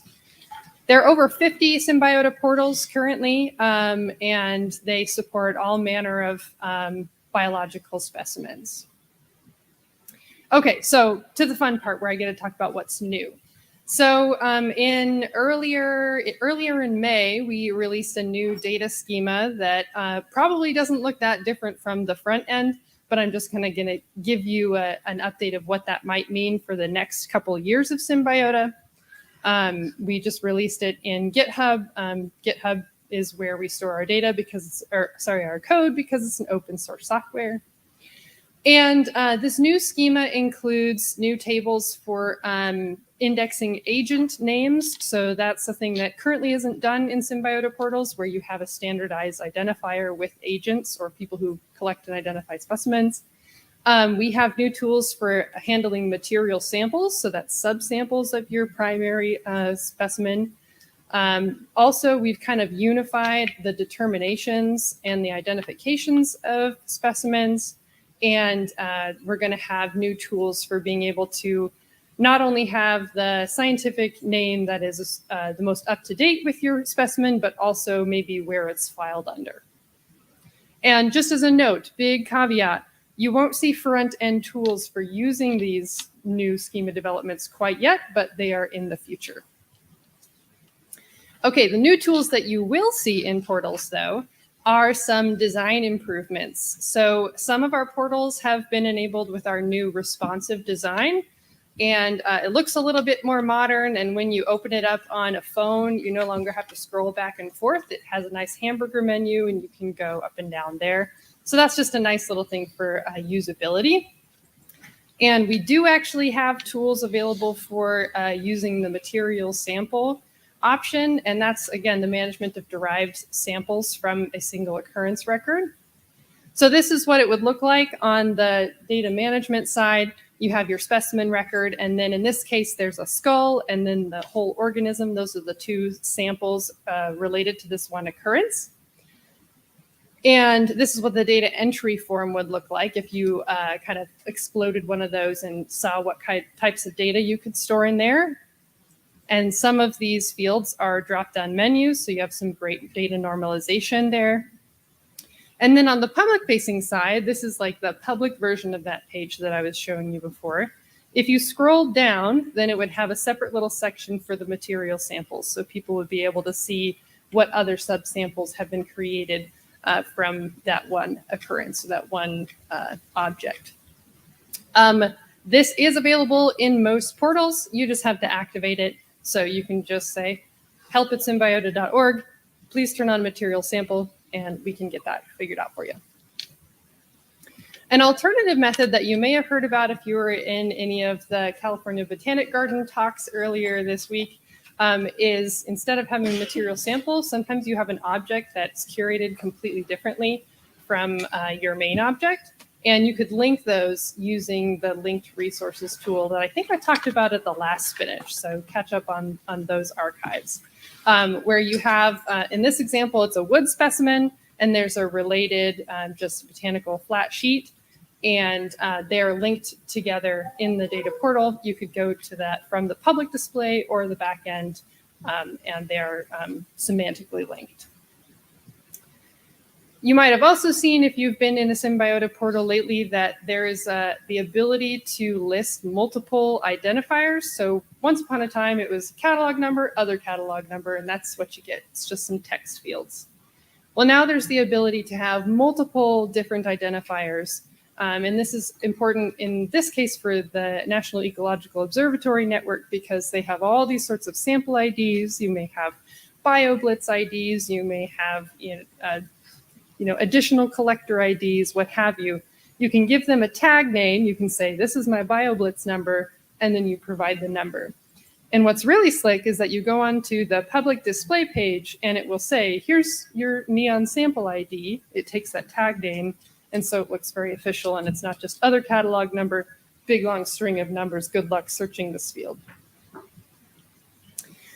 This is a very new tool that I want you to go check out and break so that we can fix it. It's called the checklist parsing tool, and this is a way to take one parent checklist and then parse it out into smaller taxonomic checklists. So it looks like this. But I'm going to show you an example of a checklist. So for example, here's my checklist that I've created in the Symbiota portal. It just has all the plant taxa associated with this particular region. And then if I put into this batch parsing tool, please just pull out all of the Asteraceae, so the sunflower family relatives, and create a new checklist from it and just copy all those data into my new checklist. What it's going to do is create a brand new checklist based off of that previous checklist, and it will only contain those taxa that you asked it to. So this could be a nice way if you have like a multi-taxon portal. You can say, here are all of the creatures you can find in this region. And then you could split it out and say, well, here's all the birds. Well, here's all the plants. Here's all the herbs. So it's a nice way of creating mini checklists and not having to manually curate a bunch of separate checklists and then pull them all together. Okay, so some new resources you may or may not have heard about. We have our wonderful Symbiota Docs website. It's symbiota.org/docs. And it is a documentation site where we have all kinds of tutorials and help pages. And recently we've just started building 3 new guides. They're very preliminary. One of them is the Collector and Observer Guide, and this is where you can send any collectors who may want to enter their data into your portal and then transfer the data to you instead of entering it directly into your collection. We have a Portal Manager Guide that's in development. That's for all those super admin tasks that might happen. And then a Developer Guide will happen at some point too. That's relating to the code.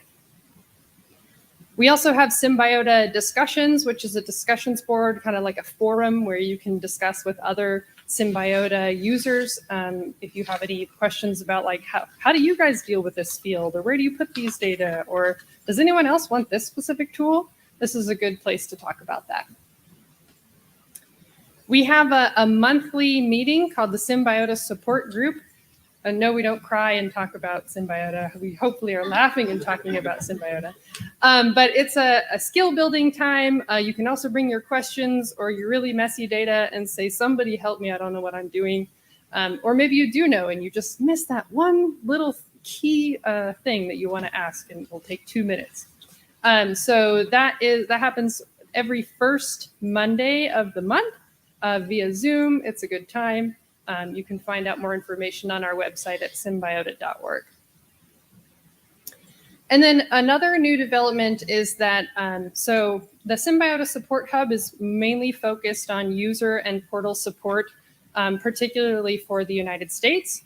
But we integrate all sorts of international collections into these portals too. We're definitely not exclusive. But if there are any development needs, the Symbiota Support Hub is not currently funded to develop new code. The developments you've seen in this presentation have come through grants. But if you're like, I don't know how to write you into a grant, or shoot, I already got the money from my grant, but I still want to make this a specific tool, have no fear. We actually do have like a way to set up contracts that are just kind of fee-based instead of having to write us into the grant and figuring out all the overhead and stuff. So if you're interested in like more of a contract for development work or making specific tools, then just let us know through this. You can find more information on our BioKick services site. And just get in touch. We are always available. We're really happy to talk to you about your data. We are not exclusive to Symbiota in how helpful we want to be. We really want to help people get their data out, get it mobilized, help you clean it, help you manage it, however is going to be most efficient for you. So visit our website. You can come talk to me, talk to us at the Digital Data Conference next week, and we're always one email away. So thank you for your time, and I'll take any questions if I have any. 2 minutes for questions, I'm told. Does anyone have any questions? I think you have to go up to the mic if you have one.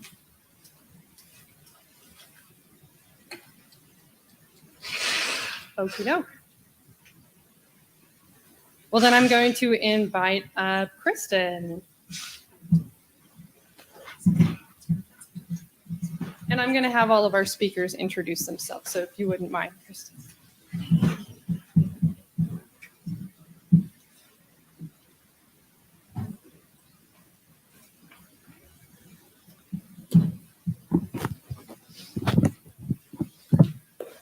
Hi, I am Kristen McKenzie, and I am the Earth Sciences Collections Manager at the Denver Museum of Nature and Science.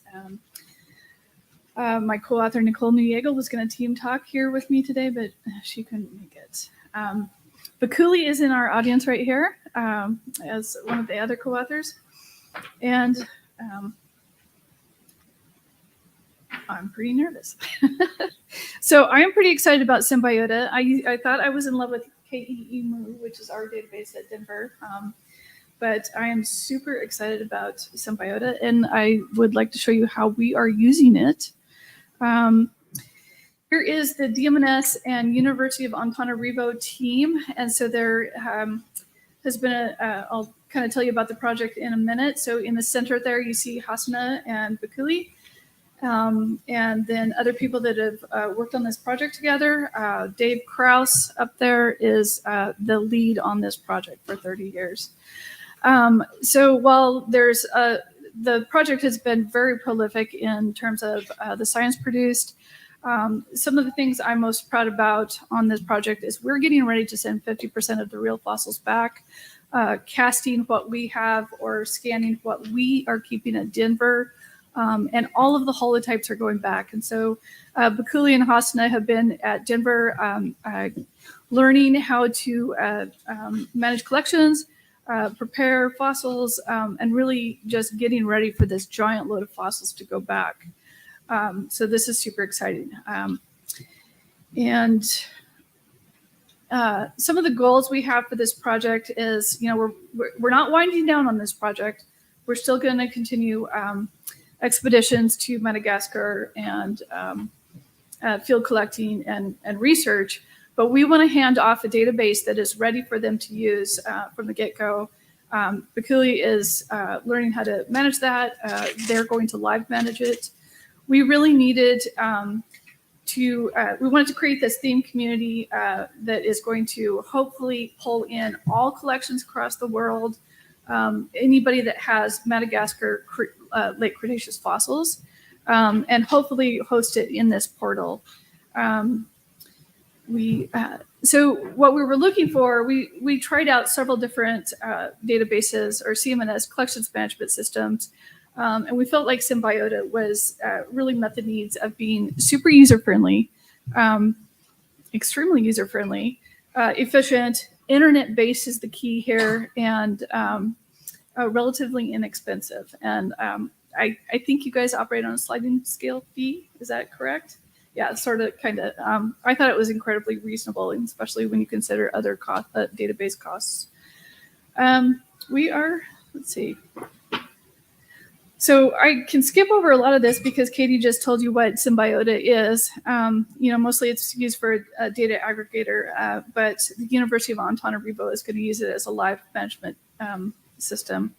And to some extent, we will too, though both of us, Antana and DMNS, we're going to also bulk upload, which is so easy. I'm pretty excited about that. Just a couple clicks, CSV file, and you're done. And here is the Symbiota team, which I guess we don't have to reintroduce. Lindsay Walker, there down in the bottom left, is been just a joy to work with.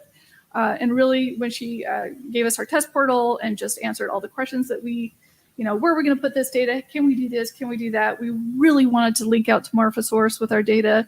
And she has really been awesome helping us through this. So here is the brief history of paleo in Symbiota, as I understand it. Denver joined a Trinify TCN, and we're hosting a lot of data in there. But there was a lot of things that were missing at the time that we wanted to have in like a paleo module. And so now we're able to add that. And then in October of 2022, we finally got our database or our portal live.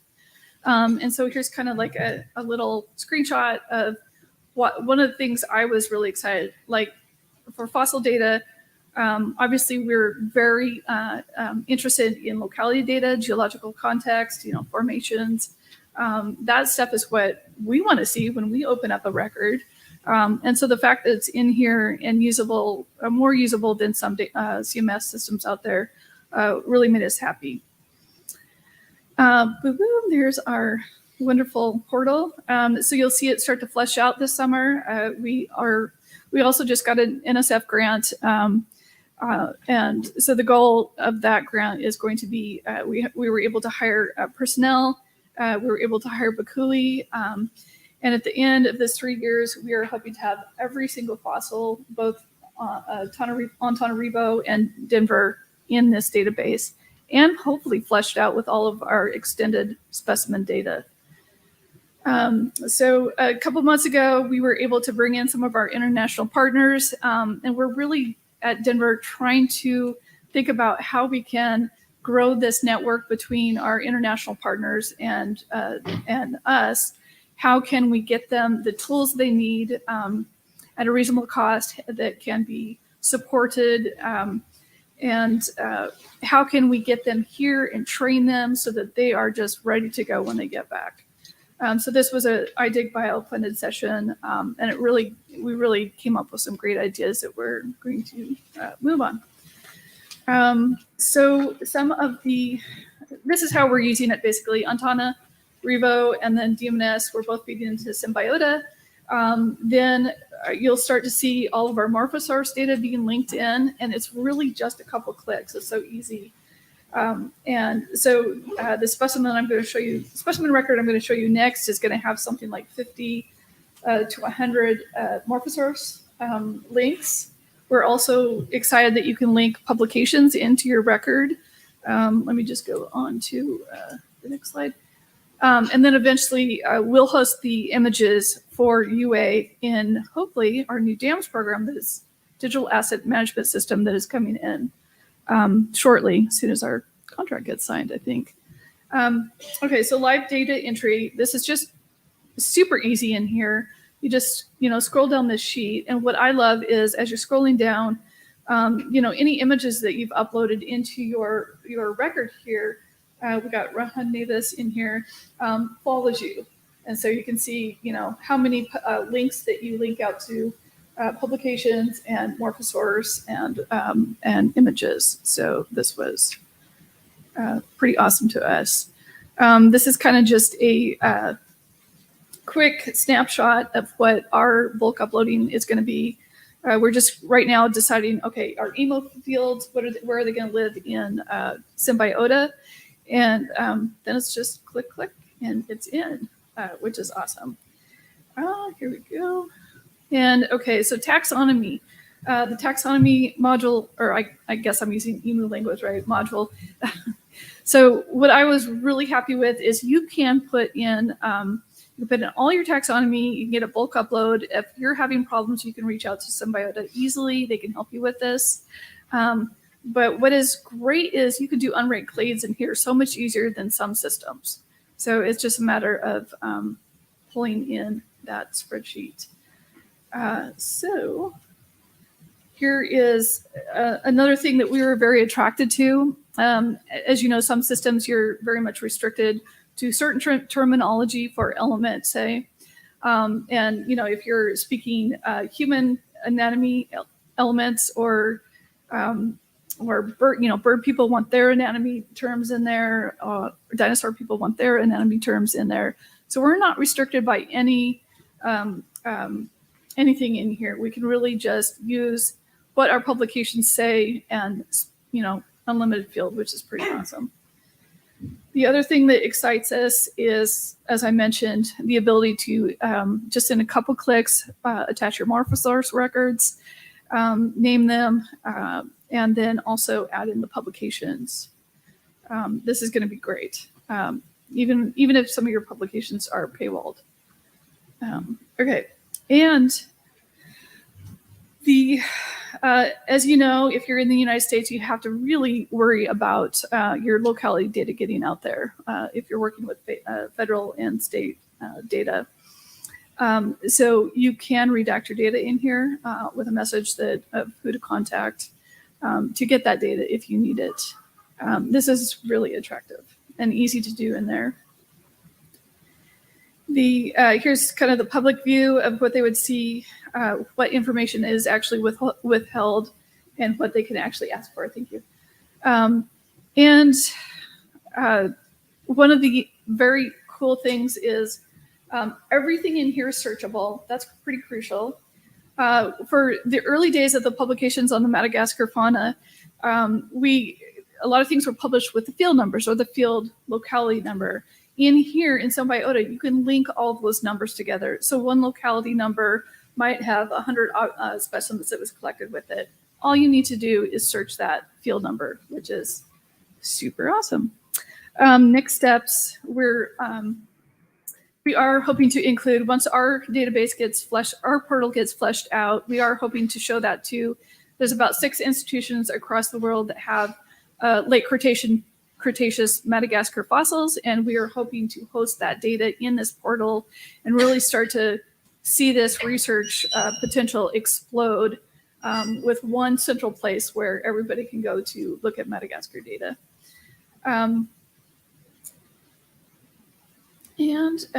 Concluding thoughts, we're super happy to have chosen Symbiota. It is really going to bring University of Antananarivo and us together in an even bigger way. We're both going to be live managing together or bulk uploading. And it's just awesome that they could come here and actually learn this with us. They're learning as we're learning. And Paleo, I would say Symbiota is very conducive to hosting Paleo data. And that is from somebody that loves emu. And with that, I'll thank our funding sources and I guess questions.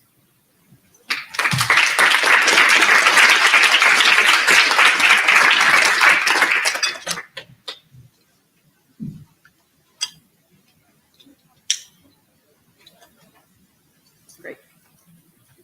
I can run.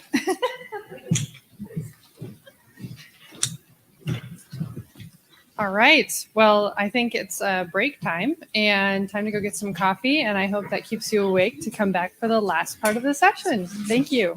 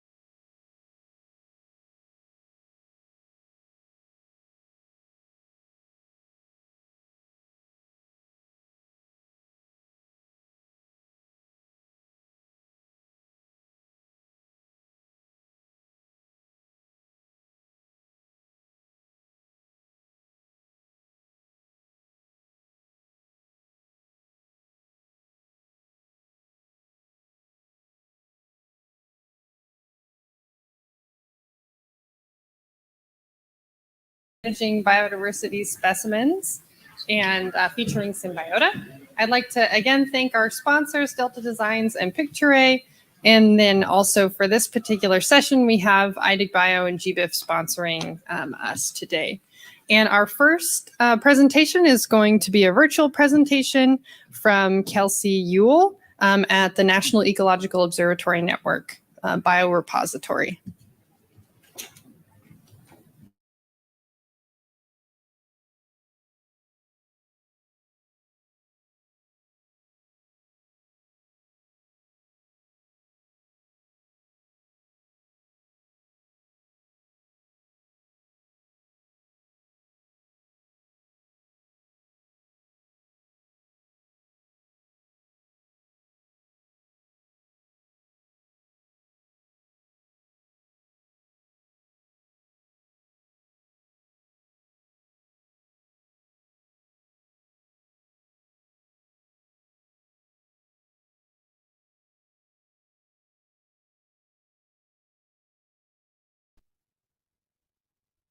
Hello, my name is Kelsey Yule, and I am the project manager for the National Ecological Observatory Network Biorepository, operated by Arizona State University.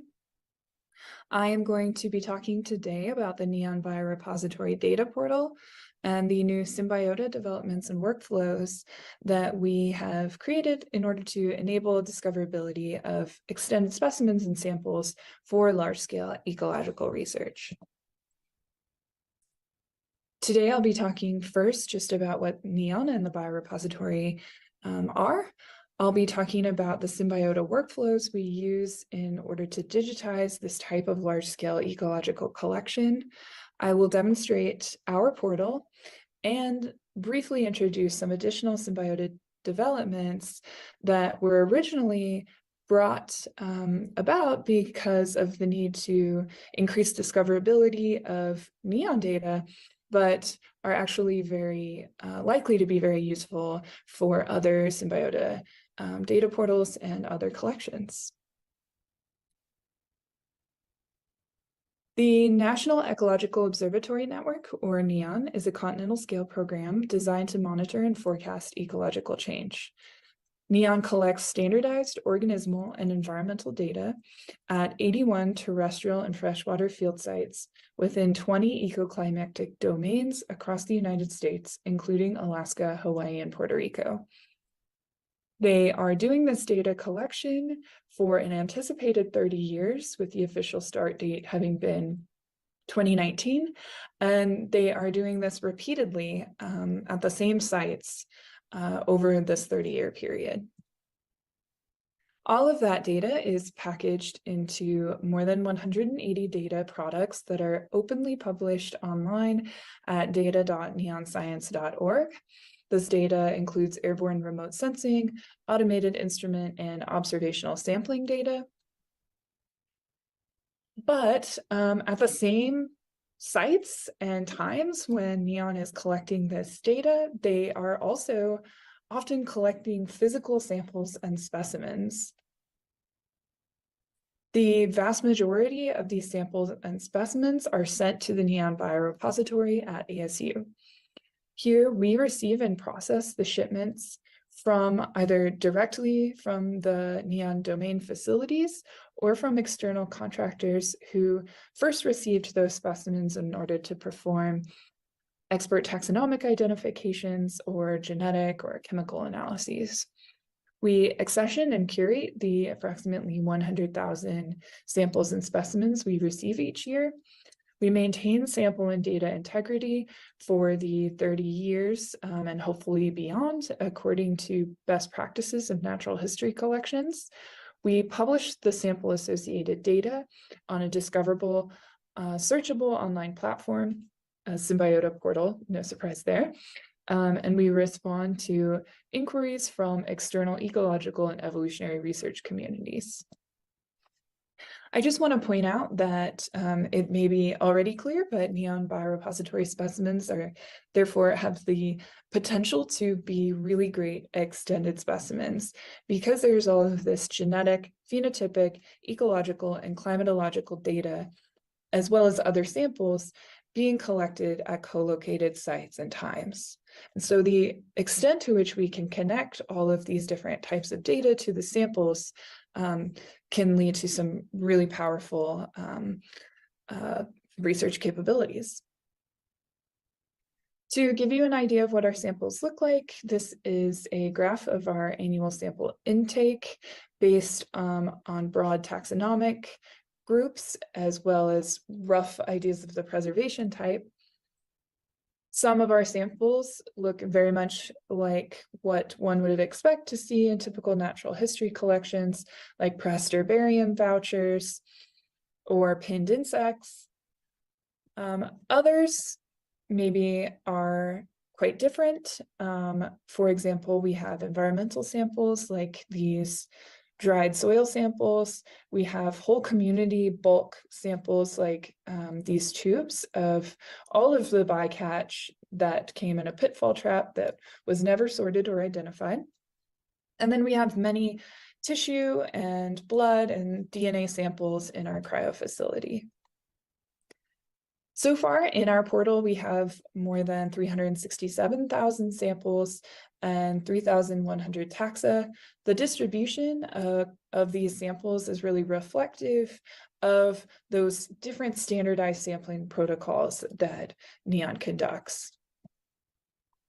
So how do we digitize this type of collection?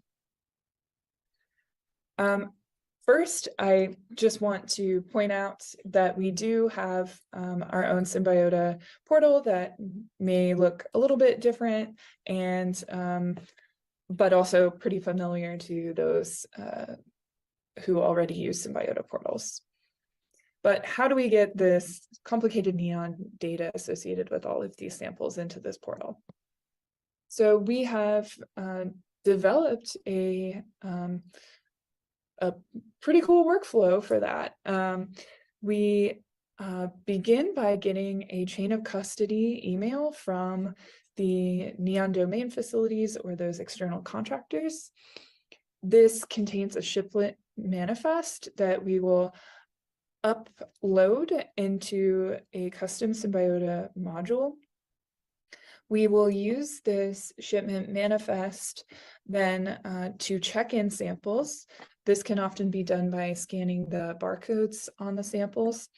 And the shipment manifest that we're using to check in will have just very bare bones type data, perhaps just a sample identifier and the class of sample that it is.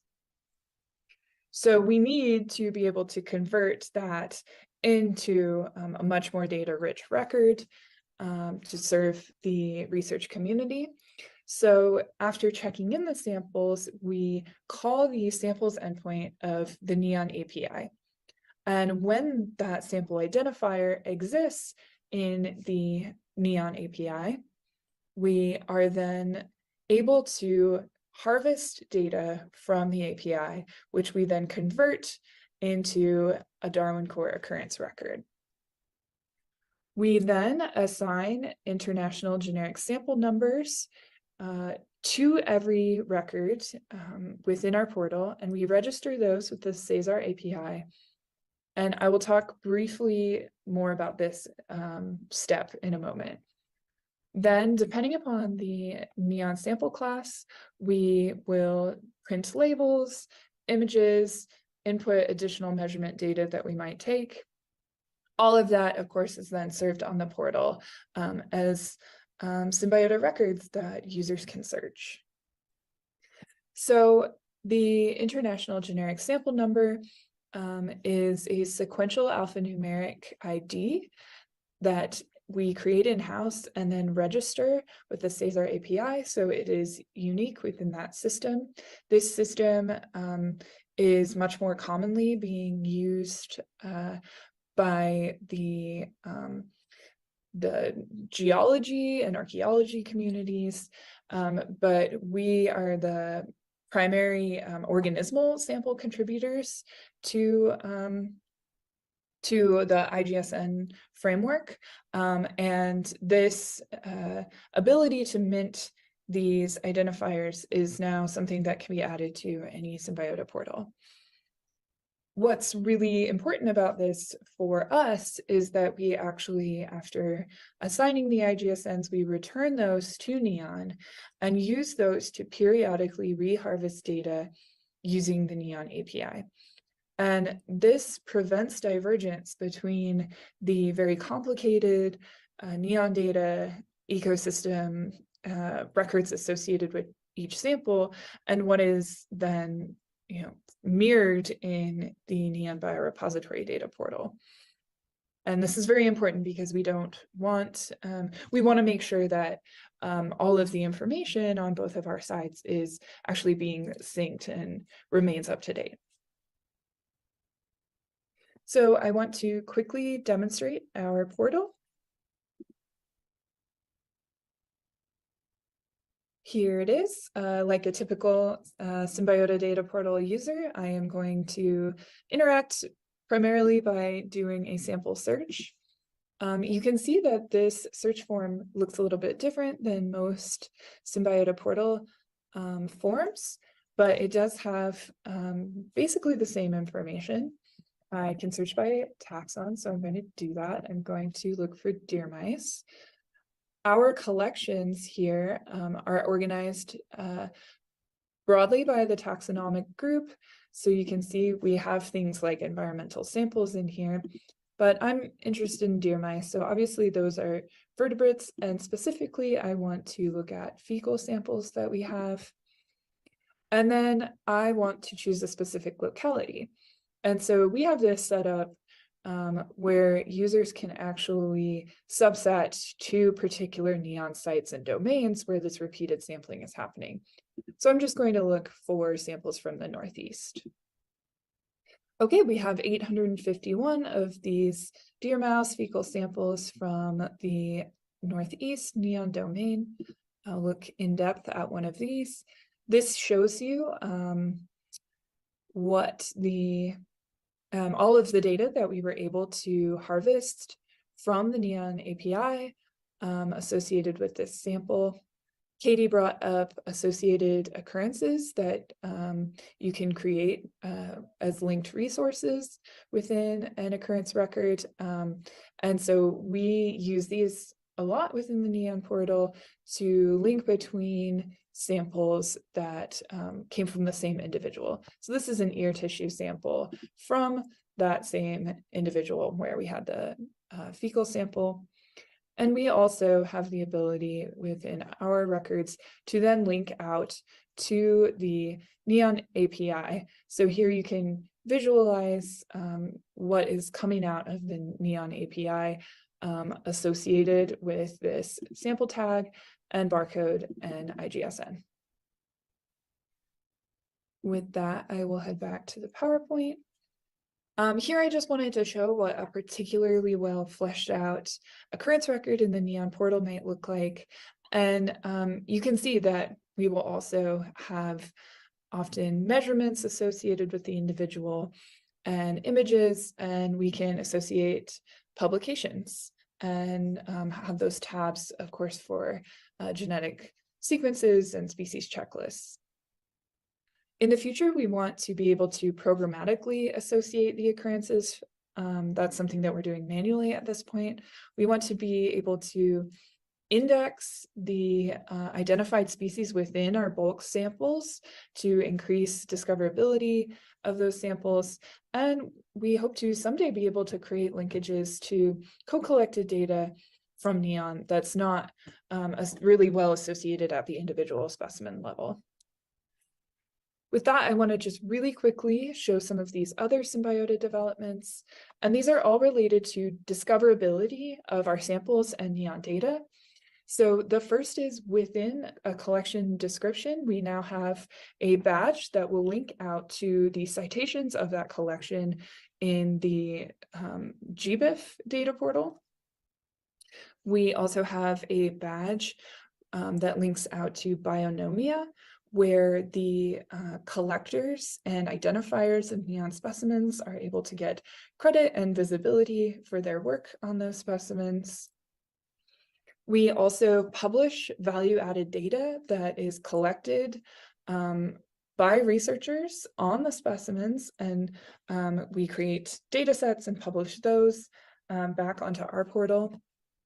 We have each one of these data sets has a page where you can see citations for it, lists of the specimens, and they also link out to packages on the Environmental Data Initiative portal, because we've also developed the ability to publish either whole collections or data sets to that portal to enhance their discoverability.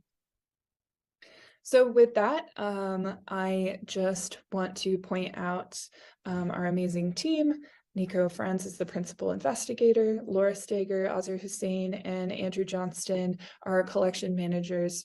Rosie Lau is our sample preparator, and Ed Gilbert and Laura Rocha Prado are bioinformaticians who have done much of the development that I talked about. Today, I'm going to be talking about image tagging in Symbiota, and I'll be presenting the work of my postdoc advisor, Katja Saltman. And this work is part of the Big B project, which is an NSF-funded project, multi-institution project where we're digitizing bee specimens. So most of the examples that I'll present today are bee examples, but these imaging issues that I'll talk about are more widely applicable to other types of organisms as well.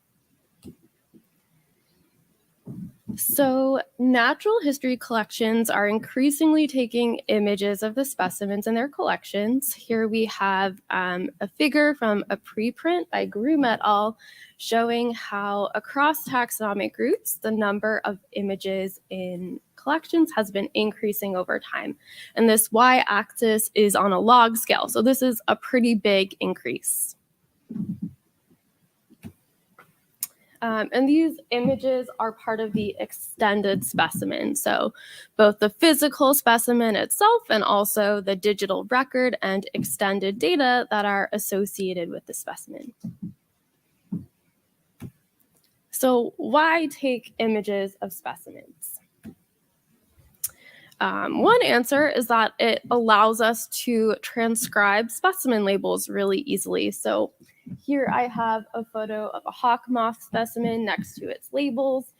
We can have either a person or a machine learning model transcribe the information on the labels so we can know when and where the specimen was collected. And this gives us valuable information to know where species occurred historically. We can also measure traits from images. In bees, the distance between the wing pads is really strongly correlated with bee dry weight. And so we can use this distance to measure bee body size, and we can measure it from photos. And for my postdoc research at UCSB, I'm measuring this distance from photos to try and see if bees are becoming smaller over time with climate change. I don't have time to get into this project now, but I'd be super excited to talk about it later if anyone is interested. We can also use photos of specimens for species or genus identification. With plants, herbarium specimens have been used for automated species identification using machine learning. We're not at this place yet with bees, but we're hoping that as more and more macroscopic photos of bee specimens become available, we'll be able to do this. And then finally, we can make 3D models from images of specimens. So here I have a GIF of a carpenter bee next to the suite of photos that was used to create the GIF.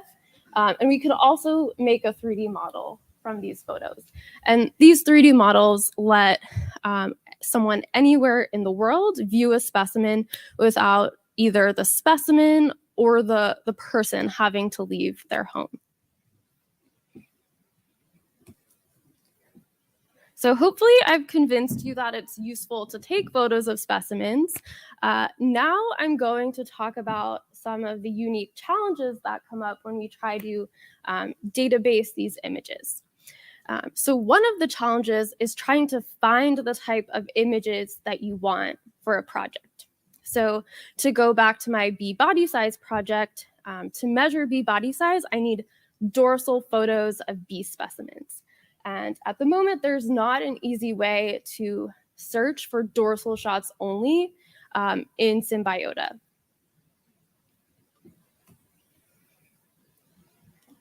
A second challenge is linking and citing packages of images. So image file sizes are really large. They're not going to fit very easily into the supplement of a paper. And so we need a way to be able to publish these photos online and cite them as a package. And this issue is really exemplified by 3D models. With bees, we often have over 100 photos that go into making a 3D model.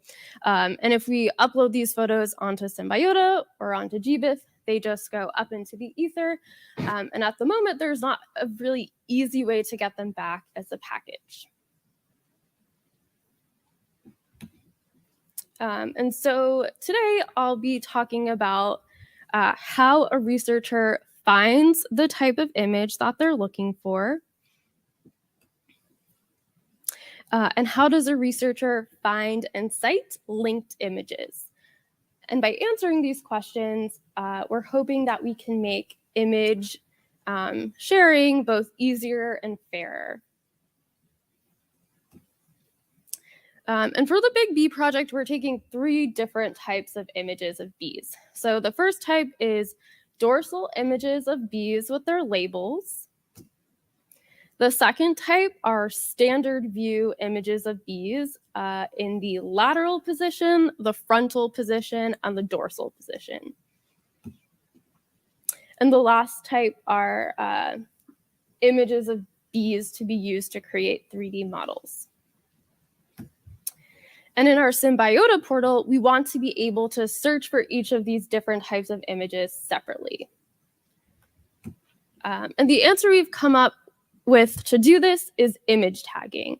And we're specifically tagging the subject part and the subject orientation of the bee. So the subject part of the bee is just which part of the bee is in the photo. In this example photo here, it's the whole body of the bee, which we're calling habitus. And the orientation is which way the bee is facing. So for this photo, the lateral orientation. And these are both Audubon core terms. So Audubon core is a data standard used for multimedia files. And in the future, we're hoping that these terms will be exported with the Darwin core archive. And so that way, anyone can search for these specific types of photos in GBIF. And to implement the image tagging in Symbiota, the first thing that we do is we change the file name. So here I have an example file name for this bee photo. You'll see it starts with the catalog number, 2x is the magnification of the photo, habitus is the subject part, and lateral is the subject orientation. And in our methods, we use a shorthand for this. So habitus lateral gets shortened to HAL, H-A-L. But for clarity here, I'm showing you the longhand version. And here we have another example. So with this photo, the subject part is head and the subject orientation is frontal. And again, this gets added to the file name that will get uploaded onto Symbiota. And so here I have a screenshot of our Symbiota portal, the bee library. And we upload all our images onto this Symbiota portal. And then there's a batch process script that gets run on the back end that extracts the image tag from the file name and makes it a tag that's searchable in Symbiota. So here we have an example where you can search for full body lateral shots of bee specimens. And so now a researcher that only needs dorsal shots of bee specimens or only needs lateral shots of bee specimens can search for these easily in our Symbiota portal. So how does a researcher find the type of image that they are looking for? The answer that we've come up with is image tagging. All right, so now I'll talk about how a researcher finds and cites linked images.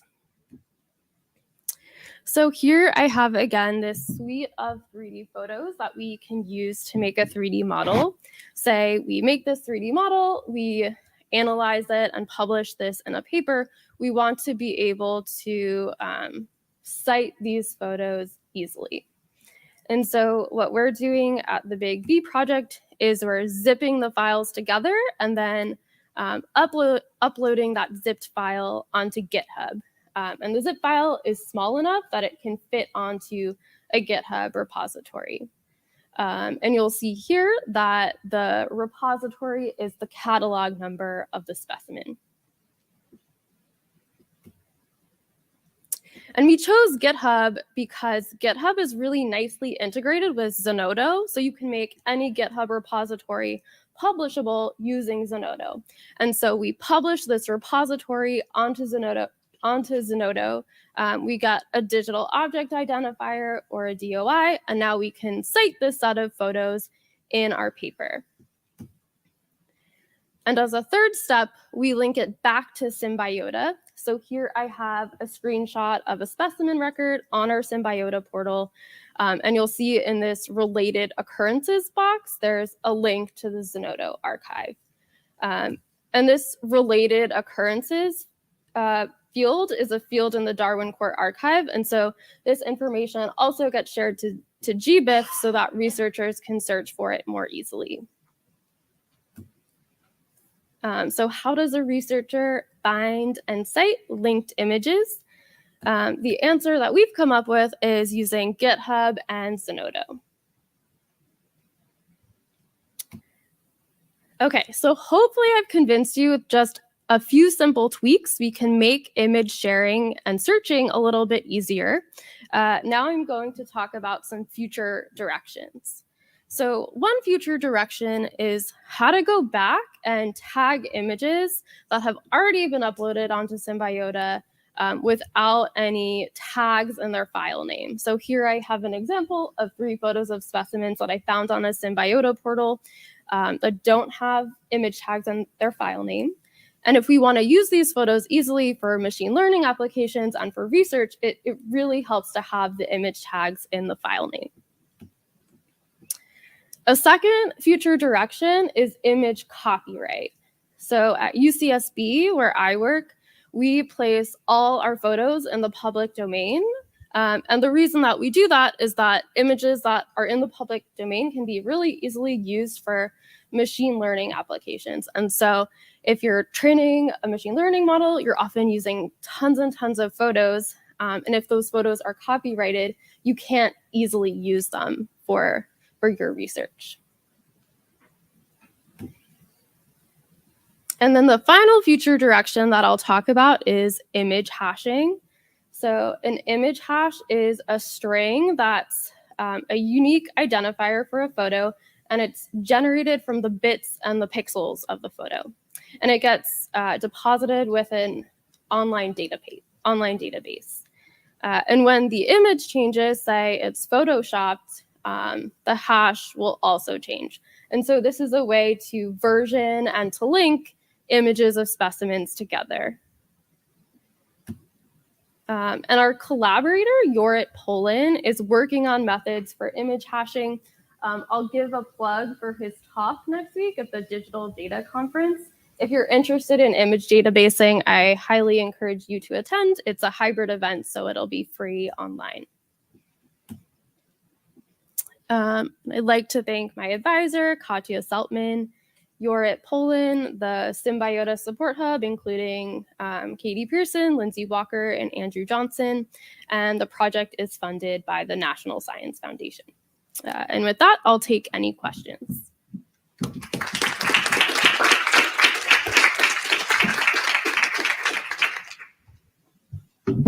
It's going to have to be a really fast question, Brad. Sure. Could you really fastly say how copyrighted images cause problems for machine learning? Because if you it's just harder if you have to, like, even if it's in the Creative Commons or something, if you have to credit the person who took the photo, then you have to like figure out a way to do that in your paper.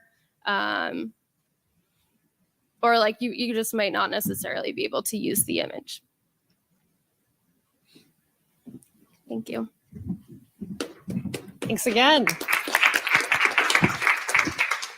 I want to thank our sponsors again, iDigBio and GBIF. And I also wanted to thank my co-chair who is online, Lindsay Walker, and you saw her picture in the previous slide. And now I'll invite Linda Hardison.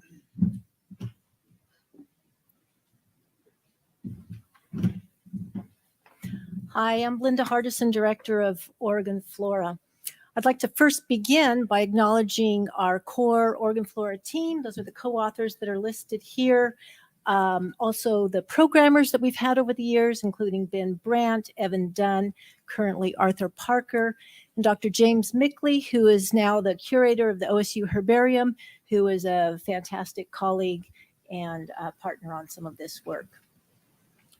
So the Oregon Flora website represents a slightly different take on Symbiota portals. While it's used to share and manage the collections of the OSU Herbarium, we mainly adopted it as a platform with this different overarching goal, and that is to be an outward-facing, dynamic presentation for a new flora for the state of Oregon. So I'd like to tell you our story of how we adopted and adapted the Symbiota platform to meet our needs. Work on the flora of Oregon began in 1994 as a personal initiative of the program's founder, the late Dr. Scott Sundberg, when he joined OSU to integrate in the University of Oregon collections with the OSU Herbarium. And so rather than just seeing this as a filing project, he began to develop a synonymized checklist for the state, which was initially managed in a Paradox database. And so Sundberg pretty quickly realized that there were ways to really extend the value of these specimens by using interactive mapping, presenting photographs, field photographs, and unvouchered observations. And by doing that, he could really bring to life and this information and engage wider audiences. So that is the path that our program took. So with the project beginning in 1994, it was 2001 when our first OregonFlora.org website was launched. And that was basically just HTML pages saying what we wanted to do. In 2005, we launched an interactive mapping tool, which was custom code based on a Java applet. And then we later added a photo gallery and a rare plant guide and sections, printed sections of the checklist. And all of this was just custom PHP code. So we are working concurrently on the printed volumes of the flora and published volume 1 of our 3-volume set in 2015. And at that point, it really became clear to us that we needed a much more sophisticated website to really communicate this information in a dynamic way. And so we turned to Symbiota. But we also wanted a lot of features that were not off-the-shelf Symbiota. So we've worked with and employed a number of different programmers, database and website designers, graphic designers to work with our in-house database managers. And after a great deal of work, we launched our Symbiota-based website in the fall of 2020.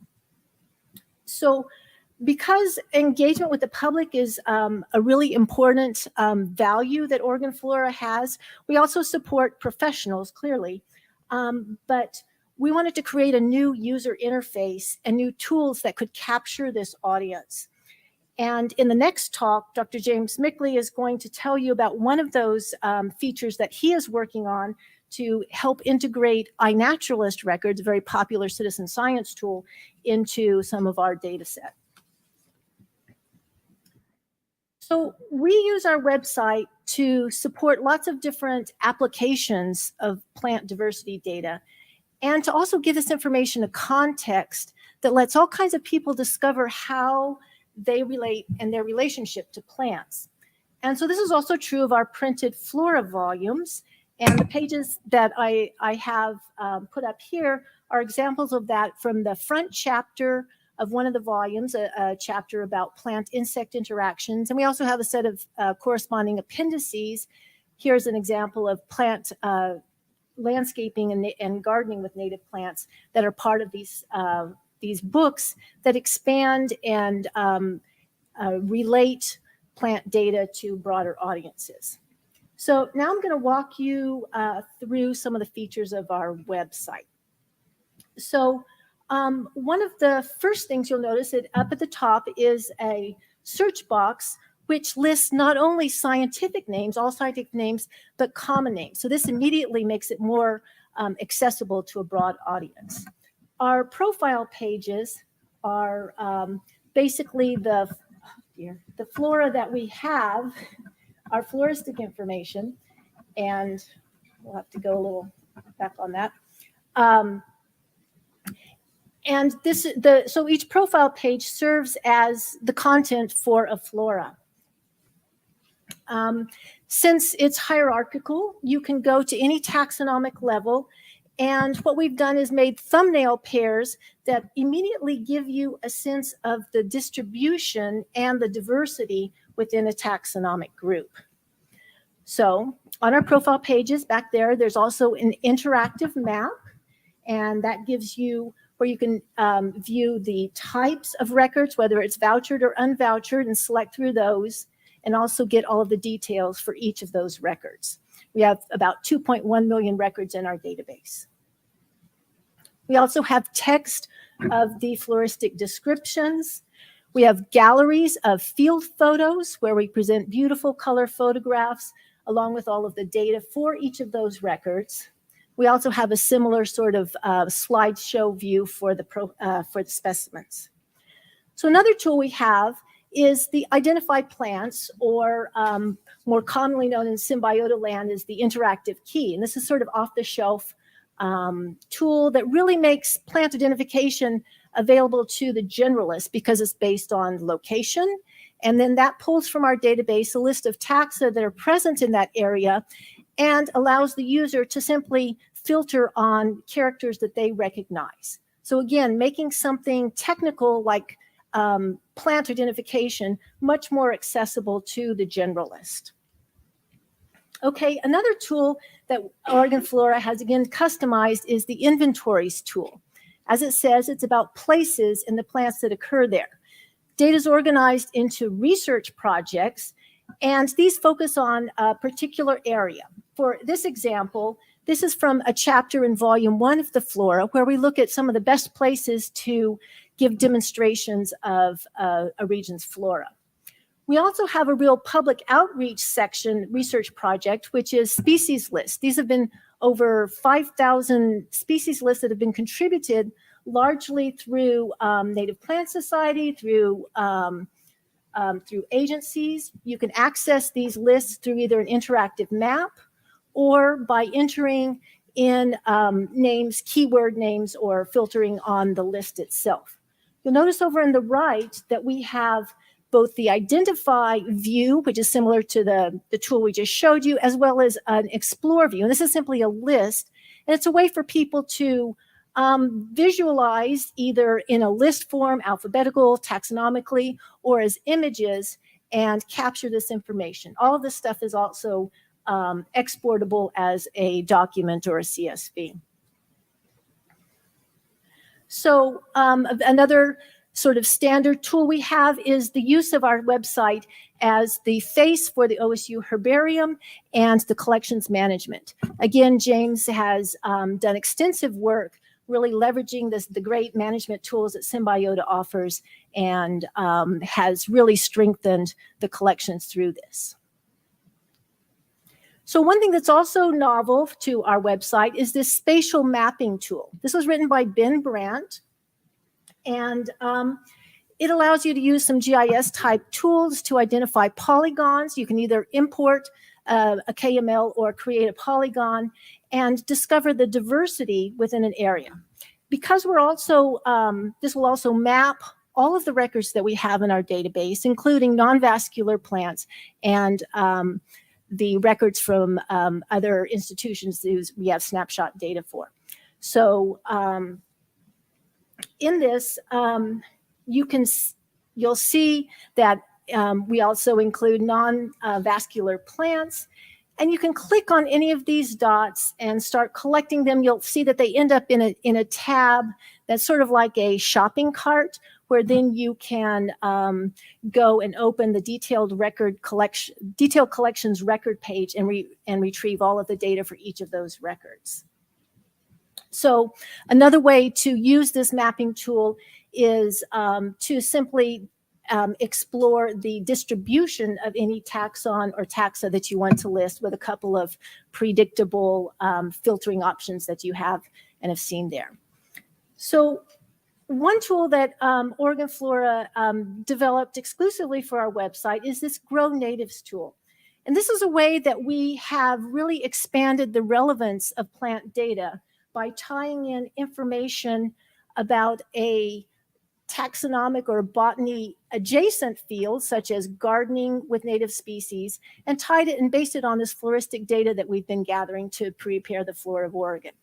So our tool has 300 taxa, native plant species, that are commercially available or being cultivated for commercial distribution.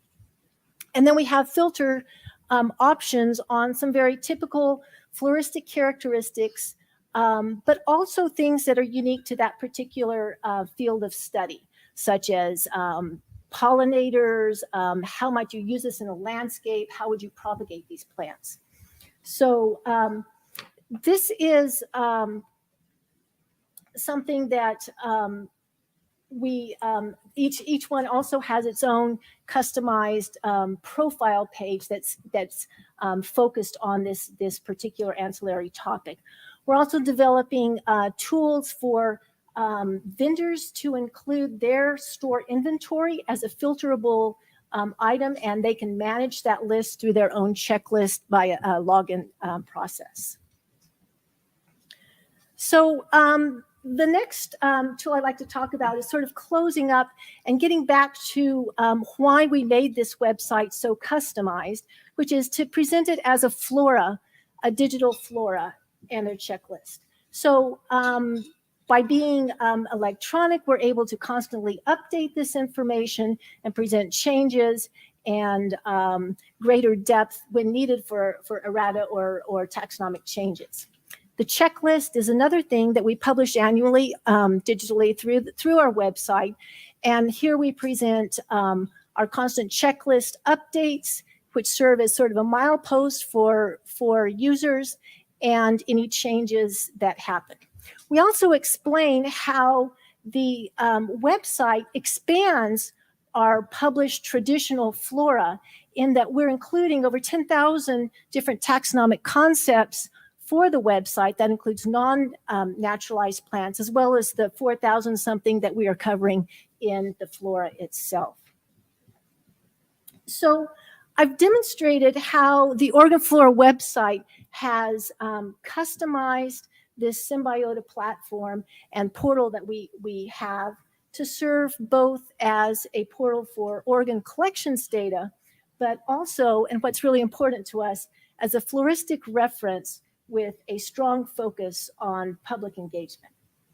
And with that, I say thank you.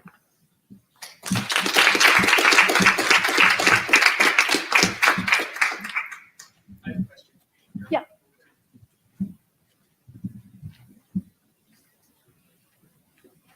That is a beautiful new website.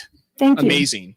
Thank you. So in Index Herbariorum, there are 22 herbaria listed in Oregon. Does the new Flora of Oregon only pull from your herbarium, or does it pull from all of them? No, we use records to determine what taxa are in the state of Oregon. We've looked at all of the data through all of the herbaria and other records So too, good. looking at Harvard, other institutions. We have what we refer to as a golden record, where we have to have documented specimen to demonstrate that a taxon does occur in our state to be included in the flora. Just a beautiful website. Thank you very much.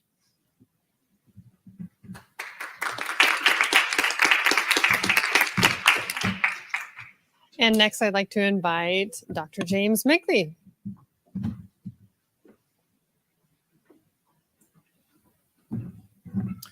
Well, thank you, Katie, and thank you to Symbiota for inviting me to give this talk.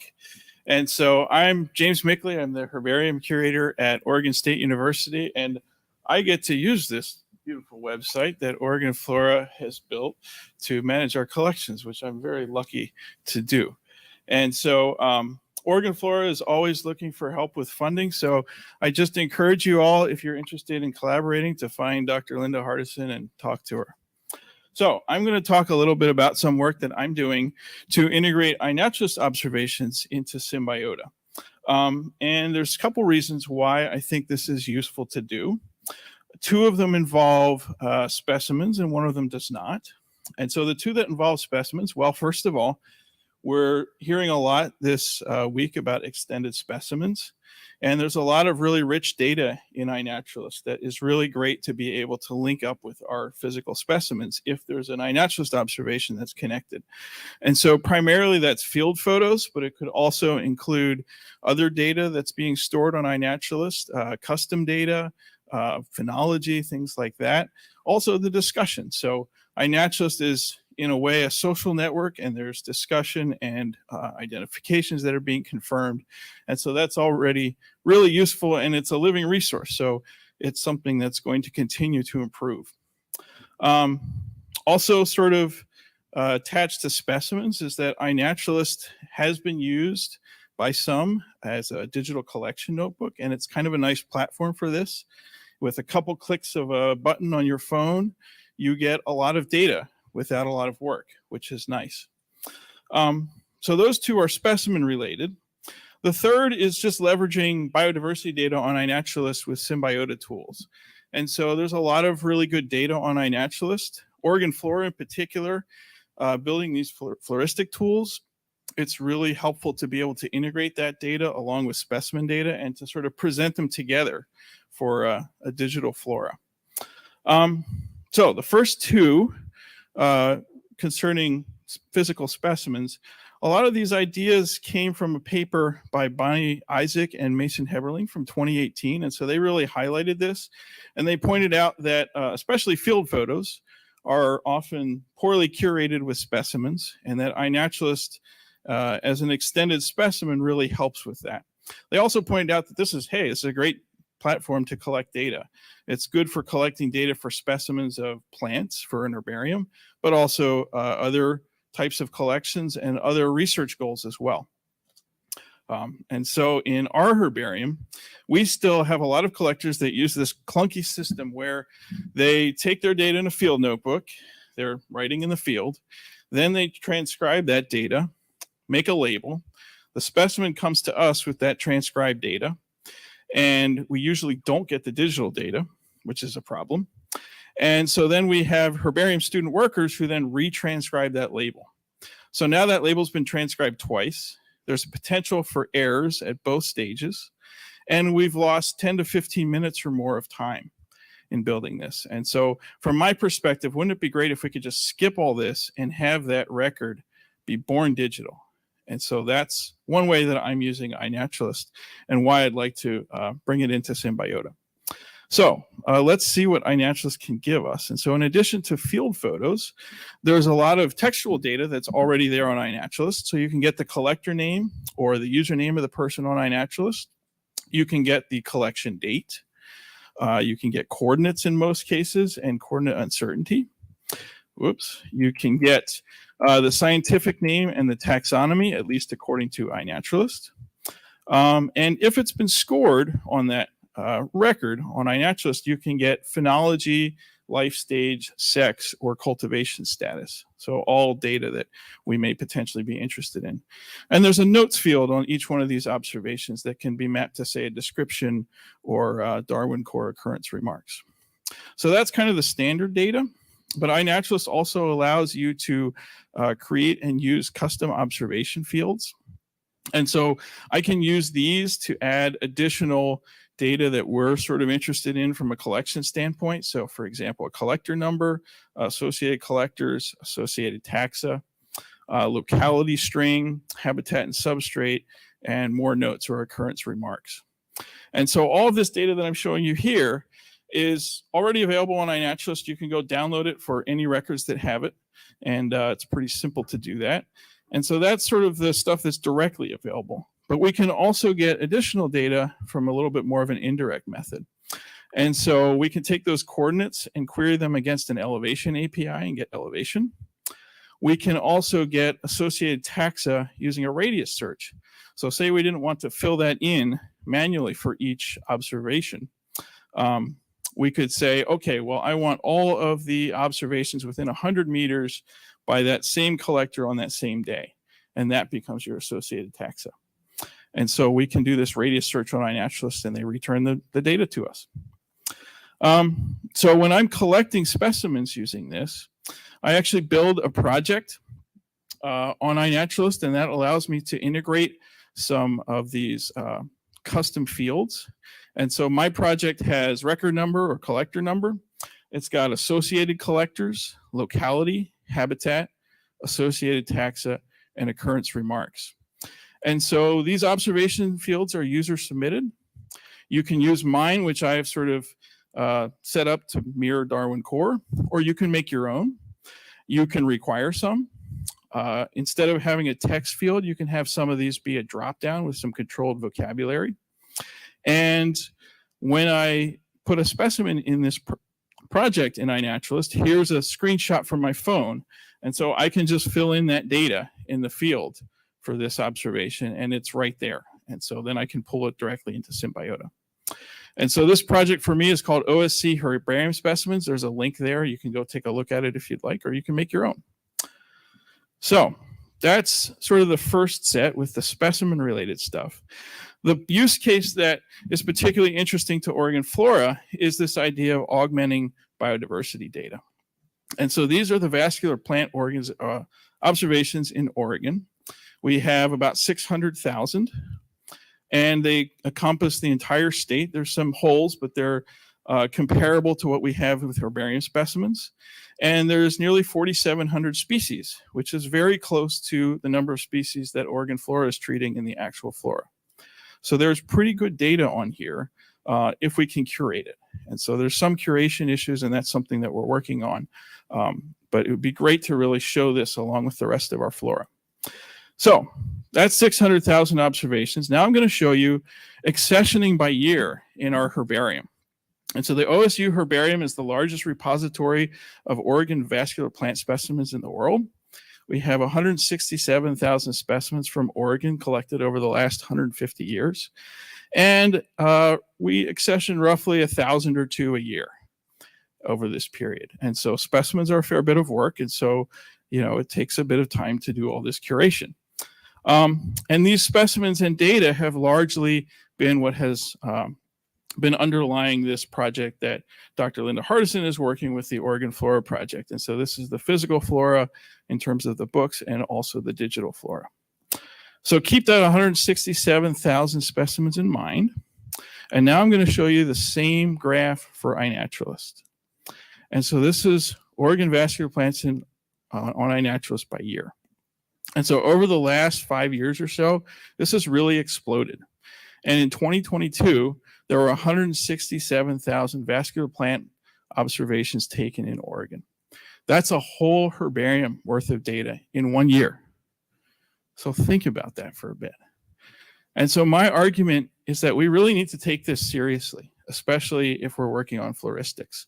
Yeah, maybe the data quality is not quite what the herbarium is, but it's pretty good. And there's a lot of really useful data here. And so we're working on trying to pull that into our portal. So I'm going to show you the tools that I'm developing. These aren't live yet, but they'll hopefully be coming to Symbiota portals near you in the future. And so I built a data upload module, kind of like what you would use for a CSV file, but this is talking to iNaturalist. There is an authentication part of this. iNaturalist wants to know who's using their data. And so we click a link, we log into iNaturalist. They give us a random string of numbers and letters, and we paste it in a box, and then it knows who we are. And so that's good. So I also have some options here. I can decide whether or not I want to include data from these custom observation fields. Maybe I decide I don't use those, I'm just going to skip that. I can decide whether or not I want to include elevation from those coordinates. I can decide whether or not I want to do that radius search to get associated taxa, or if I'd rather fill that out myself. I can auto map data to Symbiota fields so that the software is smart and it kind of knows where things need to go, or I can do that myself as well. And then finally, I can decide that I want to add a link back. So I can add a Symbiota record URL to the iNaturalist observation. And so then if you look at the iNaturalist observation, you have this link back to Symbiota, which would be really helpful if that's a physical specimen. So once we've done these options, then we have some filtering ability here, or some searching. And so here I'm going to search for my username. And so I'm going to filter my observations by that. Then I'm going to go get my project, my OSC herbarium specimens. And so then I'm just going to have observations from there. And so then I can filter by place. I'm going to decide, okay, I just want observations or specimens from Oregon. And then I'm going to filter by quality grade. And so I can filter to only include research grade, meaning that someone else has confirmed the identification of my observation. And there's a bunch of other ways to filter here. What I've built is kind of an abbreviated set. And so if you look at the top, there's this sort of box with a bunch of parameters. And so you can build a more complex search on iNaturalist and just add your parameters to that box. And so then I say find observations, and I get a list with pictures. I've got checkboxes for each one of those observations. And so I can decide I want to import all of them or just some. And so before I import them, I can also, I can decide I want to add common site data to these. And so let's say instead of putting all that into my phone in the field, I know I'm going to collect 30 specimens at one site. And so then I can come home and I can just enter that data once and have it apply to all of those specimens. And so when I'm done with that, I say import selected observations. And so then I get to Symbiota, and it's automatically mapped my fields, but I could change some things if I wanted. I can also decide whether or not I want to map images into Symbiota. And so those have all their fields mapped as well. And so once I've done those steps, then I get a table of data in Symbiota that came from iNaturalist. Okay. And so these are records that were imported. And if I go to one of those records, here's what the record display page looks like. And so here I have field photos that came from iNaturalist from this Erythranthia that I collected a specimen of.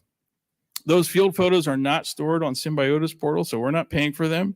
They're still stored on iNaturalist, and we're just linking to them. We can still get the large or medium versions from that. And so you can do a lot there. I also have a link here for a related occurrence on iNaturalist. And so there's a GUID that comes from iNaturalist there that if you click, you get to the iNaturalist page. And so we have that link there. One of the issues here is that we want to make sure that we keep these observations separate from specimens, especially if they're unvouchered. And so I've built some ways of filtering this into the mapping tool and the search tool, so that here I've got this Erythranthia observation, and it's showing as an iNaturalist observation. Here I imported it not as a specimen, but as an unvouchered observation. And so in that case, I can untick that box and not show the iNaturalist observations. I can just look at specimens if I want. So with that, I think that's all I've got to say. Thanks to all of the Symbiota folks, especially Ed Gilbert, who I've pestered, and he's given me a lot of useful feedback on this. And also to Mason Heberling and Bonnie Isaac for their ideas. And I might have time for one question.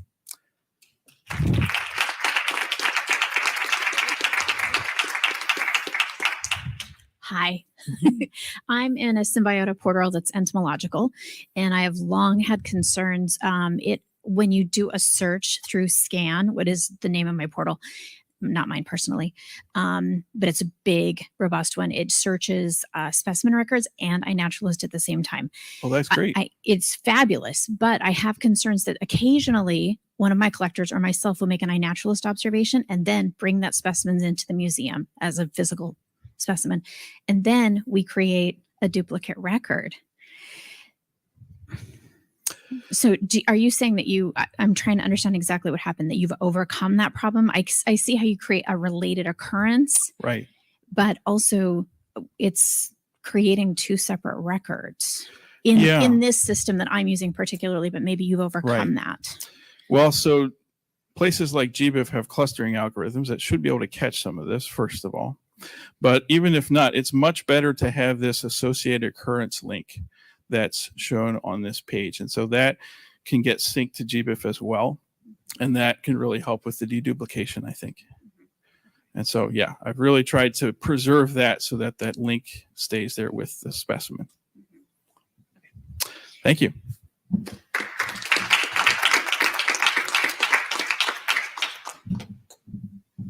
And our final talk this session will be from Phil Anders, and it's a pre-recording.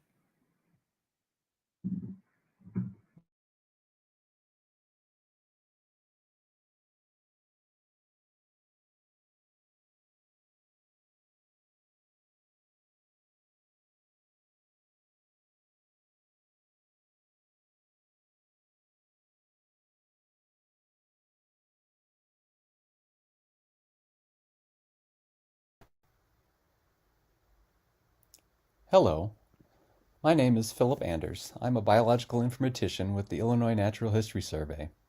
I'm here today to share with you our experience working with Symbiota portals over the past decade. Along with this experience, we have created a significant collection of tools used in supporting portal user requests, data integrity, and system maintenance tasks. However, most of these tools have been unavailable to portal users, and furthermore, continued development of more complex interactions with collections data would greatly benefit from a more unified approach to making these tools available. SymTK is the result of these efforts. Since 2015, we have provided system and educational support, data services, and custom programming for the Mycological Collections Data Portal, also known as MycoPortal. The MycoPortal contains over 9.7 million occurrence records from 143 institutions, 158 collections representing over 164,000 distinct taxa, over 4.2 million linked images, and over 17,000 occurrences with associated genetic data. The Illinois Natural History Survey's Biological Collections portal includes over 2 million occurrence records in 15 separate collections, representing over 39,000 distinct taxa, over 309,000 images, and collections from amphibian and reptile, annelid, fish, crustacean, fungi, insect, mammal, mollusk, ornithology, paleontology, and plants, all in one portal. As some of you, I am sure, are very familiar with setting up a Symbiota portal, you are well aware that there is a bit of work to accomplish before a portal is ready for access. Custom settings, database configuration, and creation. Then each portal generally prefers an identity. Once the portal is functional, there is plenty of ongoing work to manage code updates, data imports, image uploads, taxonomic updates, and removing duplicate records. Most of these processes require custom data queries. The MycoPortal has been through a couple of versions of Symbiota code and custom tweaks, which has required a major complete data migration on at least 2 occasions. A well-developed database backup and restore plan is very important. Many of these ongoing tasks have been managed in the form of SQL queries, shell programs, PHP extensions, and R scripts. Pick your favorite scripting tool. Generally, what works best for you gets the job done. Some issues with relying on custom external programs and workflows are that these solutions generally do not remain with the portal code. These custom programs are only available to a few people, mainly system administrators or developers. Reuse of these programs can be overlooked when a common area or system is not established. This can lead to consistent duplication of efforts, as time between similar tasks goes overlooked and previous solutions may be forgotten, leading to a culture of confusion when users are not aware of functional possibilities and developers do not have adequate documentation of previous developments to build on. The advantages of publishing and documenting these extensions as a web-based toolkit begins to improve not only the code and system-based tasks, but also the portal user experience and data quality.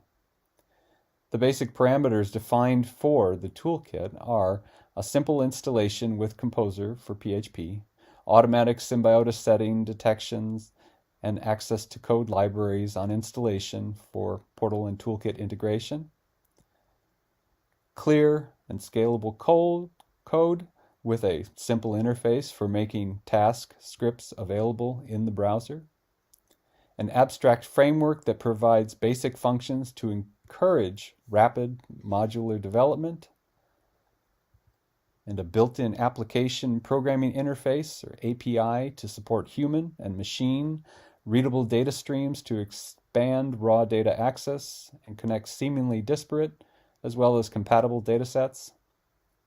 Finally, code documentation and unit tests.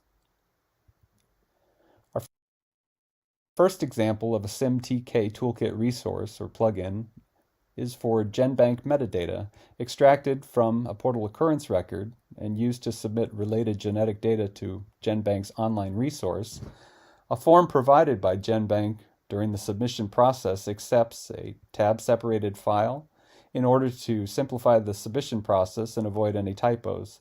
This eliminates some steps in sending data to GenBank that might otherwise involve cut and paste actions or even manual entry. The data extraction is an example of a custom SQL query that may be used to extract author, institution, mailing address, and specimen metadata from a Symbiota portal occurrence record, followed by the possible use of external tools for formatting, and finally, cut and paste actions to fill in the submission form. I had previously created a Symbiota plugin named GenBank Gen to send formatted metadata and sequence data directly to GenBank. This Symbiota extension was dependent on NCBI's table to ASN binary for formatting a record. So having to provide multiple binary options and modifying Symbiota code made this a bit tricky to install. However, GenBank stopped supporting table to ASN and the output generated by GenBank. So lesson learned, we move on. The preferred process is to use the GenBank submission portal and provide a tab-separated file with the record metadata. This is where the SymTK toolkit provides a simple solution that is easily integrated with Symbiota, located in a common location for portal user to access, and could be put into productivity quickly. The SymTK GenBank application resource was created in a few hours from start to finish. After clicking on the GenBank metadata menu item, a short form allows you to find a record based on the occurrence table OCCID or collection catalog number. If a catalog number is provided, the collection can be selected. A filter field before the collection select form element reduces the item in the select list. The result provides a link to the specific portal record and a table displaying the metadata to send to GenBank. At the bottom is a link to download the metadata as a tab-separated file, ready to submit. The complete process from Symbiota Portal to GenBank, SymTK search, GenBank result, GenBank submission form, tab separated file upload, formatted GenBank record.